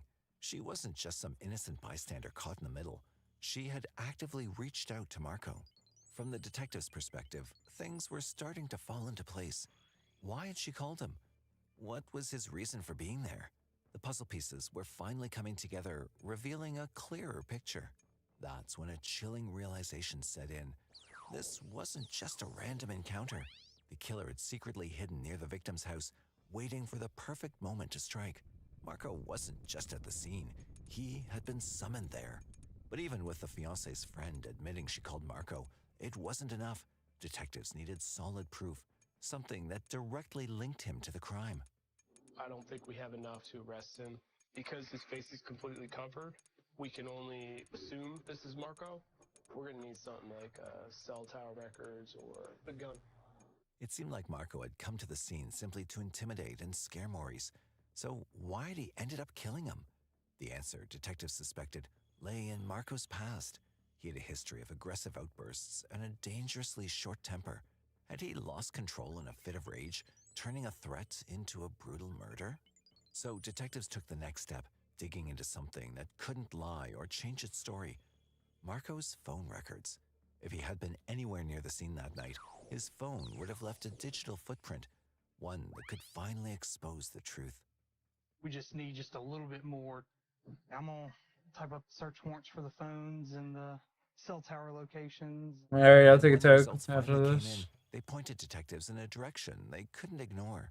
The location this phone pings out on Virginia Street is less than half a mile away from where the crime scene actually is. Oh, that's just He lied works. to us about where he was at during the time of the shooting. His cell phone puts him in the area near the crime scene 10 minutes prior to the shooting. All the evidence is pointing towards him. We'll be seeking an arrest warrant for murder for Marco. At this point, all the evidence was stacking up against him. The shaky alibi, the inconsistencies in his story. And But movies now, the for cell tower us. records, everything pointed straight to Hundreds of Marco. them. Adding to the case, the fiancé's friend's interrogation revealed a crucial detail. She'd asked Marco to scare Maurice, not to kill him. But with the way events unfolded, detectives had seen enough. It was time to make their move. They would be seeking an arrest for murder. As detectives moved forward with the case against Marco, they knew there was one more crucial step: speaking with the victim's family. They had lost a loved one, and now they wanted answers. But investigators also had a duty to ensure they got justice, not just assumptions. So they sat down with the family, updating them on the case, the suspect, and what would happen next. First off, I just want to introduce myself. I'm Joshua Coleman. I'm the lead investigator in this case. Do y'all have any questions for me? Where y'all at with it? We've developed at least one suspect. There was only one person who shot him. Believe we've identified that person, so we're working right now to prove that that person did it. We don't want whoever did this to walk free because they took away somebody we all really love. He didn't deserve what happened. Oh, most definitely. Once I make the arrest, I'm going to make a phone call and let y'all know that Big Mellers. if y'all hear something, That's rough. call me. With the evidence stacked against Marco, the detectives That's were ready to make their move. rough. Got approved for the murder warrant? Go watch Leo and Stitch right now. Yeah, I know, bro. That's what I'm saying. Popcorn time was like that, bro. We believe that he's at work. Popcorn time was Marco still in legit. custody, but this wasn't over yet. Detectives weren't just looking for an arrest. They wanted the truth. In this situation, it's really heartbreaking to hear that Marco reformed. He got his GED in prison. He took an anger management class. Marco had a great job. He did all the right things, and yet the outcome is, again, what it was before. I think he was caught up in a situation where Marco's cooked. Marco came back. The only thing he can do now is tell the story, but that's up to him. Fucking fry him up, baby. Interrogation room, giving him one last chance to Are we confess. done? If there was anything he wanted to say, this was the moment. Obviously, we're back here for a reason, okay? We've continued our investigation, and we want to talk to you a little bit more. This is going to be your final opportunity before this all goes to court to tell your side of the story. Right now, somebody else is writing your story. You feel what I'm saying? You have the right to remain silent. Anything you say will be used against you in court. Yeah, new John Wick spin-off movie. I've never even watched one John Wick movie ever. Period. So if that's the choice that you make, then that's fine. Have a good day. Even with all the evidence against him, Marco didn't break. There was no confession, no explanation, just silence. Damn, It was the that's last crazy. chance he had to tell his side of the story, and he chose to say nothing. After years of investigation, countless hours of police work, and a courtroom filled with anticipation, Marco Carson finally went to trial for the murder of Maurice Timmons in February 2023. Prosecutors believed they'd built a strong case, cell phone records, witness statements, and a timeline that put him in the area. But when it came time to present everything in court, things didn't go as expected. Before Carson's defense team could even call a single witness, the judge made a stunning decision, throwing out the murder charge entirely. Mobile County Circuit Judge Jay York ruled that the prosecutors simply didn't have enough evidence to take the case to a jury. It was a rare move, especially in a high-profile case like this. But in the judge's eyes, there just wasn't enough to prove Carson had pulled the trigger. Carson's attorney, Shalee Tisdale, wasn't surprised. She argued from the beginning that there was nothing truly tying her client to the crime.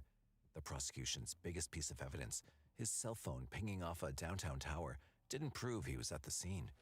And without anything stronger, the judge had no choice but to dismiss the case. Prosecutors, however, saw it differently. Mobile County District Attorney Keith Blackwood stood by the work his team had done, saying they believed the evidence was enough for conviction. But the judge's ruling meant it would never even make it that far. Despite the acquittal, Carson wasn't walking free. Because he'd been on parole for an unrelated crime at the time of his arrest, his parole was revoked. Instead of heading home after beating the murder charge, he was still sitting behind bars, this time for a completely different reason. The prosecutors and detectives have not given up. They hope to find more evidence to conclusively take Marco to trial in the future. For Maurice Timmons' family, the ruling meant that for now, justice remains out of reach. The man accused of his murder would not face a jury, and the case that once seemed to have a clear Man got suspect lucky as was fuck. now left with more questions than answers. For Maurice Timmons' family, the courtroom ruling wasn't the ending they'd hoped for. The evidence against Marco Carson wasn't enough to convict him, and the case was dismissed before it even reached a jury. But that doesn't change the fact that Maurice is gone, his life stolen in an act of violence, and his loved ones left with a wound that time can never fully heal. Maurice was my uncle. Maurice was loved by all of his nieces and nephews, and he was the baby of the 13 Dude, that's kids that crazy, bro. How the fuck? That's wild shit. Yo, the title of this video is Not Bad Canada. With 30 lives. Gotta watch it. You can do it. Smiley face. Ah, thank you for the, the confidence. 5 10 coins. Hey, there's one right there. Oh, get me in there. Nice. We're getting lots of fire runes today, boy. Okay. Watch out for you. Okay. Okay, another mushroom. Okay, coins everywhere. I'm assuming I need the red coins too. The goal's right there.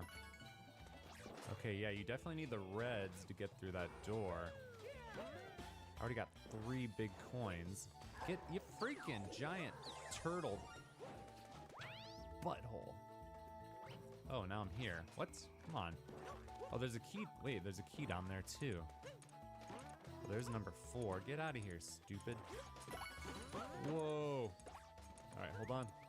There is a key right here, though. I'm gonna smoke to that? Yeah, I'm gonna smoke after this round. No, I'm gonna... This jump is like... Oh. Yeah. Okay. Actually, I wanted to take damage, because that jump with a mushroom would have been very I hard. didn't make it. That's alright, I'll go in the, Oh boy. Lisa one over here. That coin? I mean, I'm here. I should grab it, right? I'm here. I should grab it. Bowser, could you get out of here? Took all the fire runes I can get. I just need to, as long as I'm there, I might as well get the coin, right? Mushroom? Whoa, that guy. That's not a mushroom. Coin. Whoa. Watch out. Excuse me. Excuse me. Okay, come on. Go, go, go, go, go, go. I got Do I need... oh, there's the final coins right there. Do I need these coins? Such a mystery. Let me get to that door. There's a pipe here, too.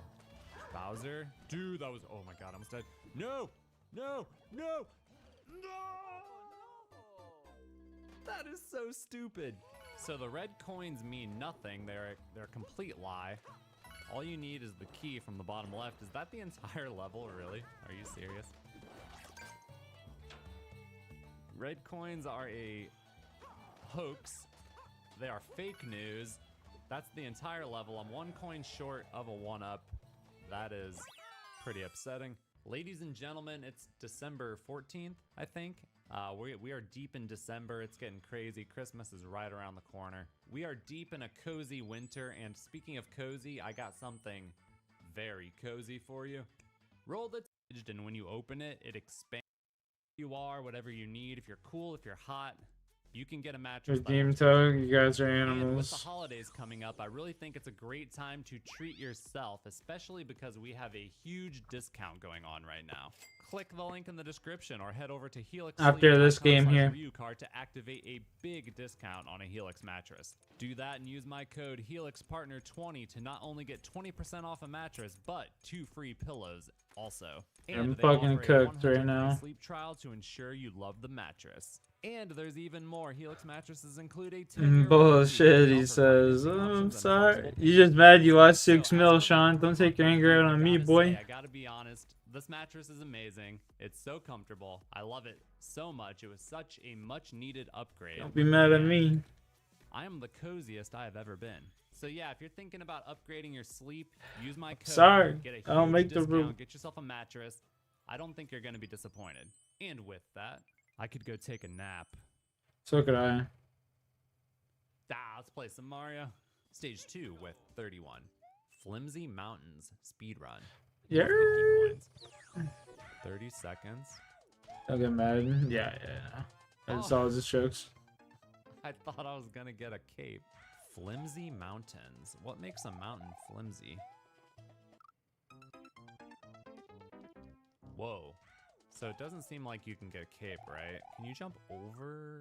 If you jump late, I think you'll miss the caterpillars. Or the pokies. Man, Pokey Wiggler, what's the difference, right? Am I right? Am I right? Whoa.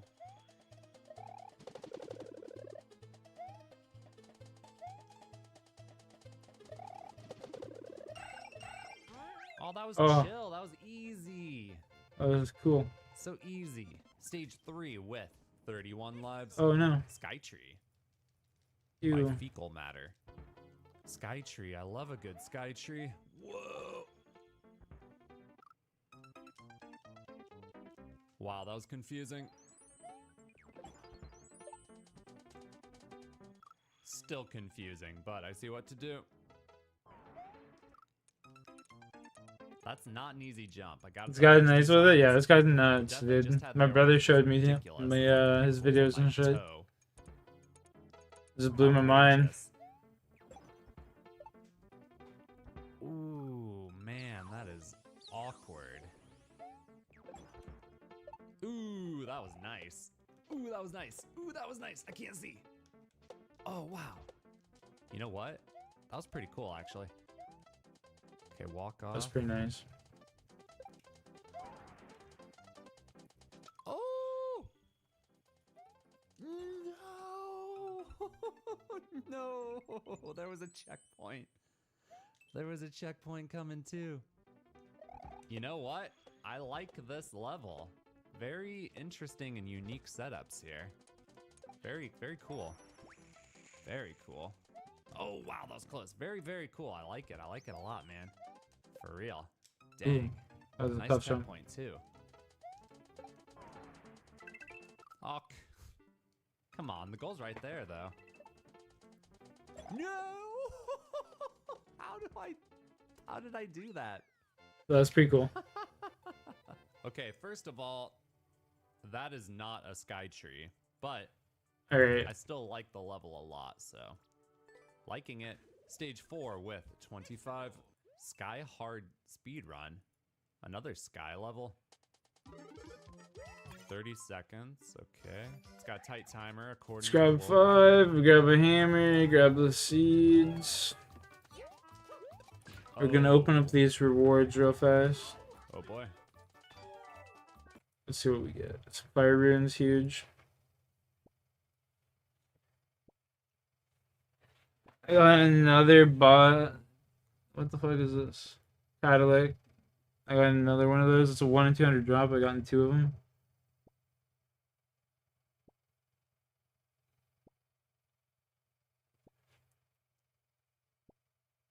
Three of them.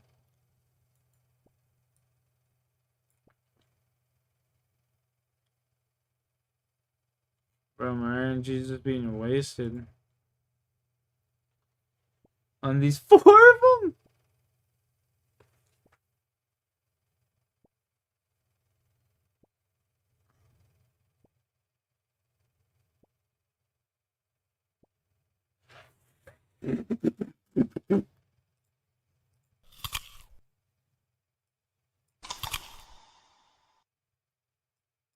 That's a 1 in 200, and I just got 1, 2, 3, 4 of them fucking bastards.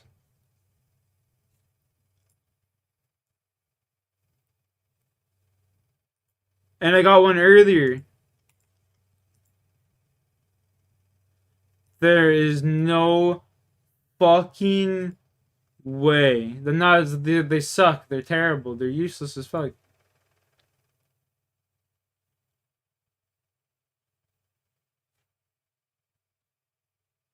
Five in 200 chests.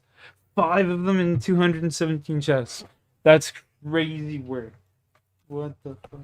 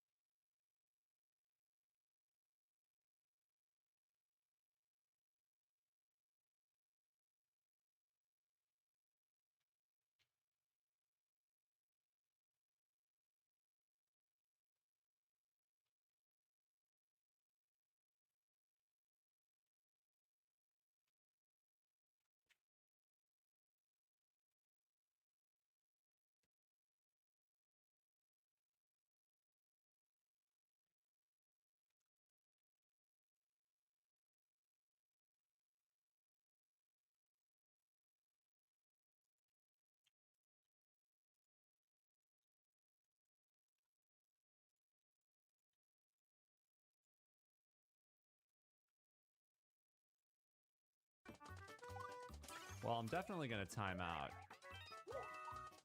Pretty sure. The level is easy. What am I doing? Oh, I see.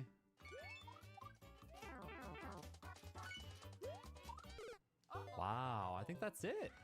No. Oh. Didn't even do the triple jump. I keep doing the same thing. Why does he... Okay.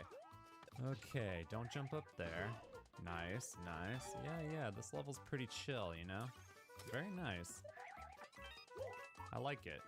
I like it, man. A new soup speedrun that doesn't completely suck.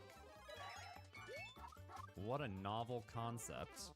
I like that. The ramp taking damage. That's cool, man. Uh-oh, I'm not done yet. Oh, no! What the hell was that ending? Come on.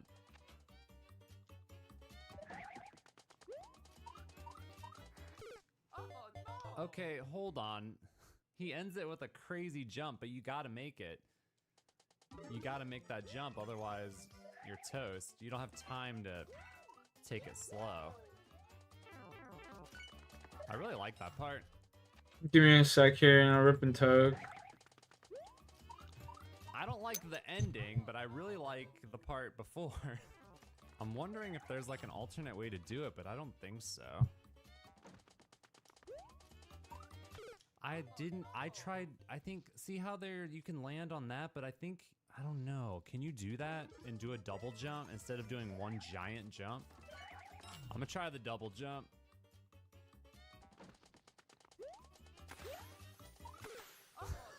Of course. That was so close that it leads me to believe it's possible to pull that off. Possibly even the intended strategy. I think you can make one big jump if you have like perfect twirls and stuff, but it's really annoying. If you do like really good wall jumps. No, I didn't pack the ball. Smoke another one and Jackie boy. Be able to save that tiny bit of time. And then like right there, I feel like I'm losing a little bit of time. I don't know. And then jump right here to save a little bit of time. Let me try this. Yes. I don't know if that's intentional or not. World record clearly did the one jump, so I think I cheesed it. I don't know though. Who knows? New Soup speedruns cannot help it. They make a good, nice level and then they always have to end it with something ridiculous. Stage 5 with 19. Easy level. Defeat the Monty Moles. Oh god, it's gonna suck. Is it a shell jump consistency level? No, it's like something much worse, I think. I don't know. Something far more sinister.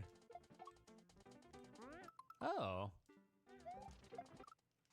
Oh, wow. Yeah, it's pretty crazy looking. Damn, my shell jumps are rusty. I feel like my shell jumps are always rusty. How does this happen? You know, I don't know how it happens. Oh! Okay, so missed the shell jumping. It looks like I'm a little confused because I see 2 ways to go up ahead. Okay, jump. Oh, okay, so you're not trying to keep up with the thing. Okay, that makes more sense.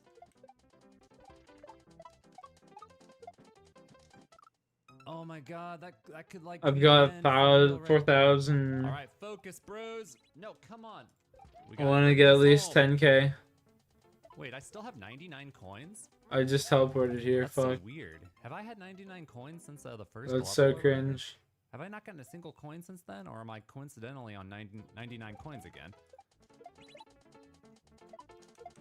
Whoa. Turn. Yes, okay. Let's bring it home. Come on, come on, come on, come on. Just gotta do like a couple shell jumps, right?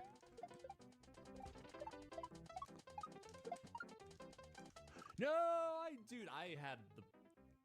Oh, the problem was like I could have gone straight to that mole. That Koopaling was not required. But then I had like, I panicked as I was trying to decide which one to land on. Jumping on the Koopa makes it easier. But I don't think you actually need him. Whoa! No. Damn. Shell jumps are getting unrusty. Oh, come on, momentum. As he says it. Come on, baby. We got 4 lives to make this happen. Let's go. I hate that blue skeleton platform. It keeps stealing my momentum. You can see when I jump off it, it's like he's got sand in his ass. And he won't jump. It's so annoying. Oh, that time I had way too much. No. Come on. Oh, come on, dude. Come on. Come on. No. I can't skip. I've seen the ending. I'm gonna choke and die. But I gotta try. I gotta try. Wow, that was a much bigger choke than I anticipated. Ay, ay, ay. Oh, come on, man. Where was that shell jump at? On the last try. Okay, I died.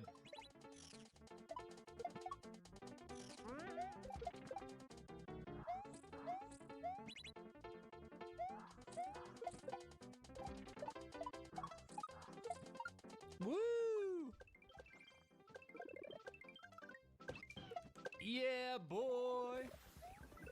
Oh my god, there's a lot of stuff here. Oh my god. Oh my god, there's a star, there's a cape.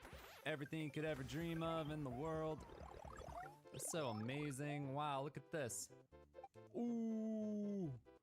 Ooh. Ooh. Sorry, Yoshi. I was having fun.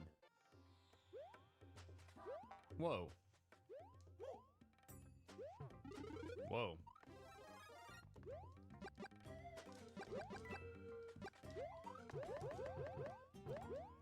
Okay, I see the goal right there.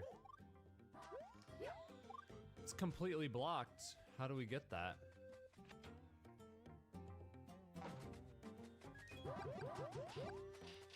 What? What? There's a falling spring. I don't get it. I don't get it, man. What's happening? Do I need that spring? What am I supposed to do? Where's the hidden block? It must have something to do with that spring, right? Whoa. Okay, hold on. Should I go up top or should I do... Should I put it here? I think this will work too, right? Could you get it? Oh, I got it. Oh my god, I got it. What a stupid level. Mushroom. Ooh. Ooh, platforming. Oh boy.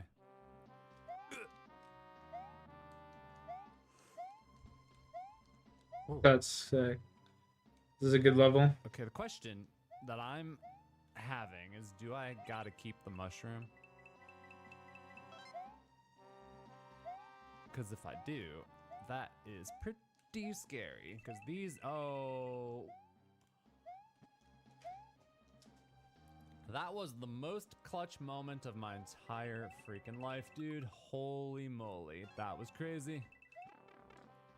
I made the door. Tell me I don't need the mushroom. You don't need the mushroom. Yes, that was so crazy. Dude. I think you needed to lose the mushroom there in order to make that, but make it. Oh. Crap. I don't, dude, I'm so confused. What is happening? I didn't get a checkpoint, did I? I need to chisel out what? Clutch. 438 more. To go down? And there'll be a fucking crafting level. Oh my god, okay. let's go. Yeah. Wait, there's 2 platforms. Okay. Cool. I'm getting up in there.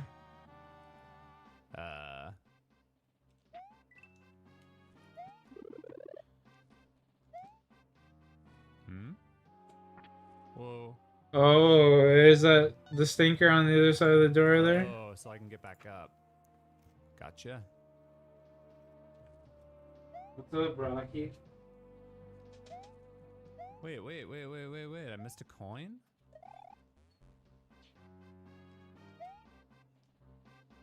When did I miss a coin? Okay. Dude? Sorry. Oh, it's in the area I messed up. That makes sense. Okay, having the mushroom there is... Oh, Successfully redeemed the toke. I'll rip 1 toke, and that's it for the rest of the night. Hey, of being redeemed. Alright. Fucking caked. I can barely walk straight. I'm so stoned. That was an insane amount of hours. Okay, it's not bad doing that part. It was a little confusing at first, but it's actually pretty chill. Okay, I got an extra mushroom. Can you, I'm gonna try to... I think I could cheese this, right? But if it doesn't work, I'm gonna be in big trouble. But I'm really curious if I can pull it off. I gotta try it. Yeah, you can make that. You can make that from the ground, right? Like, check this out.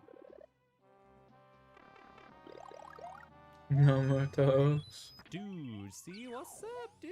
What's up? What's up? Oh boy. Huh. I mean, I just got a checkpoint. So why not have a little bit of fun?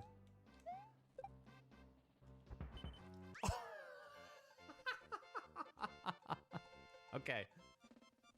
That was not expected at all. Stay on this. It's very hard. Man, I'm intrigued. What is this? 41 second? Stay on this? Let's try it. It's a Canadian level though. Oh boy. What am I staying on? Stay on this. What is this?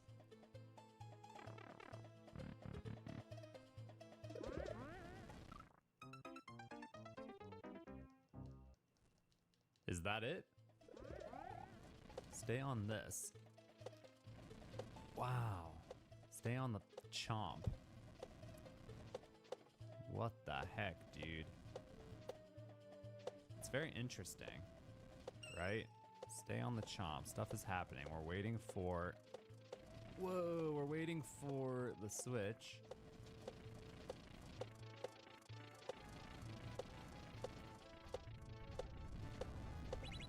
Hey, I'm done.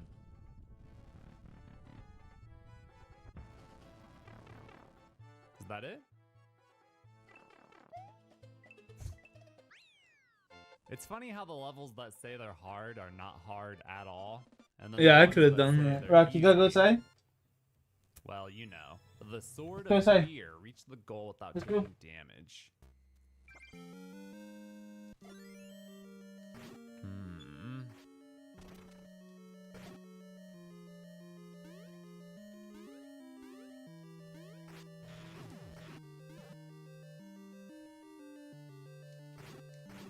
Ah. Whew. I like a good Link level. Woo! No! Oh boy, that didn't work. Eh. Eh. Alright, bombs are the way to go. Forget arrows. Arrows suck. Boink. Peace, bro. I'm out. Hey, what's down here? What is that? Is there something down there? It looks like death. But why did he have invisible, or not invisible, why do he have blocks?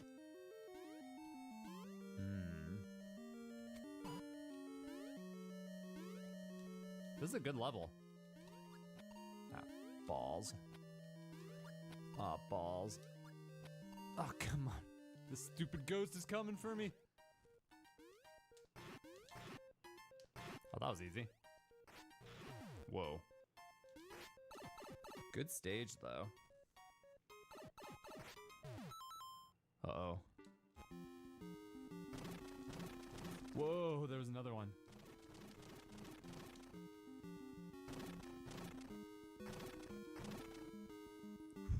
Scary. Let me out of here, man. No, let me out of here. Oh, that was so close. Wow, that part is hard. Holy moly, man. Yeah, I'm out. I'm out. I'm out.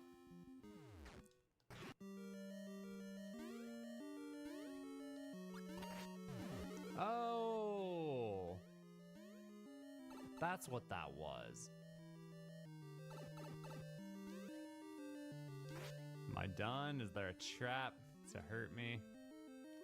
Nope. Great level. Really good. Very nice. Thwomp attack. Good luck. Another Canadian level. Wait, that's not the same guy, is it? Oh no, Rex from Canada and then Caleb from Canada.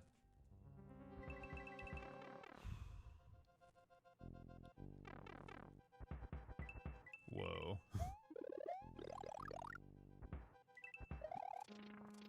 Oh, man. Okay, that seemed a little ridiculous. Hey. But we're good. What the?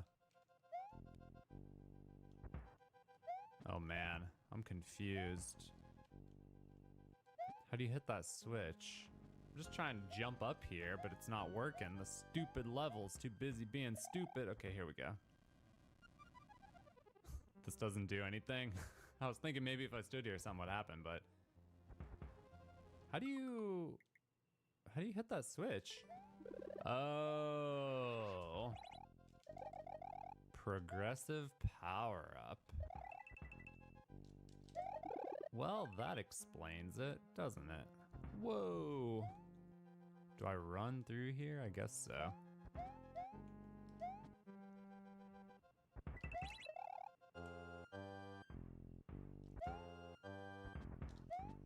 Ooh. Interesting level, huh? Oh, wow, that was crazy.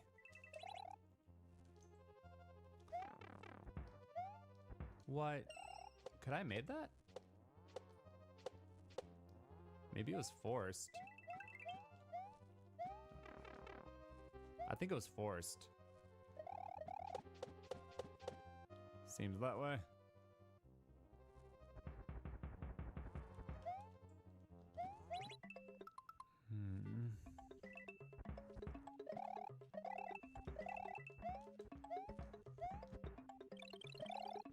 Nice.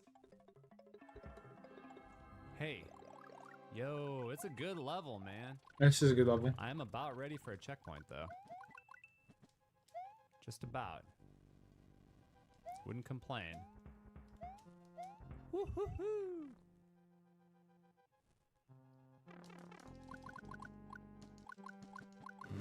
Whoa. Wait, so if I had taken damage, I would have gotten stuck here? Oh, wait.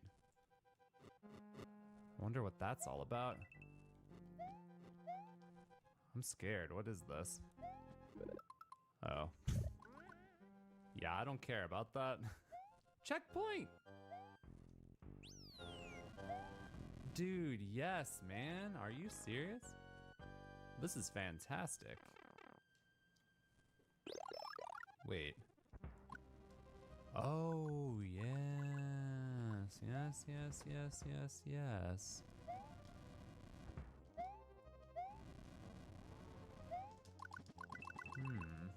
Okay.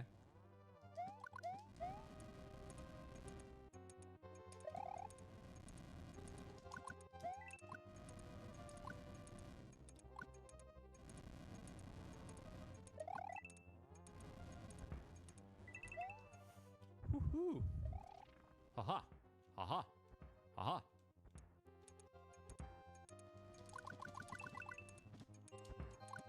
I cannot believe we're getting all these good levels, man. Oh, that's not good. Oh boy. No, my timing's so off right now on this. This level's so good, that's why. Pretty crazy, huh? Oh, wait. Crap, that's not good. Somehow I'm not. Oh, come on. Tell me I'm good. Like, Oh, cooked. Dude, I traveled far and wide, conquering many a foe without taking damage, and then I took damage at the very end. Can you hit that? Why does he have this freaking thing here? I don't think you can get the switch, can you? I can't. Okay, this is a little bit annoying. I think you need the fire flower. All right, made it.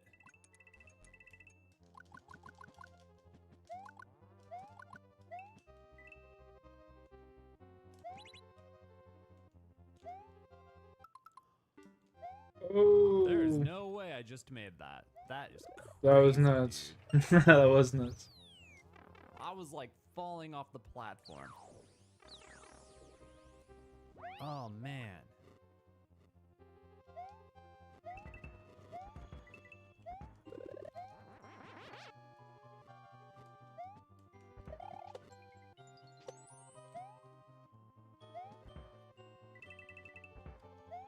Whoa! Oh Oh, crap. I'm probably screwed, right? I don't know, maybe not. Can I do this still? Oh, dude. I'm so dumb. I'm not paying attention to the fucking game here. That happened. Not emptying my pouches in there and nothing. Comfortable admitting. I was like, why is this not breaking? God dang it, dude. Kill him. Are you serious? He killed my shell. It was progressive. The cape was like a lucky cape. Wow, that was the worst jump that anybody has ever done. Straight up, that was pretty bad. Okay, don't let this guy screw you. Okay, there we go. Alright, now we can hit the switch. Okay, now we can go down here and get the mushroom, and here we go.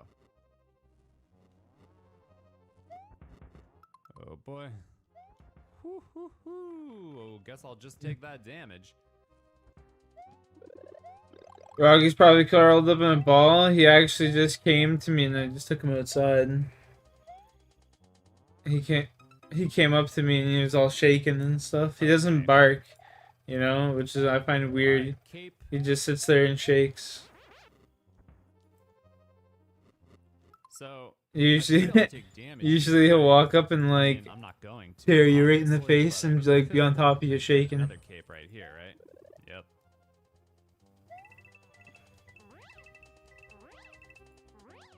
I don't know why he doesn't bark or anything. Close, it's ridiculous. He barks at everything else. You know what I mean? I wasn't sure if I was supposed to dive that or if I was supposed to. fucking guy barks at everything else. Oh, I'm good. Oh, thank God. Okay, yeah, we're good. Nice.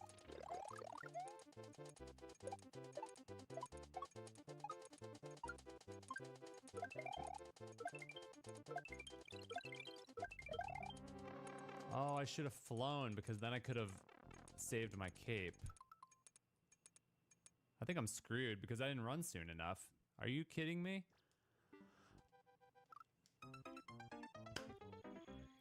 That is so weak, dude.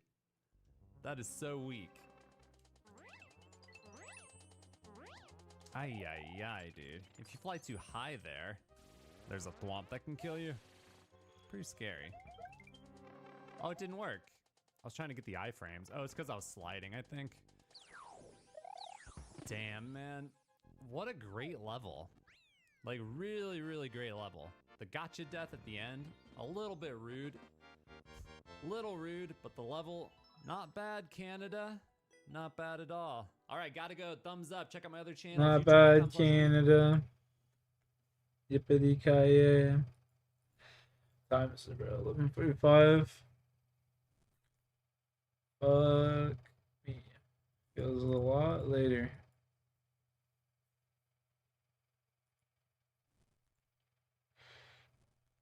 Canada #1.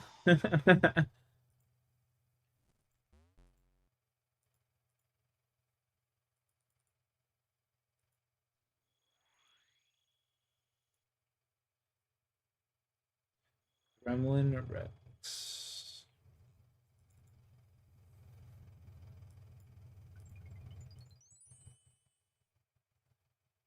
Chillin', we got the squad in here, brother. We got the gang back together. The boys.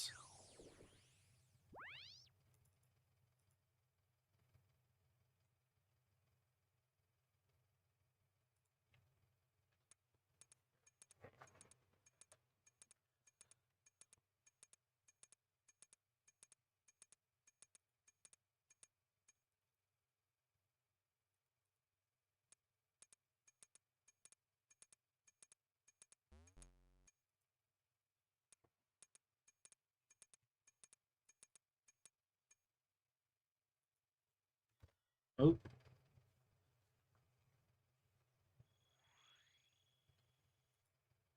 103 law runes. I wish I could just pick them bad boys right up. Give them to me.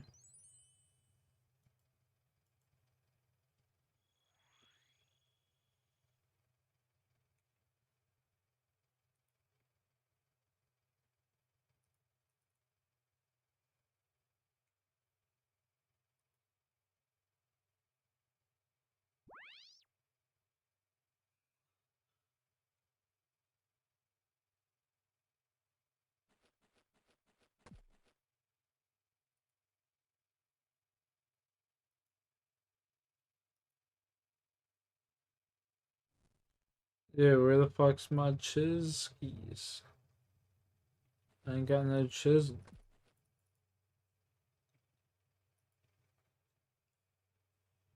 Huh?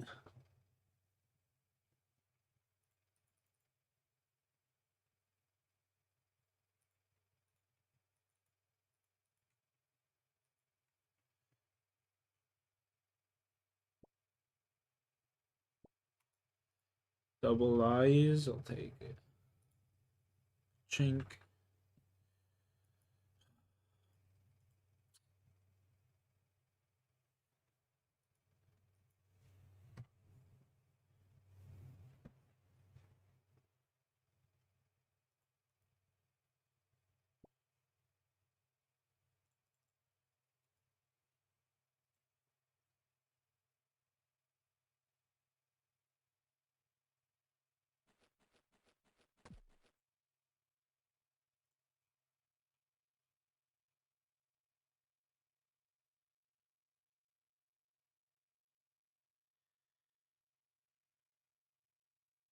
Yeah, 70.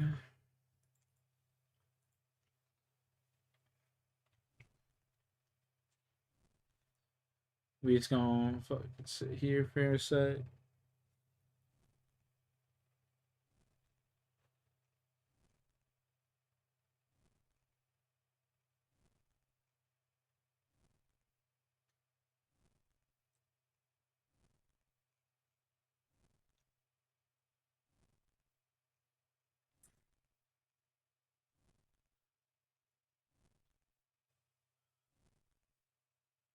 Take that as a no, Thug Duck. Yo, Thug Duck, peep this, little man.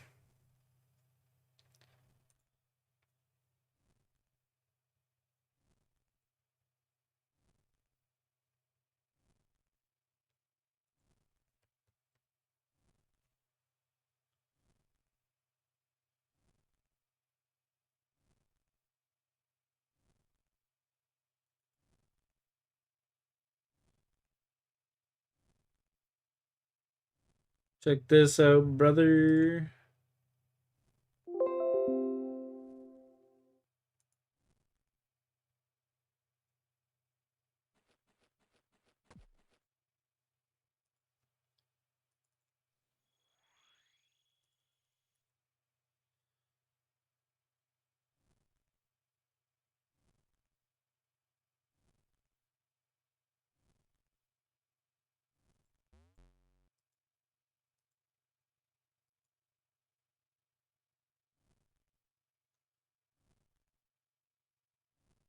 Yes, sir.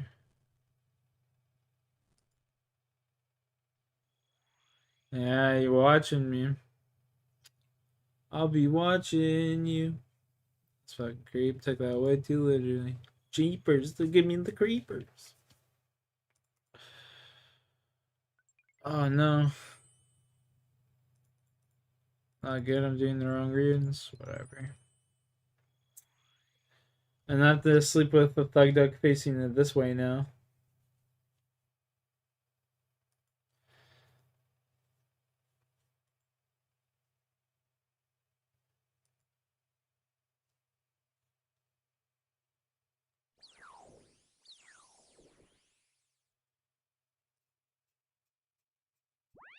Please don't hurt me. I won't. I won't, I promise.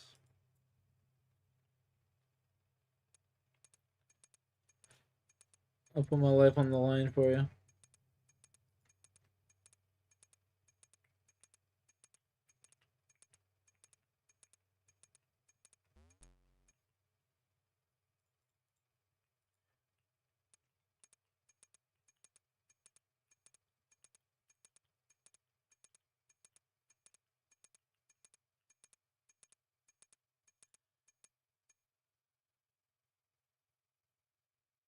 Ooh.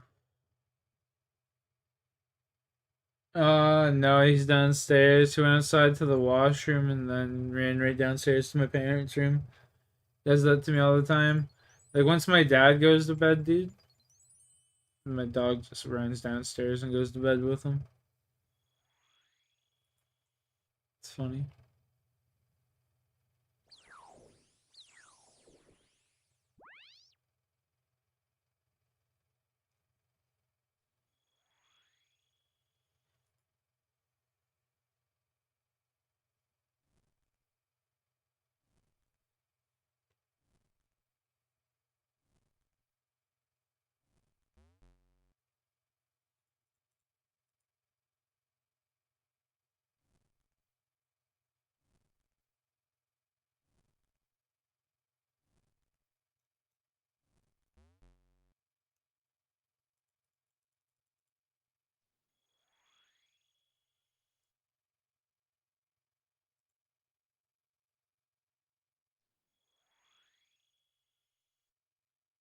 I don't even care. I'm going all out on elemental here.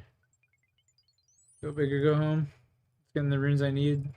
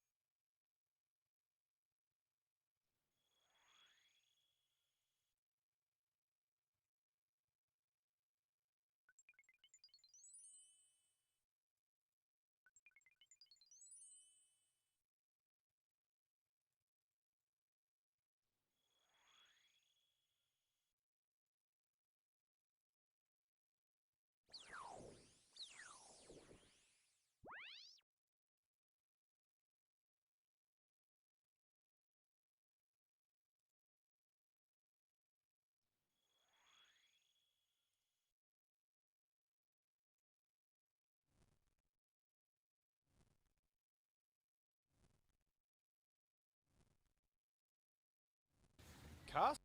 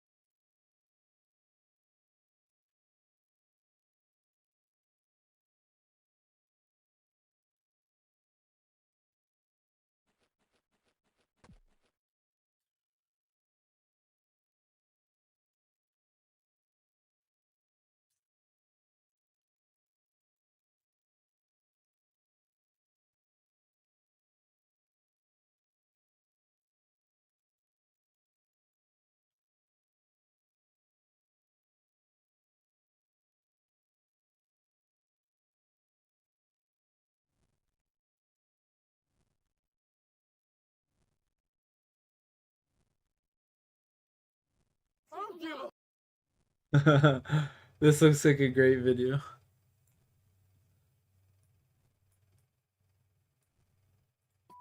Let's take a walk. Do I look scared?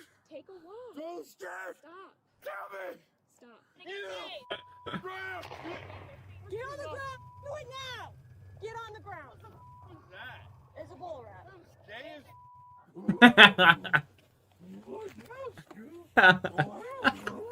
On February 1st, 2000. I was not disappointed. 2025 in Loveland, Colorado. Police respond after they receive a 911 call about an irate man attempting to vandalize a local library. But what begins as a call for a public disturbance quickly spirals into something far more violent. Let go of him. Stop.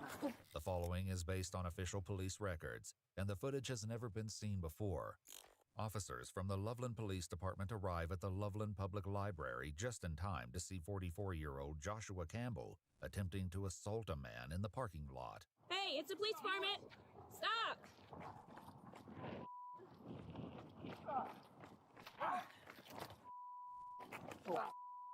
Let go of him. Stop. You already know. Stop. Yo, chat, you guys already know the police department's like, oh, it's that fucking crackhead Josh again. We better send fucking Daisy down there to take care of this one. Stop it.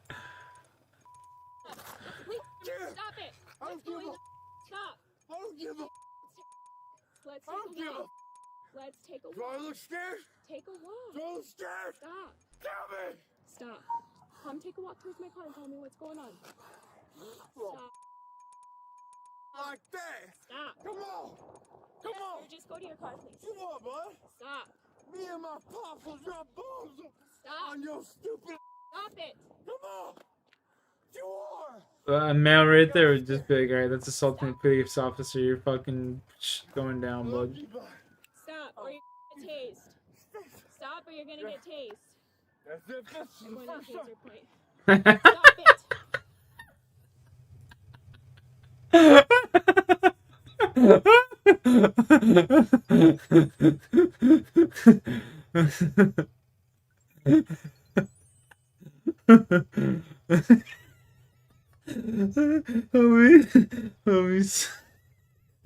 Homie said as if this is the first time.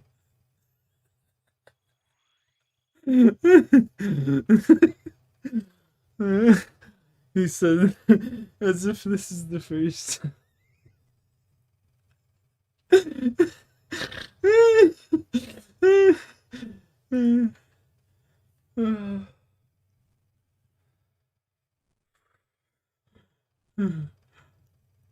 Oh my god.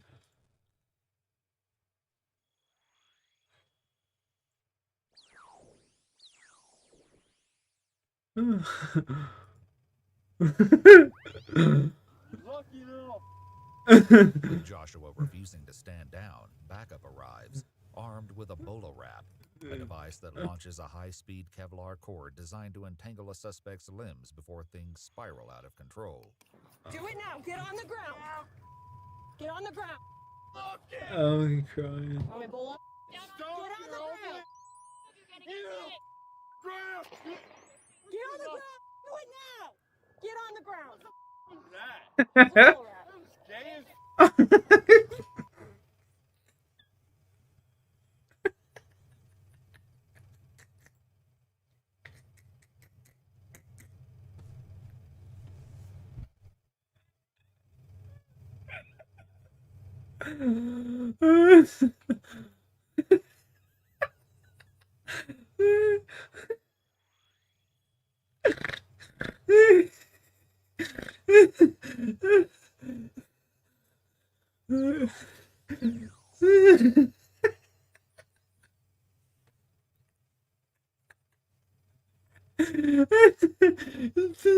I'm fucking dead, dude. That is so funny. Oh my god.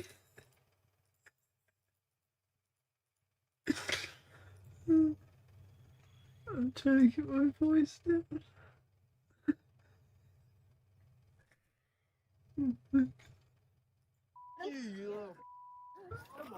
You're mine. Can you move back here?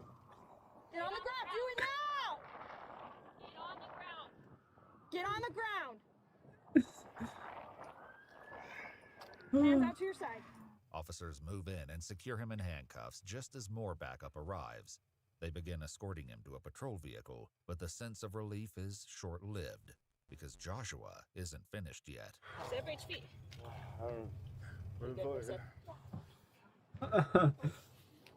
Stop. Stop. Well, don't tease me, 'cause I'll show you a good time right now. I give up. What are you gonna do? You gonna do? Can you shut that off? You ain't got. You ain't got. No. Stop. You ain't gotta. I'm just gonna hit You you. ain't gotta. Stop. Multiple officers struggle to keep him under control as they search him and remove the bolo wrap from his legs. But Joshua's outbursts are far from over. That was gay as fuck, dude. Oh. Yeah. Yeah. Stop. You gonna do now? You. Lovely. 3, 4 cars. All you bunch of. Y'all don't give up. You. Careful. Lock me up. I don't even give a. Yo, mama. Yo, go. Yo, go. Joshua continues to flail his head around, and officers later report that he hit his head on the side of the patrol car at one point. So a soft restraint helmet was requested to prevent him from harming himself further. You guys are the biggest bunch of I've ever. Woo!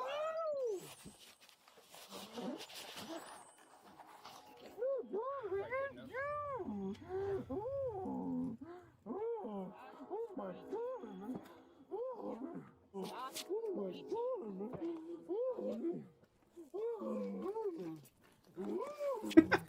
What else, girl?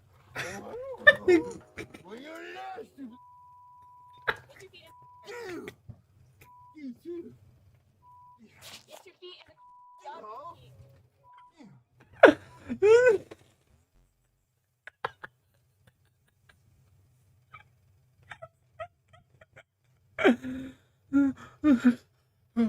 He said, "What now, Scoob?" Oh my god. You see that stuff? Oh my God. That's not alright first day. With Joshua finally secured, he's transported to the Larimer County Jail. Officers then shift their focus to Enrique Papalardo, the man who had just been under attack. Are you okay?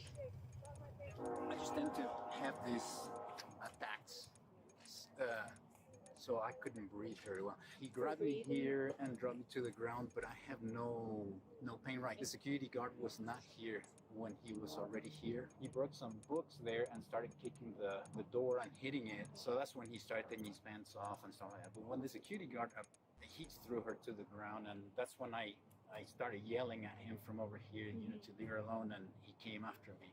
Fortunately, officers arrived before things spiraled even further out of control. Their next priority was checking on Christine Donkus, the security guard Enrique saw assaulted moments earlier. Mind if I get an ambulance? Because I hit my head and hit my, when I fell down, I hit my shoulder. So he was just out here and you walked by? Over here and stuff, over here and stuff. And then I saw him running. She's getting put on office duty. And they pushed me down and basically got him cussing and stuff. Did you tell him like you have to leave or anything like that? You didn't talk to him? He just...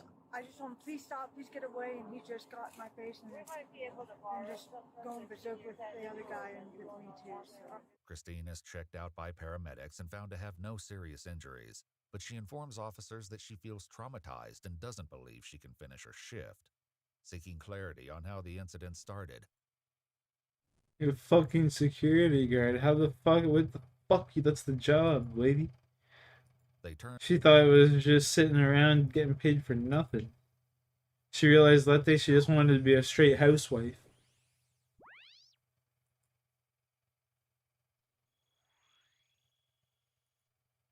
to a nearby witness, Timothy Adams, who had called 911. When I came here, he was kind of standing in the reeds. Okay. Doing, and he was obviously drunk or, wasn't with it. He was starting to get angry. And I think maybe he wanted to return the book. He had a book with him. And obviously they closed the library and he was yelling at somebody. I don't know if there was anybody in there, maybe not. I couldn't tell. But then he starts trying to prise the door open. Then he starts punching the door. Then he starts kicking the door. Okay. And he starts ripping the book up. Okay. And at that point, then he kind of starts wandering around. And at one point, he kind of saw me and came after me. But he didn't get any closer. I just drove around the block. Torn pages litter the ground in every direction. Officers locate a large portion of the torn book nearby, identifying it as a Star Wars book and confirming it belongs to the Loveland Public Library. As officers wrap up at the scene, another team arrives at the Larimer County Jail with Joshua, whose behavior shows no signs of slowing down.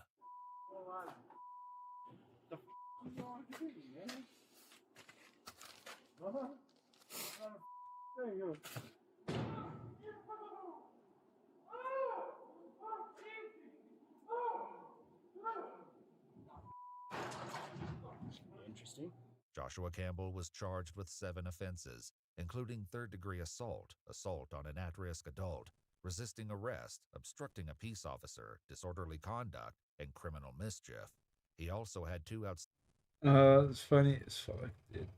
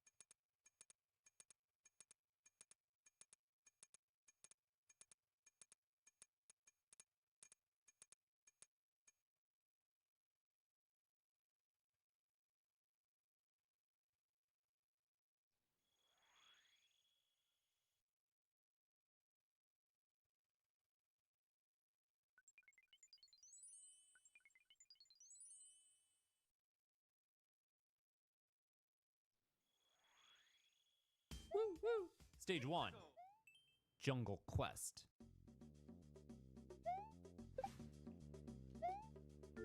Ooh. Gimme. Oh. Gimme. Gimme. Why did I spin? Gimme. Gimme. Give it. Oh, there we go. Okay. No. No. Hi-ya! No! God, it was so fast. Damn it, dude. Come on. I thought yelling hi-ya Alright, would... let's go do a bird house run. get the Open job up some done. of these. Come on, you damn 3 shit. hordes. Give me the freaking shit. There we go. Okay. Well, here's the trick. Check this out. So... that might work, actually. That worked.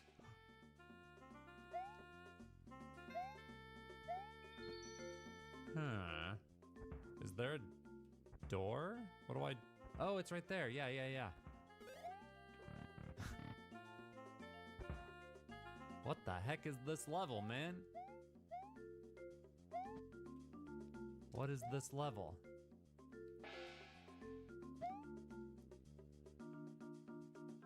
Huh.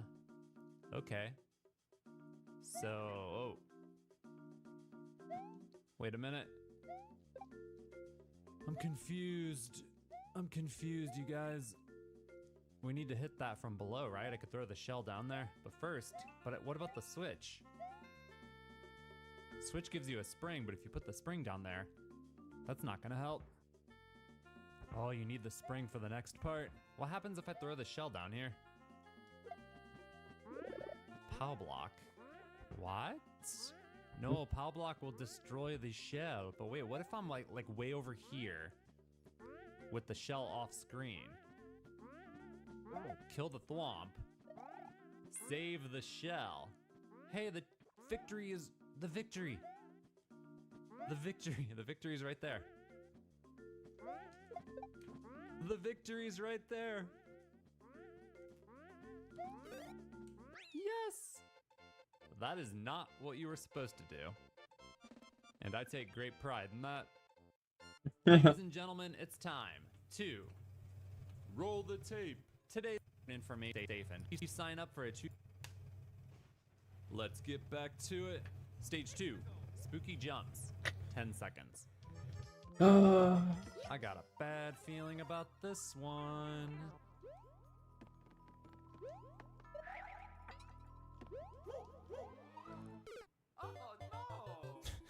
Oh, I got a bad feeling, all right.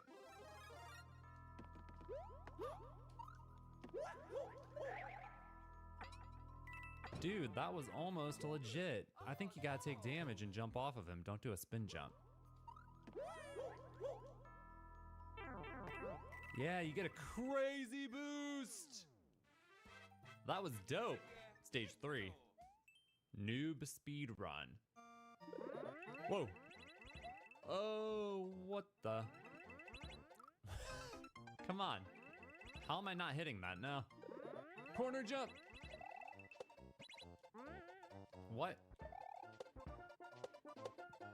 What the heck, man? Oh, what? Really? It's right there? I need the helmet. I got the helmet, you guys. I got the helmet. That's it?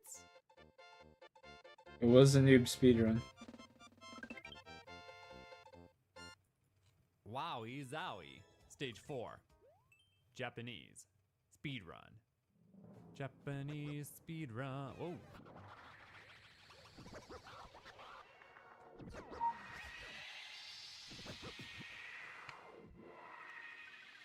Oh my god. What is going on, dude?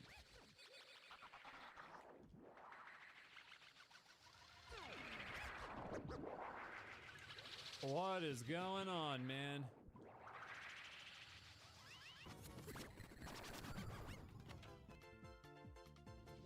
Whoop!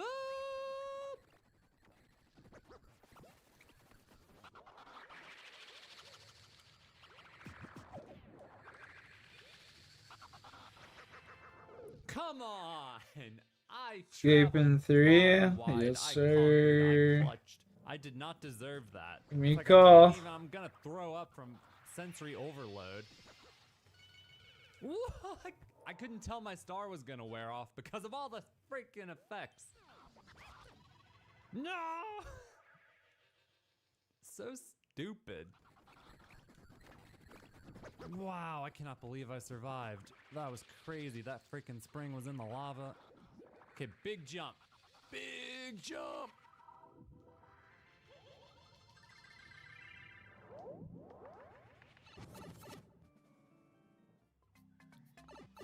What? What is this? Suddenly it's a normal level?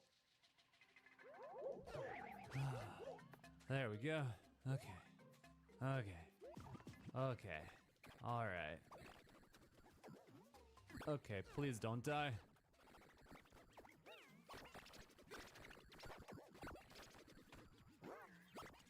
Oh, the effects.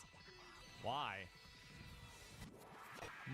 No! It's one of those levels you have to play like a whole bunch of times. No! Please, don't do this. No, the beginning. Why? Why, dude?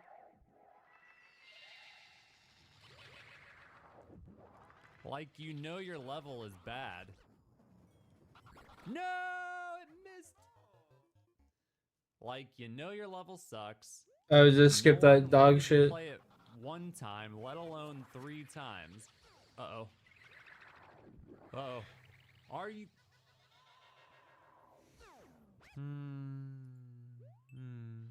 Hidden block, please, with a hidden key, pretty please. Please, please, please, please, please. No? Okay. No! Ooh! No! It's not right, man. It's not right. Hey.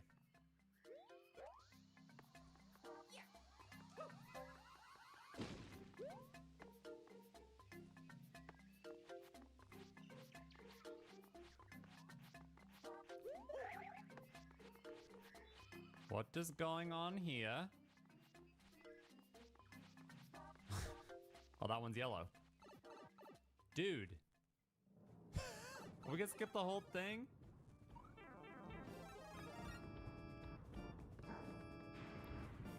Man. You know what, Bowser? I just don't get it, man. I just don't understand. Why would they make this level, man? What were they thinking? What were they thinking, Bowser? I just don't understand. And yes, I know how cool that was, surviving that. That was crazy. That was crazy, dude. He pushed me. He pushed me. Stage 5. 1-4. Japanese standard boss battle. What are the arrows? Right here. Right here. What is it? What's the... I can't... There's...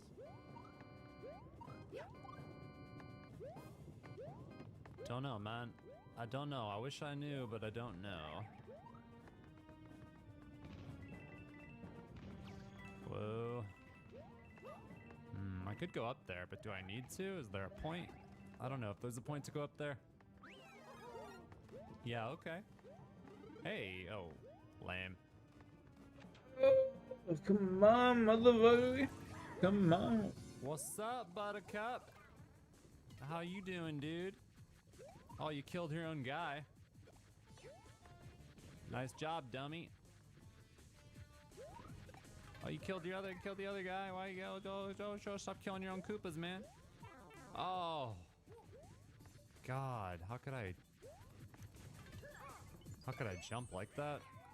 So embarrassing. He had one hidden block. Oh.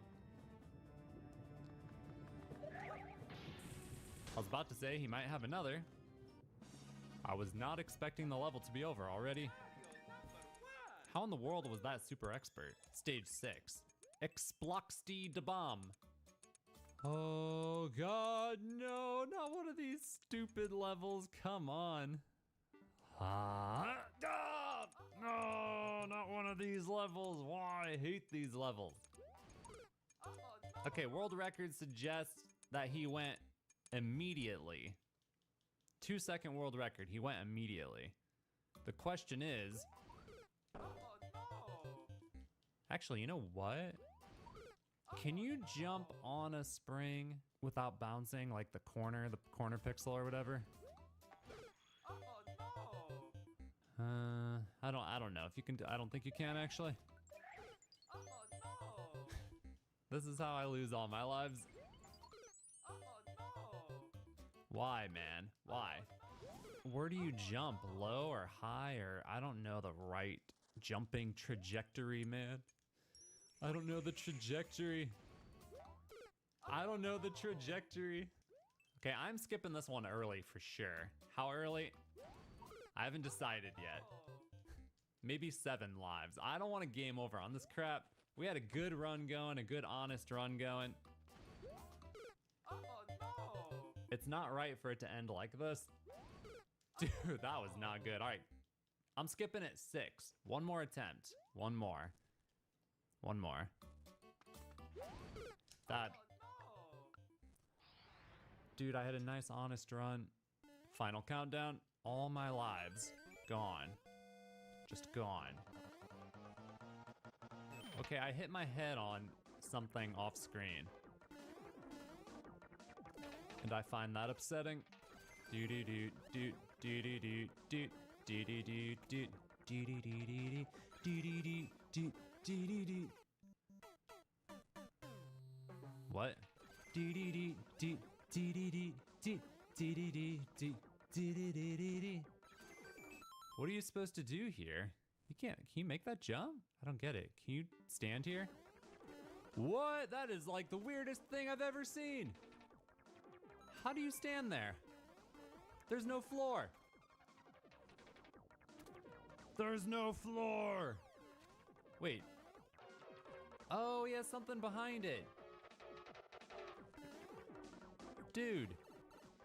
What does he have behind it? Whoa. Woo! It's a good level. Trippy looking level.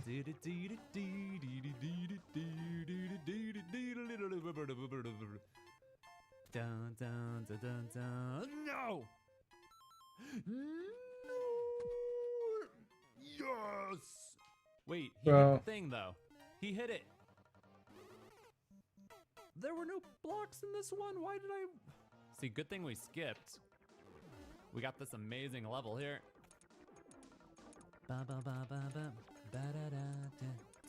It's good, right? It's a good level. It's a good level. Look at that. Smooth. Smooth like butter.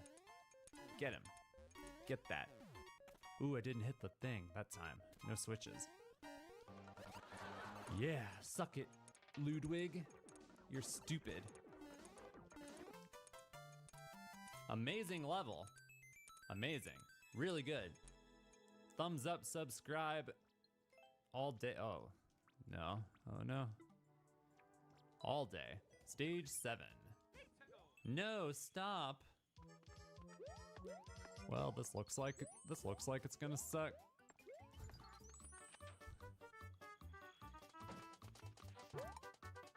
What is going on here? Whoa. Hey, look, we're doing stuff.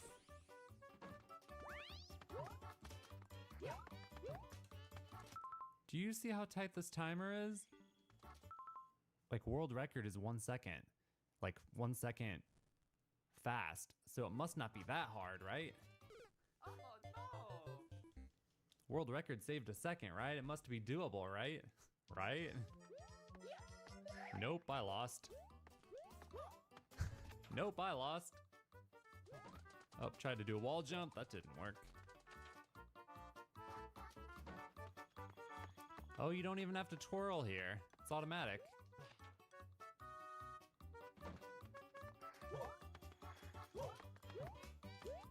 Ah. I'm trying not to suck, but it is harder than you would think. Dude. Dude, it's harder than you would think. Still better than the bomb level. No! Damn it. It's funny how you can just walk there. Seems a little free, doesn't it?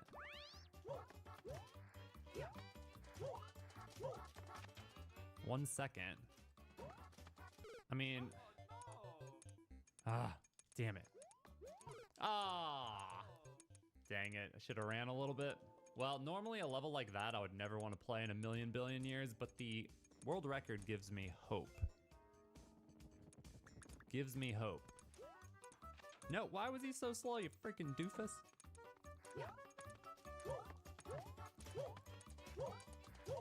That was pretty good, but that's not good enough. Oh, that was pretty good, though. That was pretty good. Damn, we were so close. Perfect, perfect. Technically, I think you could wall jump. Oh, that was really good too. Oh, I lost time last time going into the door as well. Alrighty. The same as last time. I could get this. Yeah, I think so. That's fucking dude. Focus. Don't choke. Oh, I choked. Has the fat Greek guy done? Yeah. Here, I'll put it on the fat Greek fat fucker. That would have been it. I know that would have been it. See that? Perfect. Perfect. Perfect, perfect. Come on now. Come on now. Show me the money. Show me the money. Okay, focus. Huh.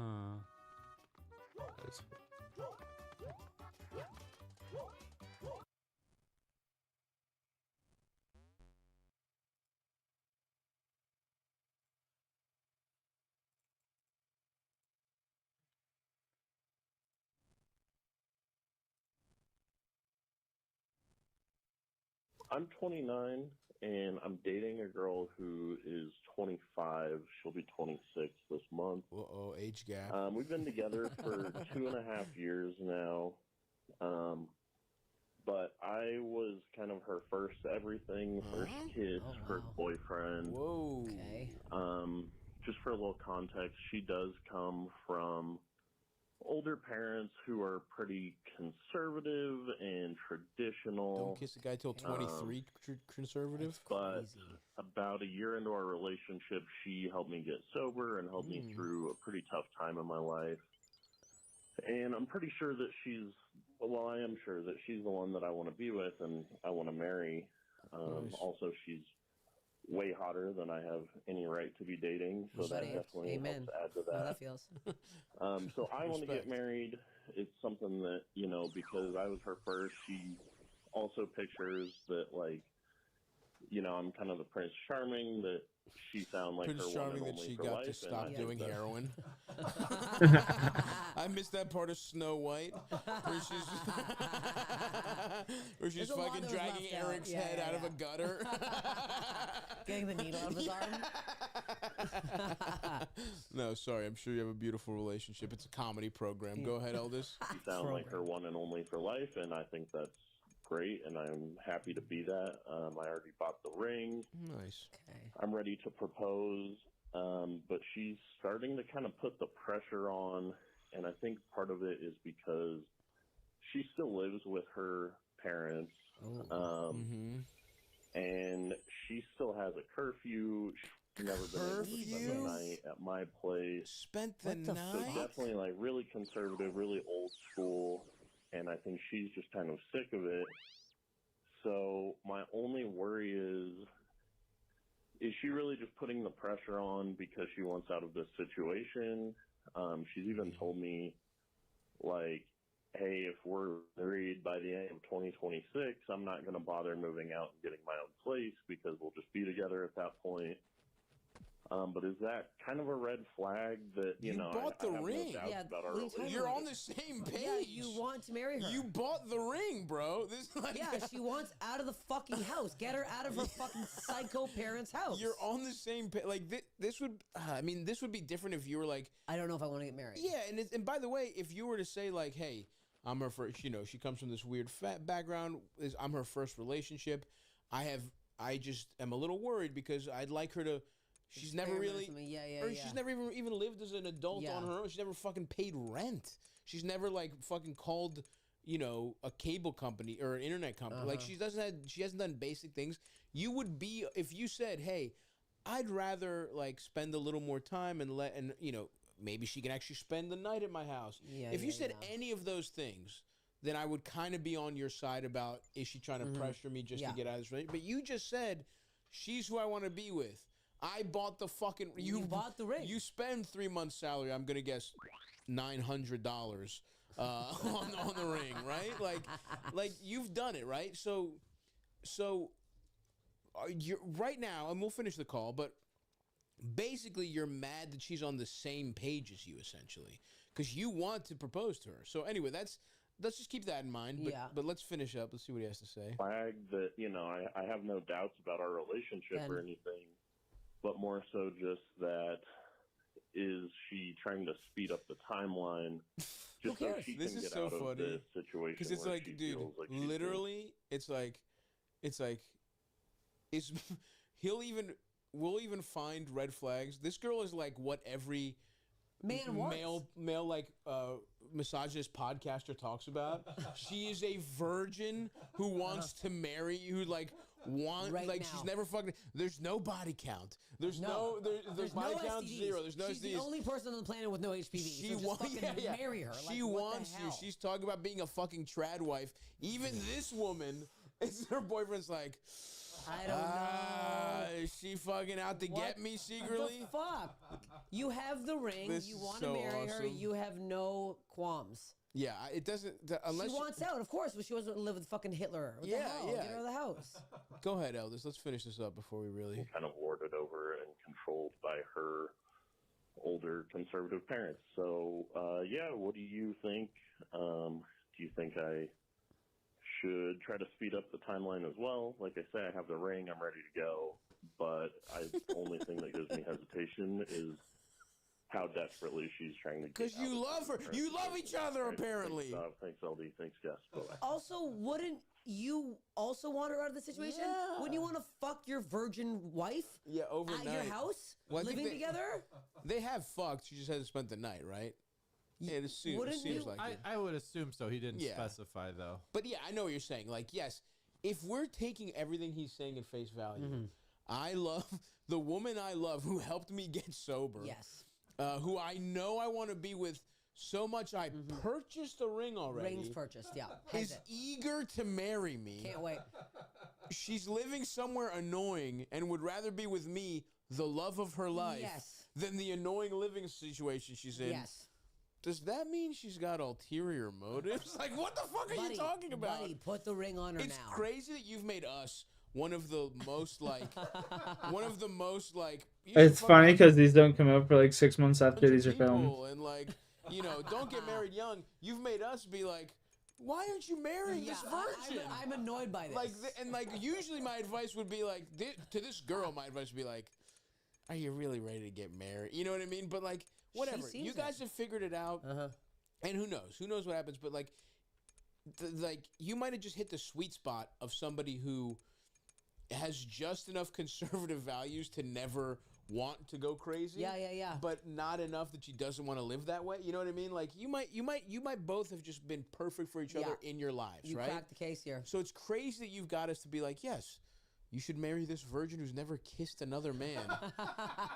But you figured out a way to get us to do it somehow. I just don't. And look, maybe this is just natural. Everyone has cold feet. Everyone overanalyzes. And, marriage is ultimately a commitment. And it's like, but everything he said, he's cool with all that stuff. All the stuff that somebody else might find a little weird, he's all good with. And then I think a red flag would be her saying like, oh, if she had mentioned any other man or wanting to fuck anybody else, that's a red flag to me. Right. But her just wanting to be with you and to get out of her parents' house, that's the. Yeah. Who the fuck? I lived with my parents for 3 months during COVID and I almost killed them both. You Yeah, can't be with your family at this age anymore. You're 26 with your family. Yeah. Get her. Just this guy having like cold feet about marrying some virgin broad that he's like in love with, supposedly.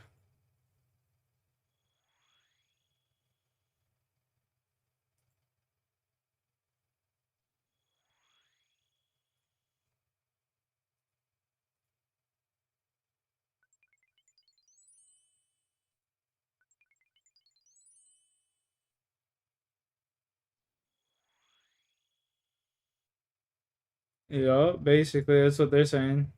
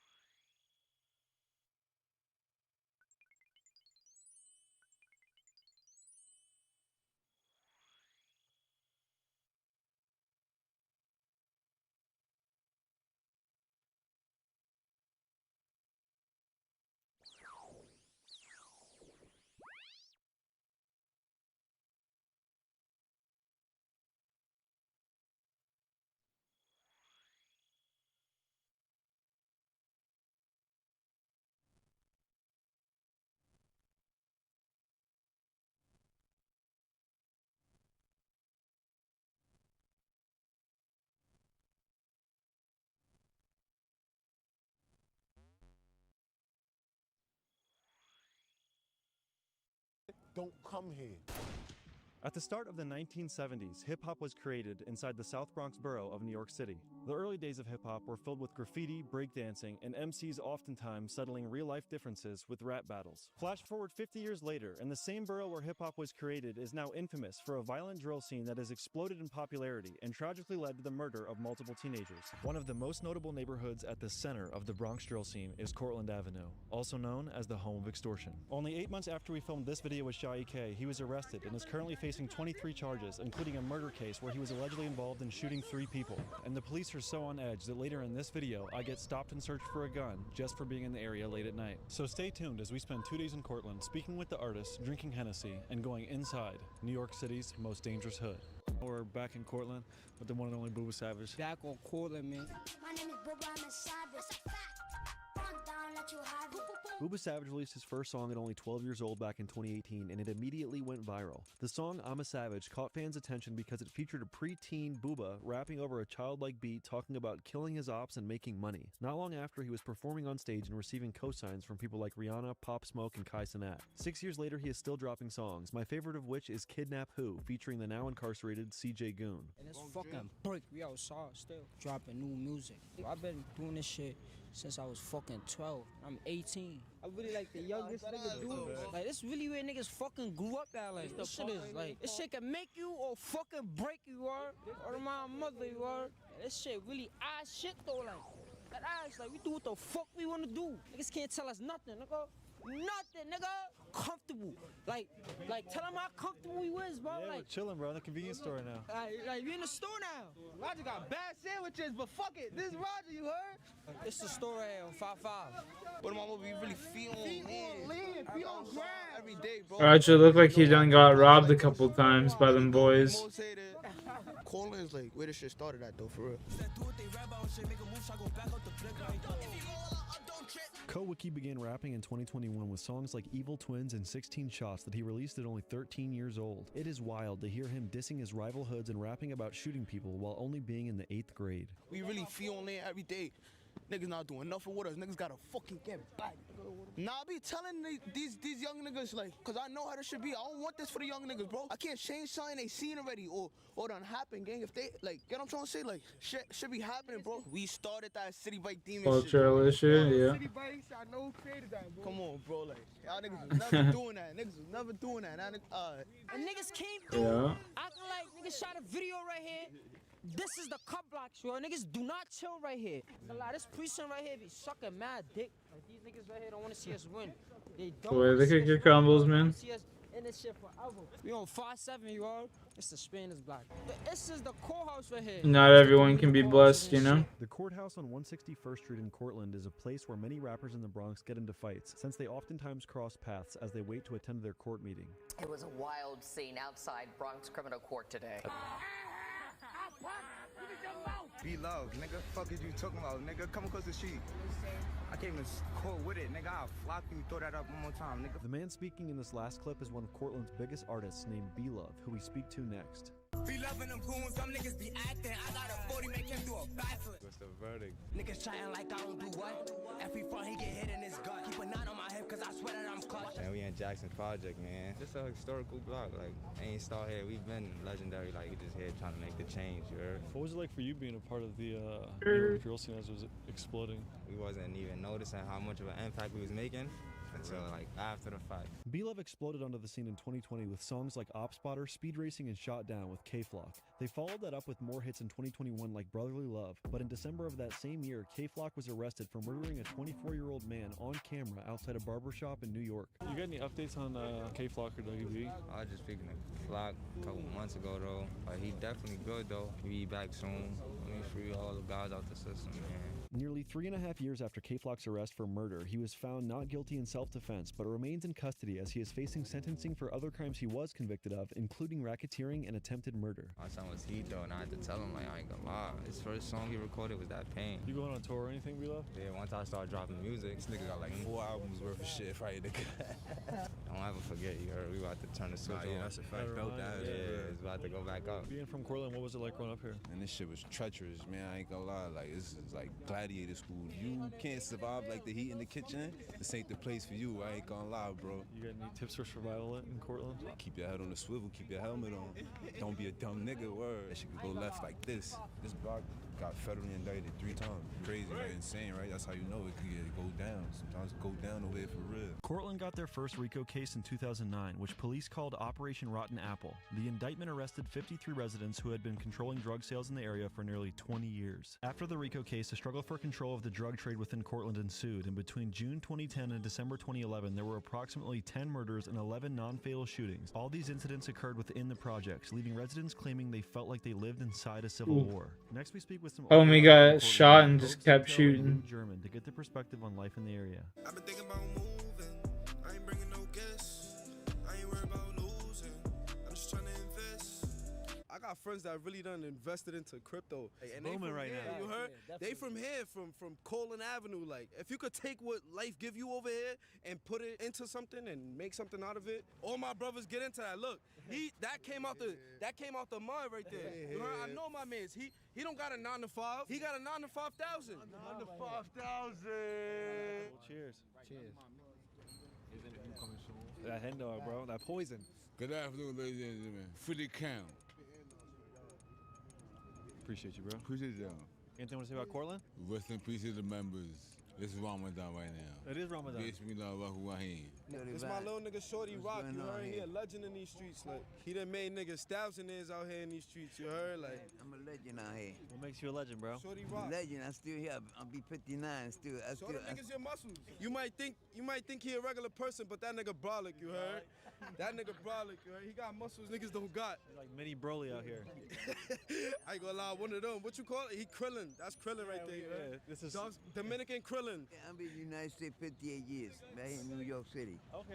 What do you do? I do scrapping, and, you know, I do all kinds of stuff. Paint, you know. You got some shit here or there, you know. A lot of beautiful young women that watch the show. What do you want to say to them out there? Maybe, yeah, I'm totally right. You know, this is Park Avenue, and this is the main street here. You know, we party, we have a good time here. You know, there's no money, there's no honey. But Smoke, you know, we got smoke some crack money. to it, dude. Come down and check us out. Josito Loco on the gram, you heard?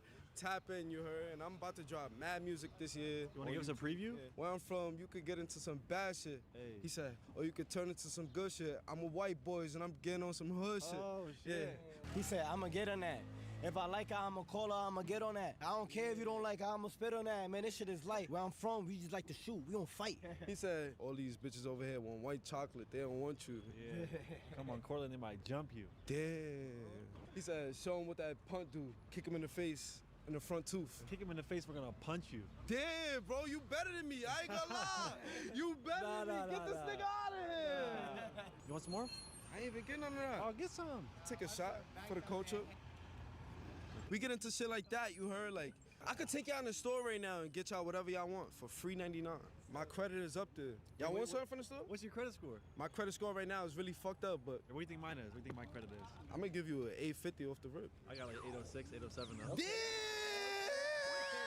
I like you heard? What's your shit? What's your shit, cameraman? Damn! Look, you can't ask bro for an 8th right now. I can ask him right now. I get an 8th till Friday? I mean next Friday. Today's Because it's Friday right now. Today's Friday. I knew it's you- in my I pocket. knew you was gonna do that. Yo, see? You see? You see? That's how you know my credit good though, because he know Friday is the today. day. Friday's today. The money on today. What do you want to say about Cortland? He is a good actor. Cortland is where we live.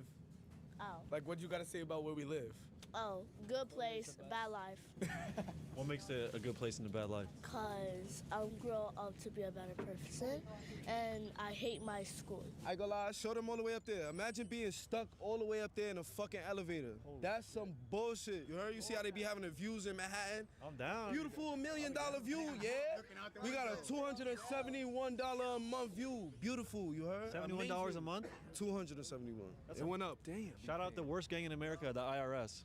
Yeah, I ain't gonna lie, fuck them niggas. I ain't gonna lie, but I fuck them, but I love them. You heard? Cause tax season is here. Let me see this one, with the milkshake. Aqua Teen Hunger Force. They got the Aqua Teen Hunger Force packaging right there. Like, what's going on right here though? I don't fucking know. I'm just walking around in No, Cortland. I'm saying, like, who are you guys though? I'm a YouTuber, Brandon Buckingham. Brandon?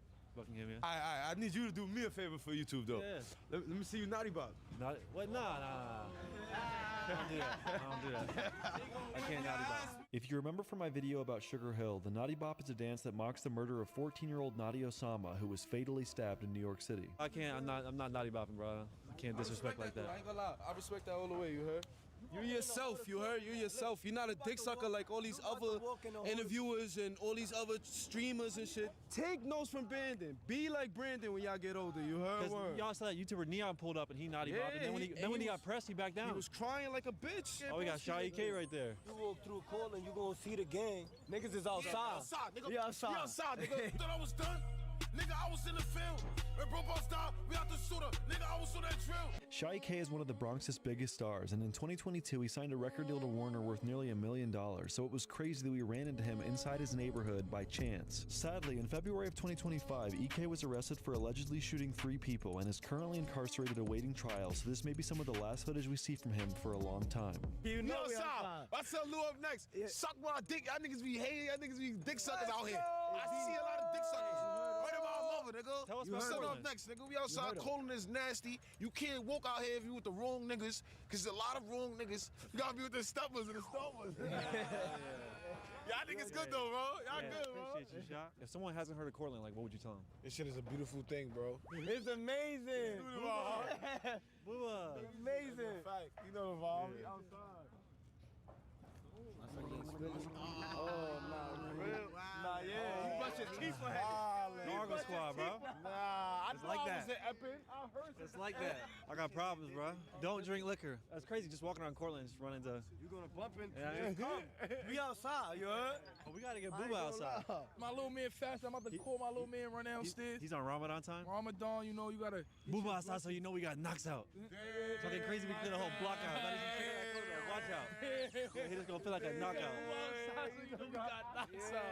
Now that Kidnap Who song is fire, bro. I recorded Booba first video. Really? My name Booba, I'm a savage. I've been a fan of Booba for a minute, bro. And so you a fan of me? Yeah, definitely. Yes, I've heard your work. Yeah. Small World, right? Yeah. This is where Kidnap Who was filmed, right? Who? Kidnap Who, the song by Booba Savage. That's filmed. It was filmed right here, wasn't it? Booba It was from filmed here. right on these courts, wasn't Yeah, it? in these courts right here, yeah. Kidnap Who is Booba Savage and CJ Goon's biggest hit. In 2022, CJ Goon was sentenced to 5 years for gun possession and attempted murder. Next, we are able to speak to him briefly over the phone while he is incarcerated. My son CJ on the line. Oh, That's crazy. Yo. You know we familiar with CJ Goon? Yeah. CJ Goon. Facts. Kidnap Who is on that song. You gotta get him on the phone. You gotta get my son CJ on the phone. Yo, Goon. Yo, it's the vibes. I'm here. Free the real right. Free the real That's all I right. can say, you heard? Free the real right. Freedom guys, man. Free the risk takers. If you know, you heard? Word. I don't gotta say too much. Yeah, for the boy himself. CJ Goon. Yeah. Back to the music. You gonna be out soon? Yeah, he be out soon. He be out soon. They all on account. I know he was blowing up too off the music. I know you seen that. He had a little he was blowing up too. If he was still home, he would be fucking. Move on, so you know we got knocks out. Yeah, you know the lyrics. He said less than a year though, he be back for surely. Yeah, he know it. Yeah, that's what's up. That's what's up. Especially my block, we really got mad artists from here that you know made a noise in there. So at least 15, nigga, we 20 could have, and we would have knew what type of impact we was like, making. we didn't know what we was doing. We'd have been 10 deep straight pain. I said, nah, like, nigga, we went through what we went through, so now we know what's right and what's wrong, you heard? Now we know to stay on the right path, and now we know how to do this shit the right way. Niggas want to see it. Nah, that's a fact. That's a fact. You said it. Like, That's our shit. for surely, that's how we trying to tell you. Like, you know they ain't gonna listen about, cause I ain't listen. You feel me? When people used to tell me not to do that, but it's like you learn and you from me. But when you go through them lessons, wisdom. I wish I had it. Yeah, you gotta ice out. And people was trying to give it to us and tell us, and we was like, nah, fuck that. We know what we doing. There's mad talented rappers out here, bro. They just know the people with the blue checks. They don't know everybody else, bro. Like I said, it's niggas out here, bro. Who are some of the young up and comers from Cortland? Lou, Wody, and D. Wody, my son Wody right here. What happened, bud? What poppin'? What's Y'all up? leave me out the fucking shit. Yeah. Come on, niggas. We What's good. up? We outside. You already know. Yeah. Oh, you. Tom, you go Nah, y'all got that on camera, y'all. Taking on camera, nigga. Y'all got that on camera. Yo, bro, I've been here. I know it since I was 15. I ain't never seen it. I'm done with the fucking kids. There's no way. 15 years years you never seen him stand up? Never. Smoking gang, nigga. Yeah. That shit got ass. Performing miracles out here. That's what I'm saying. We even never see her get up. She done dropped her wallet with a couple thousand. She didn't get up for that. You guys put some tobacco on the weed. In DC, we call it sheets and funnel. What do you guys call it? Bristol. Papers and grabber. Red papers and guava. Papers and grabber. Everybody in DC smokes sheets and funnel, but it's like the same shit. It's just, you know, the tobacco DC with the weed. niggas don't like New York niggas because them Harlem niggas told. Y'all Harlem niggas ratted. Dead ass. We the fucking Bronx, nigga.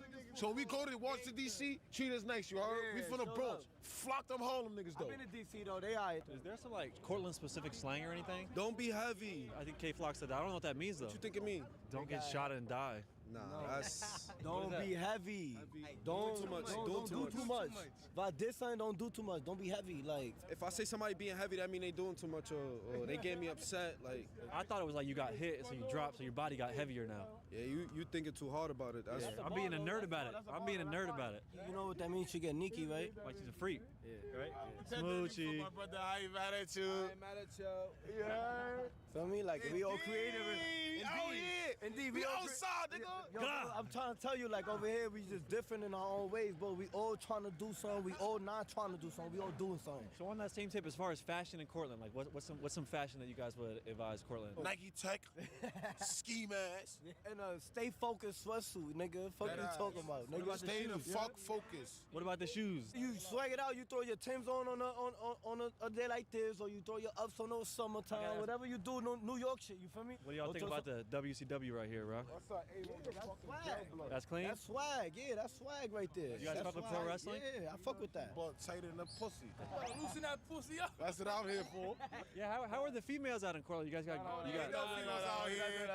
We're not doing this out here. They washed out.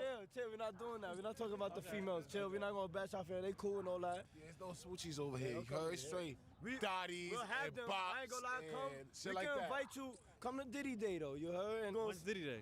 Feel me? Diddy Day. Right here, pull up right here. Look, this is Diddy Day right here. Y'all saw about to make it to the NBA. Some hated ass old niggas did some shit. Word. Rest in peace, my son Diddy. You heard? Gangsta. Rest in peace. That ass, bro. He's a good ball player, bro. Brandon Hendricks, aka B. Diddy, was a talented basketball player who tragically lost his life in 2019 inside the Bronx. He was not involved in the streets and was committed to playing basketball in California at the time of his passing. To commemorate his death, they celebrate Diddy Day every year in his honor. High hopes were expressed that the tragic loss of the team captain, who was on his way to college on scholarship, will provoke change. This young man should wake us up to say, as much as we fight those that do our community wrong, we must fight those in the community that do wrong. Diddy Day, you're gonna see everybody out here. I want to come for like a rapper Don Q from Harvest. Don Q, WA Boogie, Don Q. No, I'm not hip. Mad niggas, bro. Just mad niggas, bro. Just mad rappers gonna be out here. Yes, sir. What's up? Got the Henny out on Cortland right now? Henny out. Hit that bitch. Yes, shout out Cortland, bro. Shout out everybody from here. To the bros. Gotta pour it out. Kurt next door, y'all know what's going on. Middle Child coming out now. Go get that. Go do that. Word. Why should they check it out? Cause it's great music. 10 out of 10 for sure. Spit one of your shit. Spit one of your shit. I said, look, low key's that time of the month. I'ma have everything that I want. Yes. Hood kid, but I came from the Bronx. Kurt next door, y'all do what I want. Got the money, I ain't breaking that bond. Niggas on the confident needs it ain't one. Stop it, I kept that saying y'all songs. Like, stop with the shit y'all saying y'all song. See the money, and I didn't want to talk. Back then, they didn't want to talk if you know. Big out of front of my wrist, cause I'm trying to show the whole what I'm on. Since that I've been built for this shit, whole heart for the guys and jail for this shit. Gang. Hell yeah. They gotta check it out. That's a fact. Facts. This is where we all grew up at. Basically, you see it here. This is called Diddy K's, Diddy Courts. They keep it locked up? Oh yeah, they usually keep it up locked now because we usually have like a candle visual going on. We got another rapper. Well, I think Lefty Goon, right? Yeah, Lefty Goon. I heard about him. Yeah. Tap in, nigga. Talk to bro. Son Lefty here. Nice to meet you, bro. Yo, what's up? So V, we gon' step. We the ops when we slide, it's a mess. Oh, they dissing my death, say less. Son, we outside. Who am I here with? It's Lefty Goon. You know the vibes. We outside. SF shit. Stay focused. Y'all know the vibes. So someone that's not hip to Lefty, right? Why should they check out your shit? Well, I don't know. I just feel like I'm different from everybody, bro. Like my style, my aura. Like I'm just different, bro. You gonna fuck with me. I'm a vibey person. What's a fashion tip? OG merch. Levi's. We not doing Kasubis. I hate Kasubis. If I catch you with Kasubis, I'm gonna smack the shit out you. Now we coming to Melrose Project. This Melrose Project, you heard? This is the Ave right here. Like if I be like, yo, I'm on the Ave. Wait, so still Cortland or nah? It's Cortland. You right here. How look. fucking big is Cortland, bro? I need to get... Look what it says right there. Show the camera what it says right. He asked me if this is Cortland. Look. You on the Ave now. Now you on the heart, like the real heart of Cortland. Like this is where like, everybody gotta know you here. Like if you, it could be. Cause look, we gonna keep walking. How many blocks is Cortland? Bro, I can't even name them right now. Y'all niggas don't really know what the fuck going on. And niggas can't come through this shit neither, bro. Definitely not. Niggas can't come here. We outside, there's a lot of niggas out here. Move like them niggas is super dangerous. Them niggas is loving people. You always gotta have your eyes open out here. Shit ain't sweet. You ain't from Cortland, don't come here. Shout out my park niggas, man. Shout out these niggas. It's good. Every day, front line. When niggas say they not outside, we outside. Word of my mother. Niggas should never say that. Word of my mother. Somebody outside. Word of my mother. He just not looking hard enough. Yo, Lou, we out here. It's a walkthrough. You stopping this shit. Oh, word, niggas get you to drop on me that fast? Damn, see? Gotta watch who you around. Look, niggas back door. Yo, Brandon. Yo, that Henny will have you, my nigga. Yo, Don't let come that on, Henny you get drunk, Brandon. He bop. He bop. What does that mean? You feeling saucy type shit. No, I'm a little drunk right now. You smack right now. Yeah. You bought that, nigga. We can get some more. Yeah, Brandon. One thing my niggas don't do, we don't drive no boats. Respectfully. But if she want to drive the boat, she could. I think bro just called me a girl. Damn. Nah, but I'm already drinking. If we want to get another bottle, we can get another bottle, you know? I think it's something wrong with my legs. When I go like this, and I go like this, I end up at the liquor store. Got the Henny demons in him, bro. The Henny demons. Talk to the people. The bucking shore, said we buck them, said we smash them. Yes. All the time. Raymond said a verse again. When I open my eyes, I can't see. Yes. You here not with me. Yes. Driving me crazy. Yes. Girl. Damn. Get smarty with it. Get smarty with it. Who you think put this together, man? Me. White man trying to hold me down. No offense, though. European gotta go with that legislation. I tell them check their registration. Yes. But I tell them take it easy. Praise Allah, be easy. Yeah. Praise Allah. Let's grab what we gotta grab, you heard? So we killed the Henny bottle. We're about to re-up. Me and bro about to re-up on this Henny right quick. This is probably my favorite place in the world. Like I ain't gonna lie, there's probably really something wrong with me, but it's something wrong with everybody. This shit do this right now. Oh my God! Ah, Rendo! Thank you. Shit. You told him thank you? No, we told him thank you. I'm always respectful, always polite. No. Put that back in the bag, man. All right, got you. I just got a ticket for the first time in my fucking life, bro. I want my bro to be safe out here. The cops pulled up and they're harassing. Those the real gangbangers. They harassing, bro. We weren't doing anything. Who stops a car like that next to mad niggas? We weren't doing anything. You know what y'all trying to do? We haven't done anything. The camera was off. We were just hanging out, literally having a good time, and then the cops just pulled up like the worst energy for no reason. How do y'all feel about Shy K coming from where y'all from? I feel like it's great. Yeah, inspirational. Inspirational, yeah, they talking. Yeah, I love ya. Yo, Shy K, the best rapper in the Bronx right now. This is like a dream come true. This is really inspirational. I was really waiting for this day to come, bro. Word. Be safe, y'all. Y'all niggas, stay in school. Get this money. Fuck these hoes. Y'all know what we do. I want to be like that when I grow up. Look, I'll say this right now. I used to be a school teacher, right? I got my master's degree. You can make a lot of legal money through the internet, through social media, through YouTube, TikTok, all that. Wait, you on YouTube? Yeah, I got 575,000. What's your name? Brandon Buckingham. I suggest you guys start right now. I'm trying to get a sandwich, chopped cheese. Chopped cheese? I want to get chopped cheese. All right, right here. Right here? Yeah, right here. All right, let me go inside right quick. How many chopped cheeses should I get right now? How many you should get? One for all the bros. And how many chopped cheese? Nah, niggas not hungry today. Niggas gonna smoke mad za and don't eat.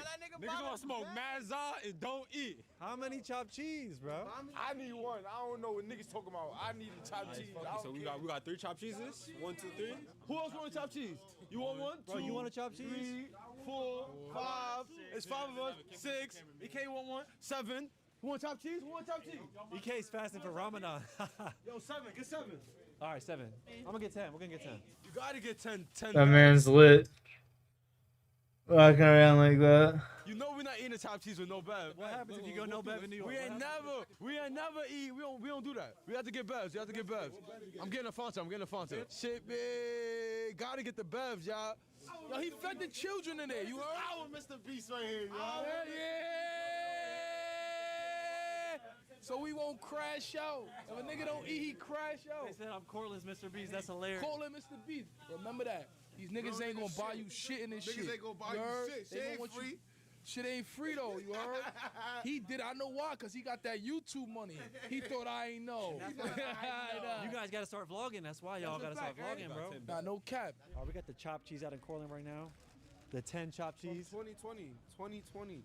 right there. Chopped cheese here. You heard this shit smacking right now. And I'm high. He's so drunk. It's funny as fuck. Oh my god, bro. Chopped cheese busting. We did it right? I ain't gonna lie, it went crazy. Well, I might have to go out of 10. I might have to fuck around and go out of 10. I mean, how does the sandwich get any better, really? A Philly cheesesteak or New York chopped cheese? I was just in Philly.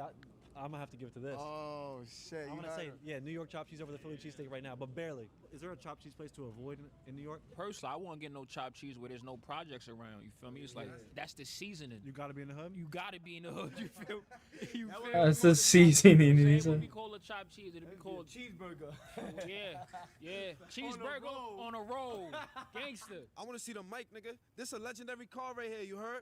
This shit might be a little, you feel me, dusty right now, but that's cause, you feel me, bro done passed away, gang. This a legendary car right here, bro. Nigga done been through a fucking car chase, a high-speed chase with the fucking cops, 12 cops on him, you heard? This shit been through hell and back, bro. Like, he a better nigga, 150,000 if he had it in his pocket right now to race. He wins every time. Every time. If he beat the fucking cops on a high-speed chase, you think he gonna play with a nigga? He's the Cortland Dale Earnhardt. Park Ave, though. Park Ave. Okay, so right now we're about to head into, what building is this? This is Vietnam right here, bro. This the Nam, you heard? Construction everywhere. What the fuck y'all working on? Are we about to post up and drink some Henny right here? Yeah, bro. Pop that. He trying to tuck the Henny, y'all. What's wrong with him? He tucking the Henny, y'all. Nah, hell no. What movie you got? The with the Rock. I pour up for real, nigga. Fuck you talking about, nigga. I'm an alcoholic, nigga. Yo, Tali, you want some Henny? What's up? Pour up. Come pour up. Get yourself right quick. Listen. Just watching this video. This guy in the hood. Right back. I'm gonna turn up with you. We got a family man. Where the He's gonna hood, kick some where the wisdom to the hood, where the people of Park Ave and of Cortland. Look at this old ass man sitting there pouring up fucking shots of Henny and shit. Cups of Henny. Bro, you should have came out, man. Fucking. We had the hockey game going on the projector screen. It was fucking good times. Yeah, fuck. I was just chilling. Boo. Yeah. Come on, Jack. Never in town, bro. Well, I will be for my truck, but oh well. There'll be more days. I'll be coming Yeah. this year. I'll have a fucking campfire and shit. I just got so many glasses and stuff, so I don't have sunglasses at night anymore. You feel me? That's good. Yep. That's good. Yeah. I should be able to Can't see and fucking shit. shit. I should be able Yeah. to see him. Yeah, I'm actually gonna go look outside in the dark. That's my first night having him. One sec. Stick your head out the window. Yeah. Still can't fucking see. Oh, yeah, it's way better. It's way better. Yeah, I'll be right back. Yeah.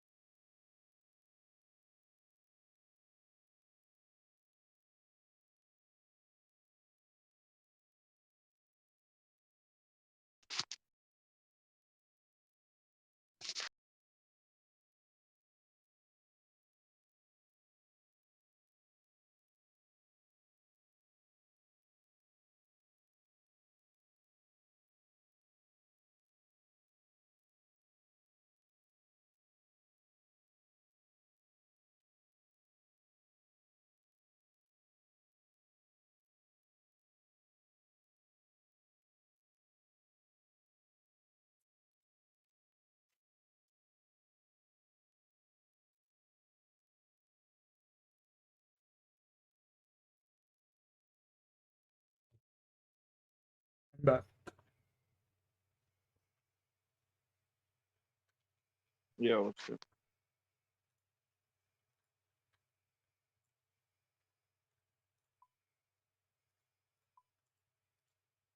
time for a birdie host run.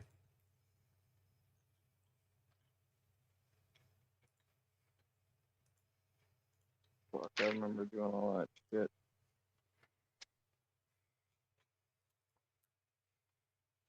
I just need to get this key for fucking Bork, man, so I can get this Reaper achievement and get my completion escape.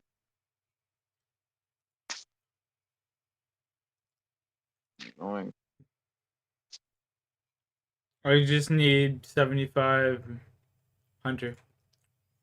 What? I just need 7,500 so I can catch these things called Moonlight Moss. And there's basically prayer pots. Oh. Trying to smoke? Yeah, I'll take a toke. Just give me a sec here. Look, I just came home from doing a lot. Just want to do this bird run and then I'll smoke after. I mean, you can rip your Yeah. toke. It doesn't matter to me. Rip your toke. But yeah, I'll smoke. Toke scheme. The fuck? Who won their football game or hockey game? Edmonton, bud. That's cool, yeah. Oh yeah, they made it right to overtime the last couple minutes.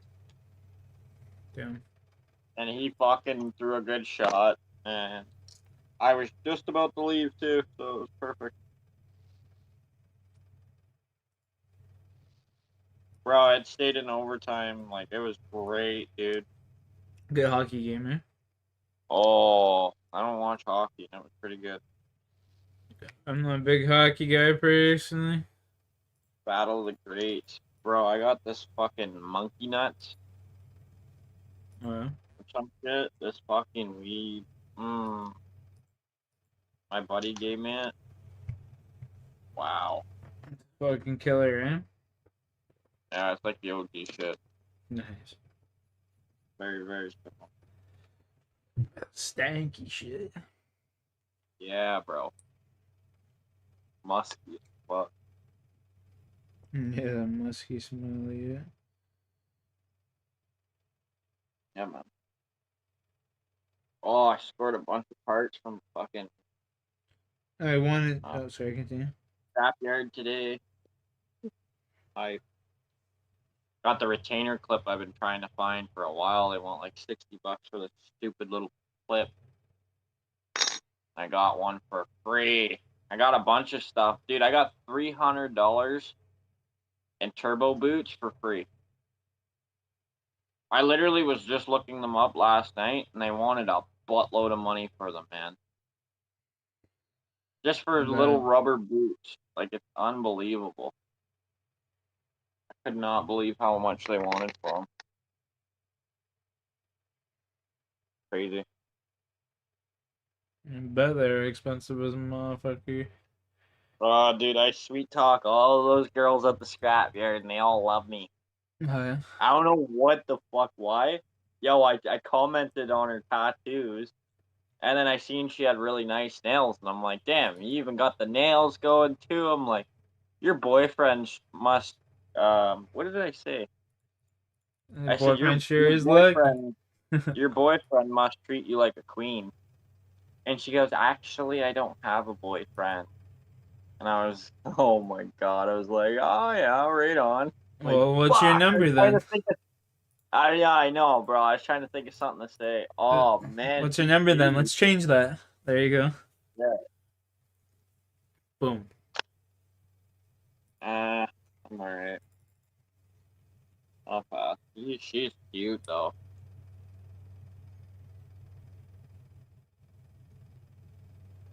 She's small, though. I'd break that girl. Just saying. Done it many times. That's fucking sucks. hilarious. Yeah, it's not funny. It sucks.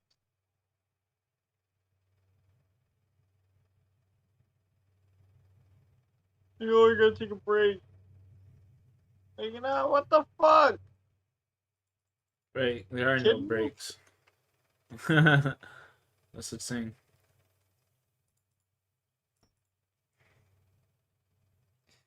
No such thing.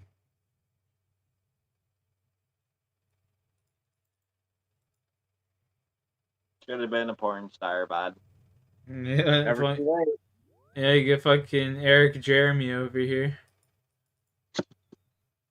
Sure, that's a perfect name. There we go. Sold. Fucking Ron Jeremy's cousin, Eric. Nope. I'd do it. I don't give a fuck. I'm Give me sure. some hot with some Mac. I'm sure 99% of the male fucking human, like all human, 90% of all human males would do it. Oh yeah. There'd be that one that wouldn't.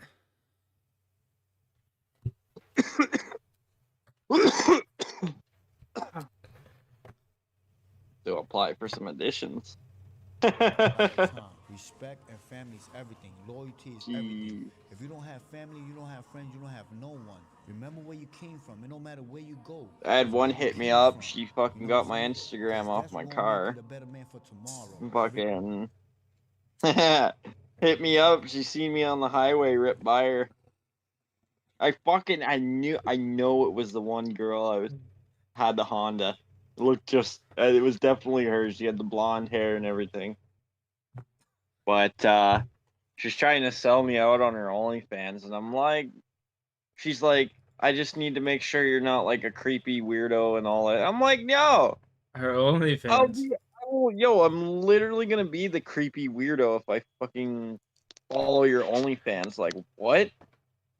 And then dude, I totally changed her perspective on me, and she's like, I respect that. And then we started chatting, and it was And then like, she was just like, so do you want to buy that OnlyFans? bro, I was talking to that girl that fucking screwed me around at the time, so I fucking blocked her, bro. But I could unblock her. I wouldn't even waste my time with that broad, Eric. Mm-hmm. Yeah, straight up. But I convinced her like otherwise though, bro. You know? Like, shit, I rizzed her right up, bro. I'm like, how about I be a part of that, yo? You keep all the money, I don't give a fuck. Hit me up. Give me $100, I'd be happier than a pig in shit. Some waist down shots. Oh, let me just get one of those horse masks. We're fucking mint. We're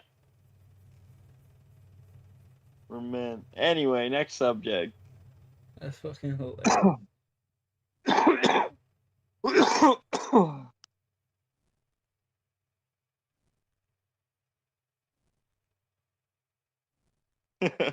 How to start my career as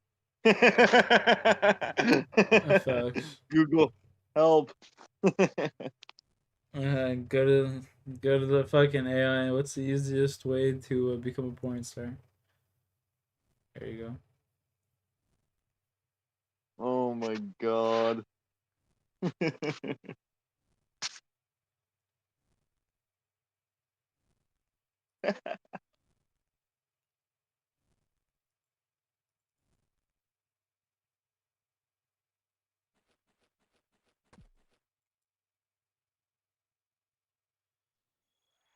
Work tomorrow. It's so good. At least it's a 4-day work week. Couldn't imagine doing.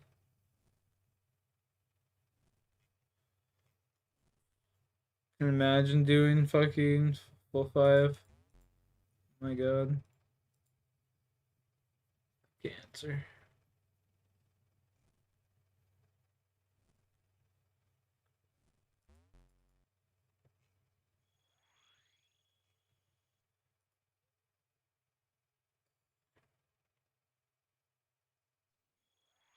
Ew, that's gross. What?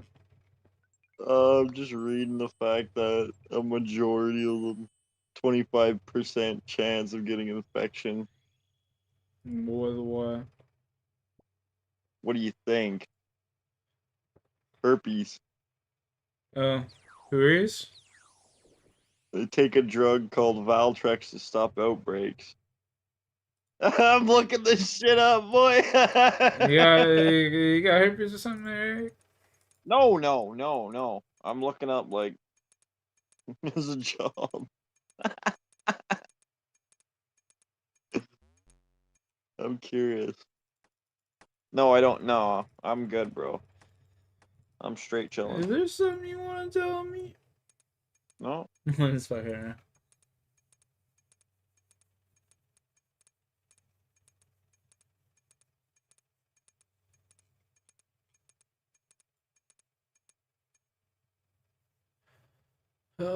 I didn't even get any points there. Yeah. I think my brain's mush from this bullshit all day. $5,000 a day, bro.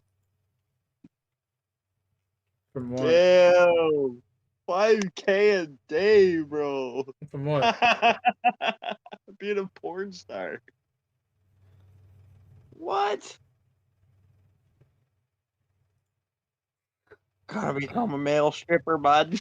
Do it. Gotta get some cheeseburgers. Become a liquor smurf.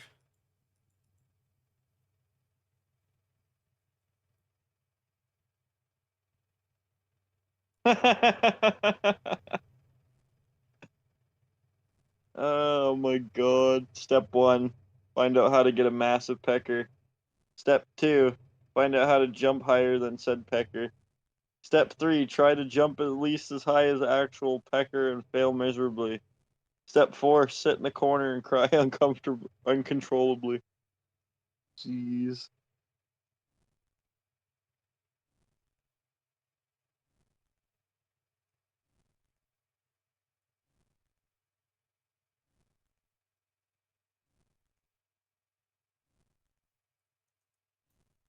They're just modeling.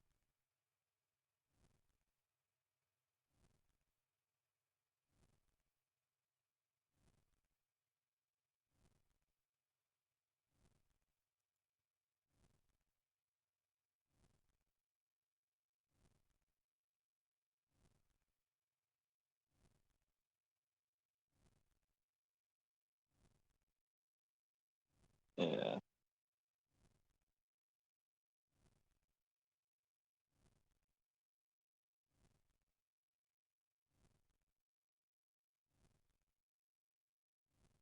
The son. Tired. Yeah, me too.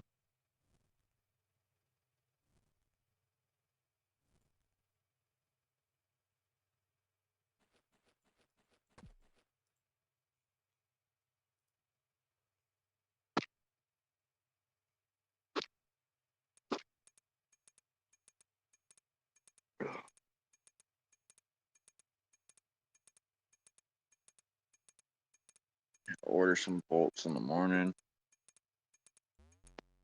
Set a reminder for that.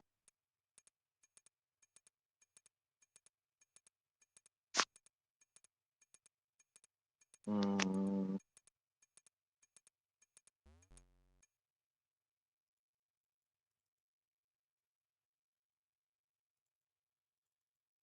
Gonna wait for this.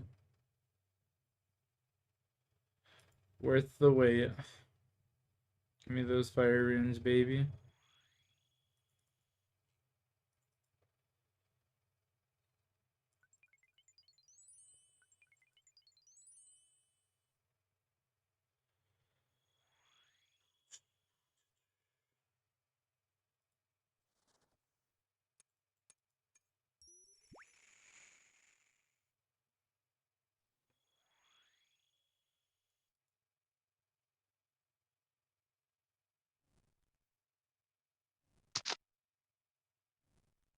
Ugh.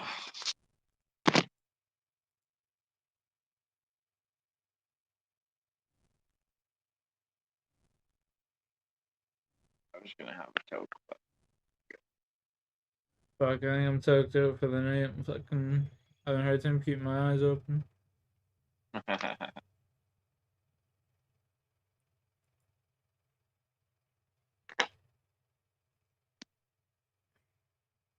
Yeah, I might just hit the hay. Fuck, I gotta. Oh man, I gotta do my voting. Get my dailies. Oh well. Fuck it.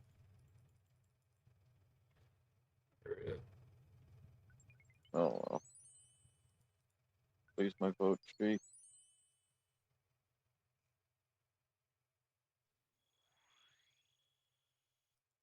I'm gonna keep running this fucking little game mode here. Keep collecting me some runes for another half hour, and then I'm going to bed. Yeah. Oh yeah.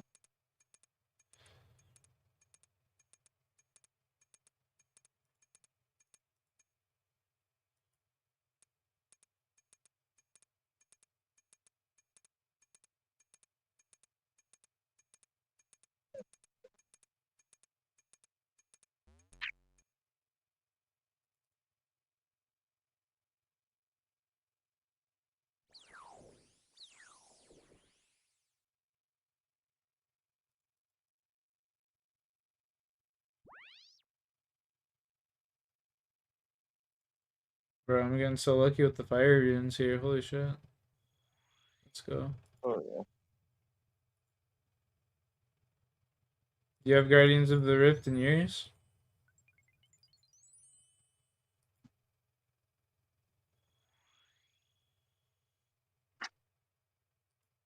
June is Men's Mental Health Awareness Month. That's crazy. Huh.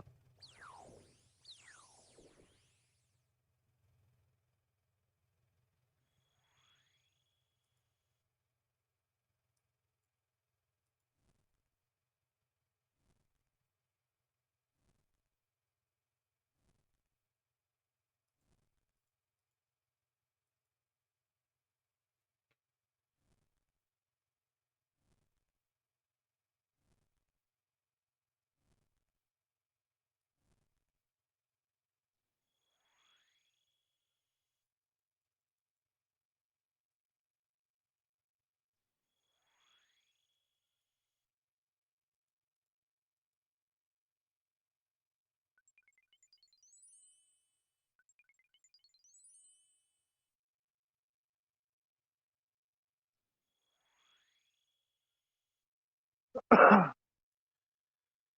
78 runes there? I'll take it, I'll take it. Oh, fucking day.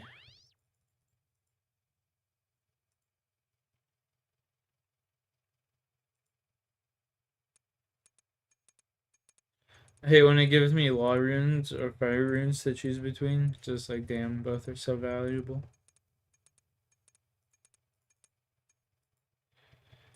Kills me.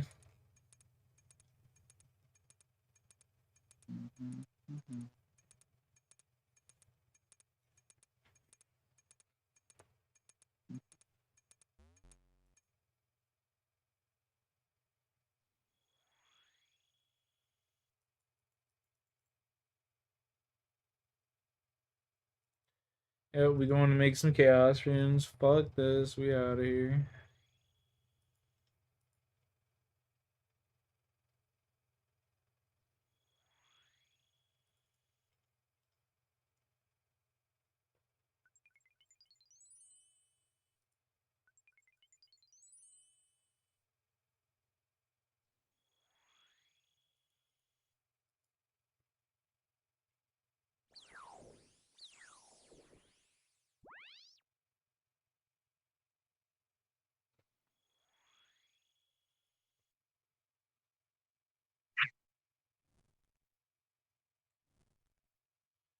Give me the goods. Give me the goods.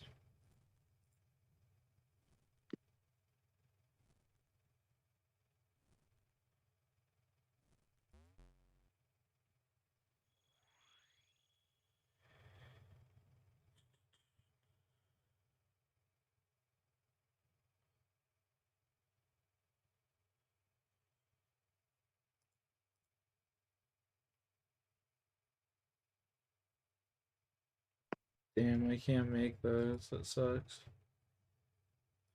I need to do mornings and part 2, bro, and 1, so I can fucking make me some deathies.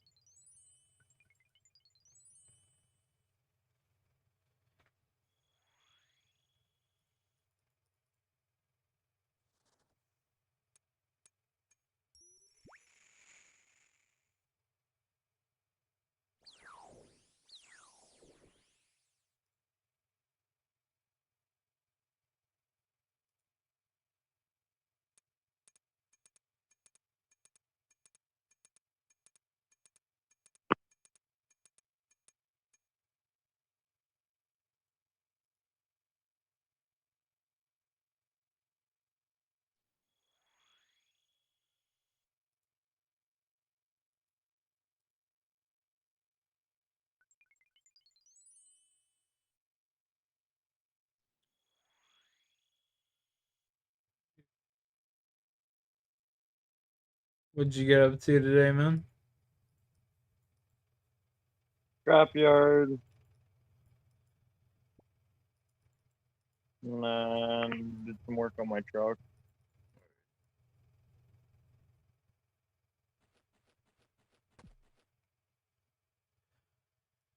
Feel it.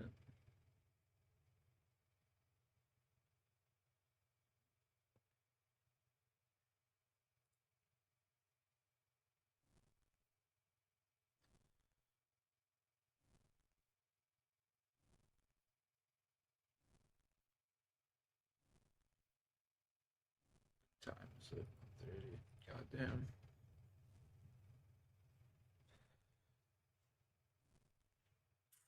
I'm gonna go to bed, bro. Alright, buddy. You have a good night. Yeah, you too. Peace, man. Peace, bud. Peace. You stay out of trouble. Everyone in chat, you guys stay out of trouble. Peace out. Love you guys. Love you, bud. Peace, Peace. bud. Stay out of trouble. Be safe. Yeah, you too.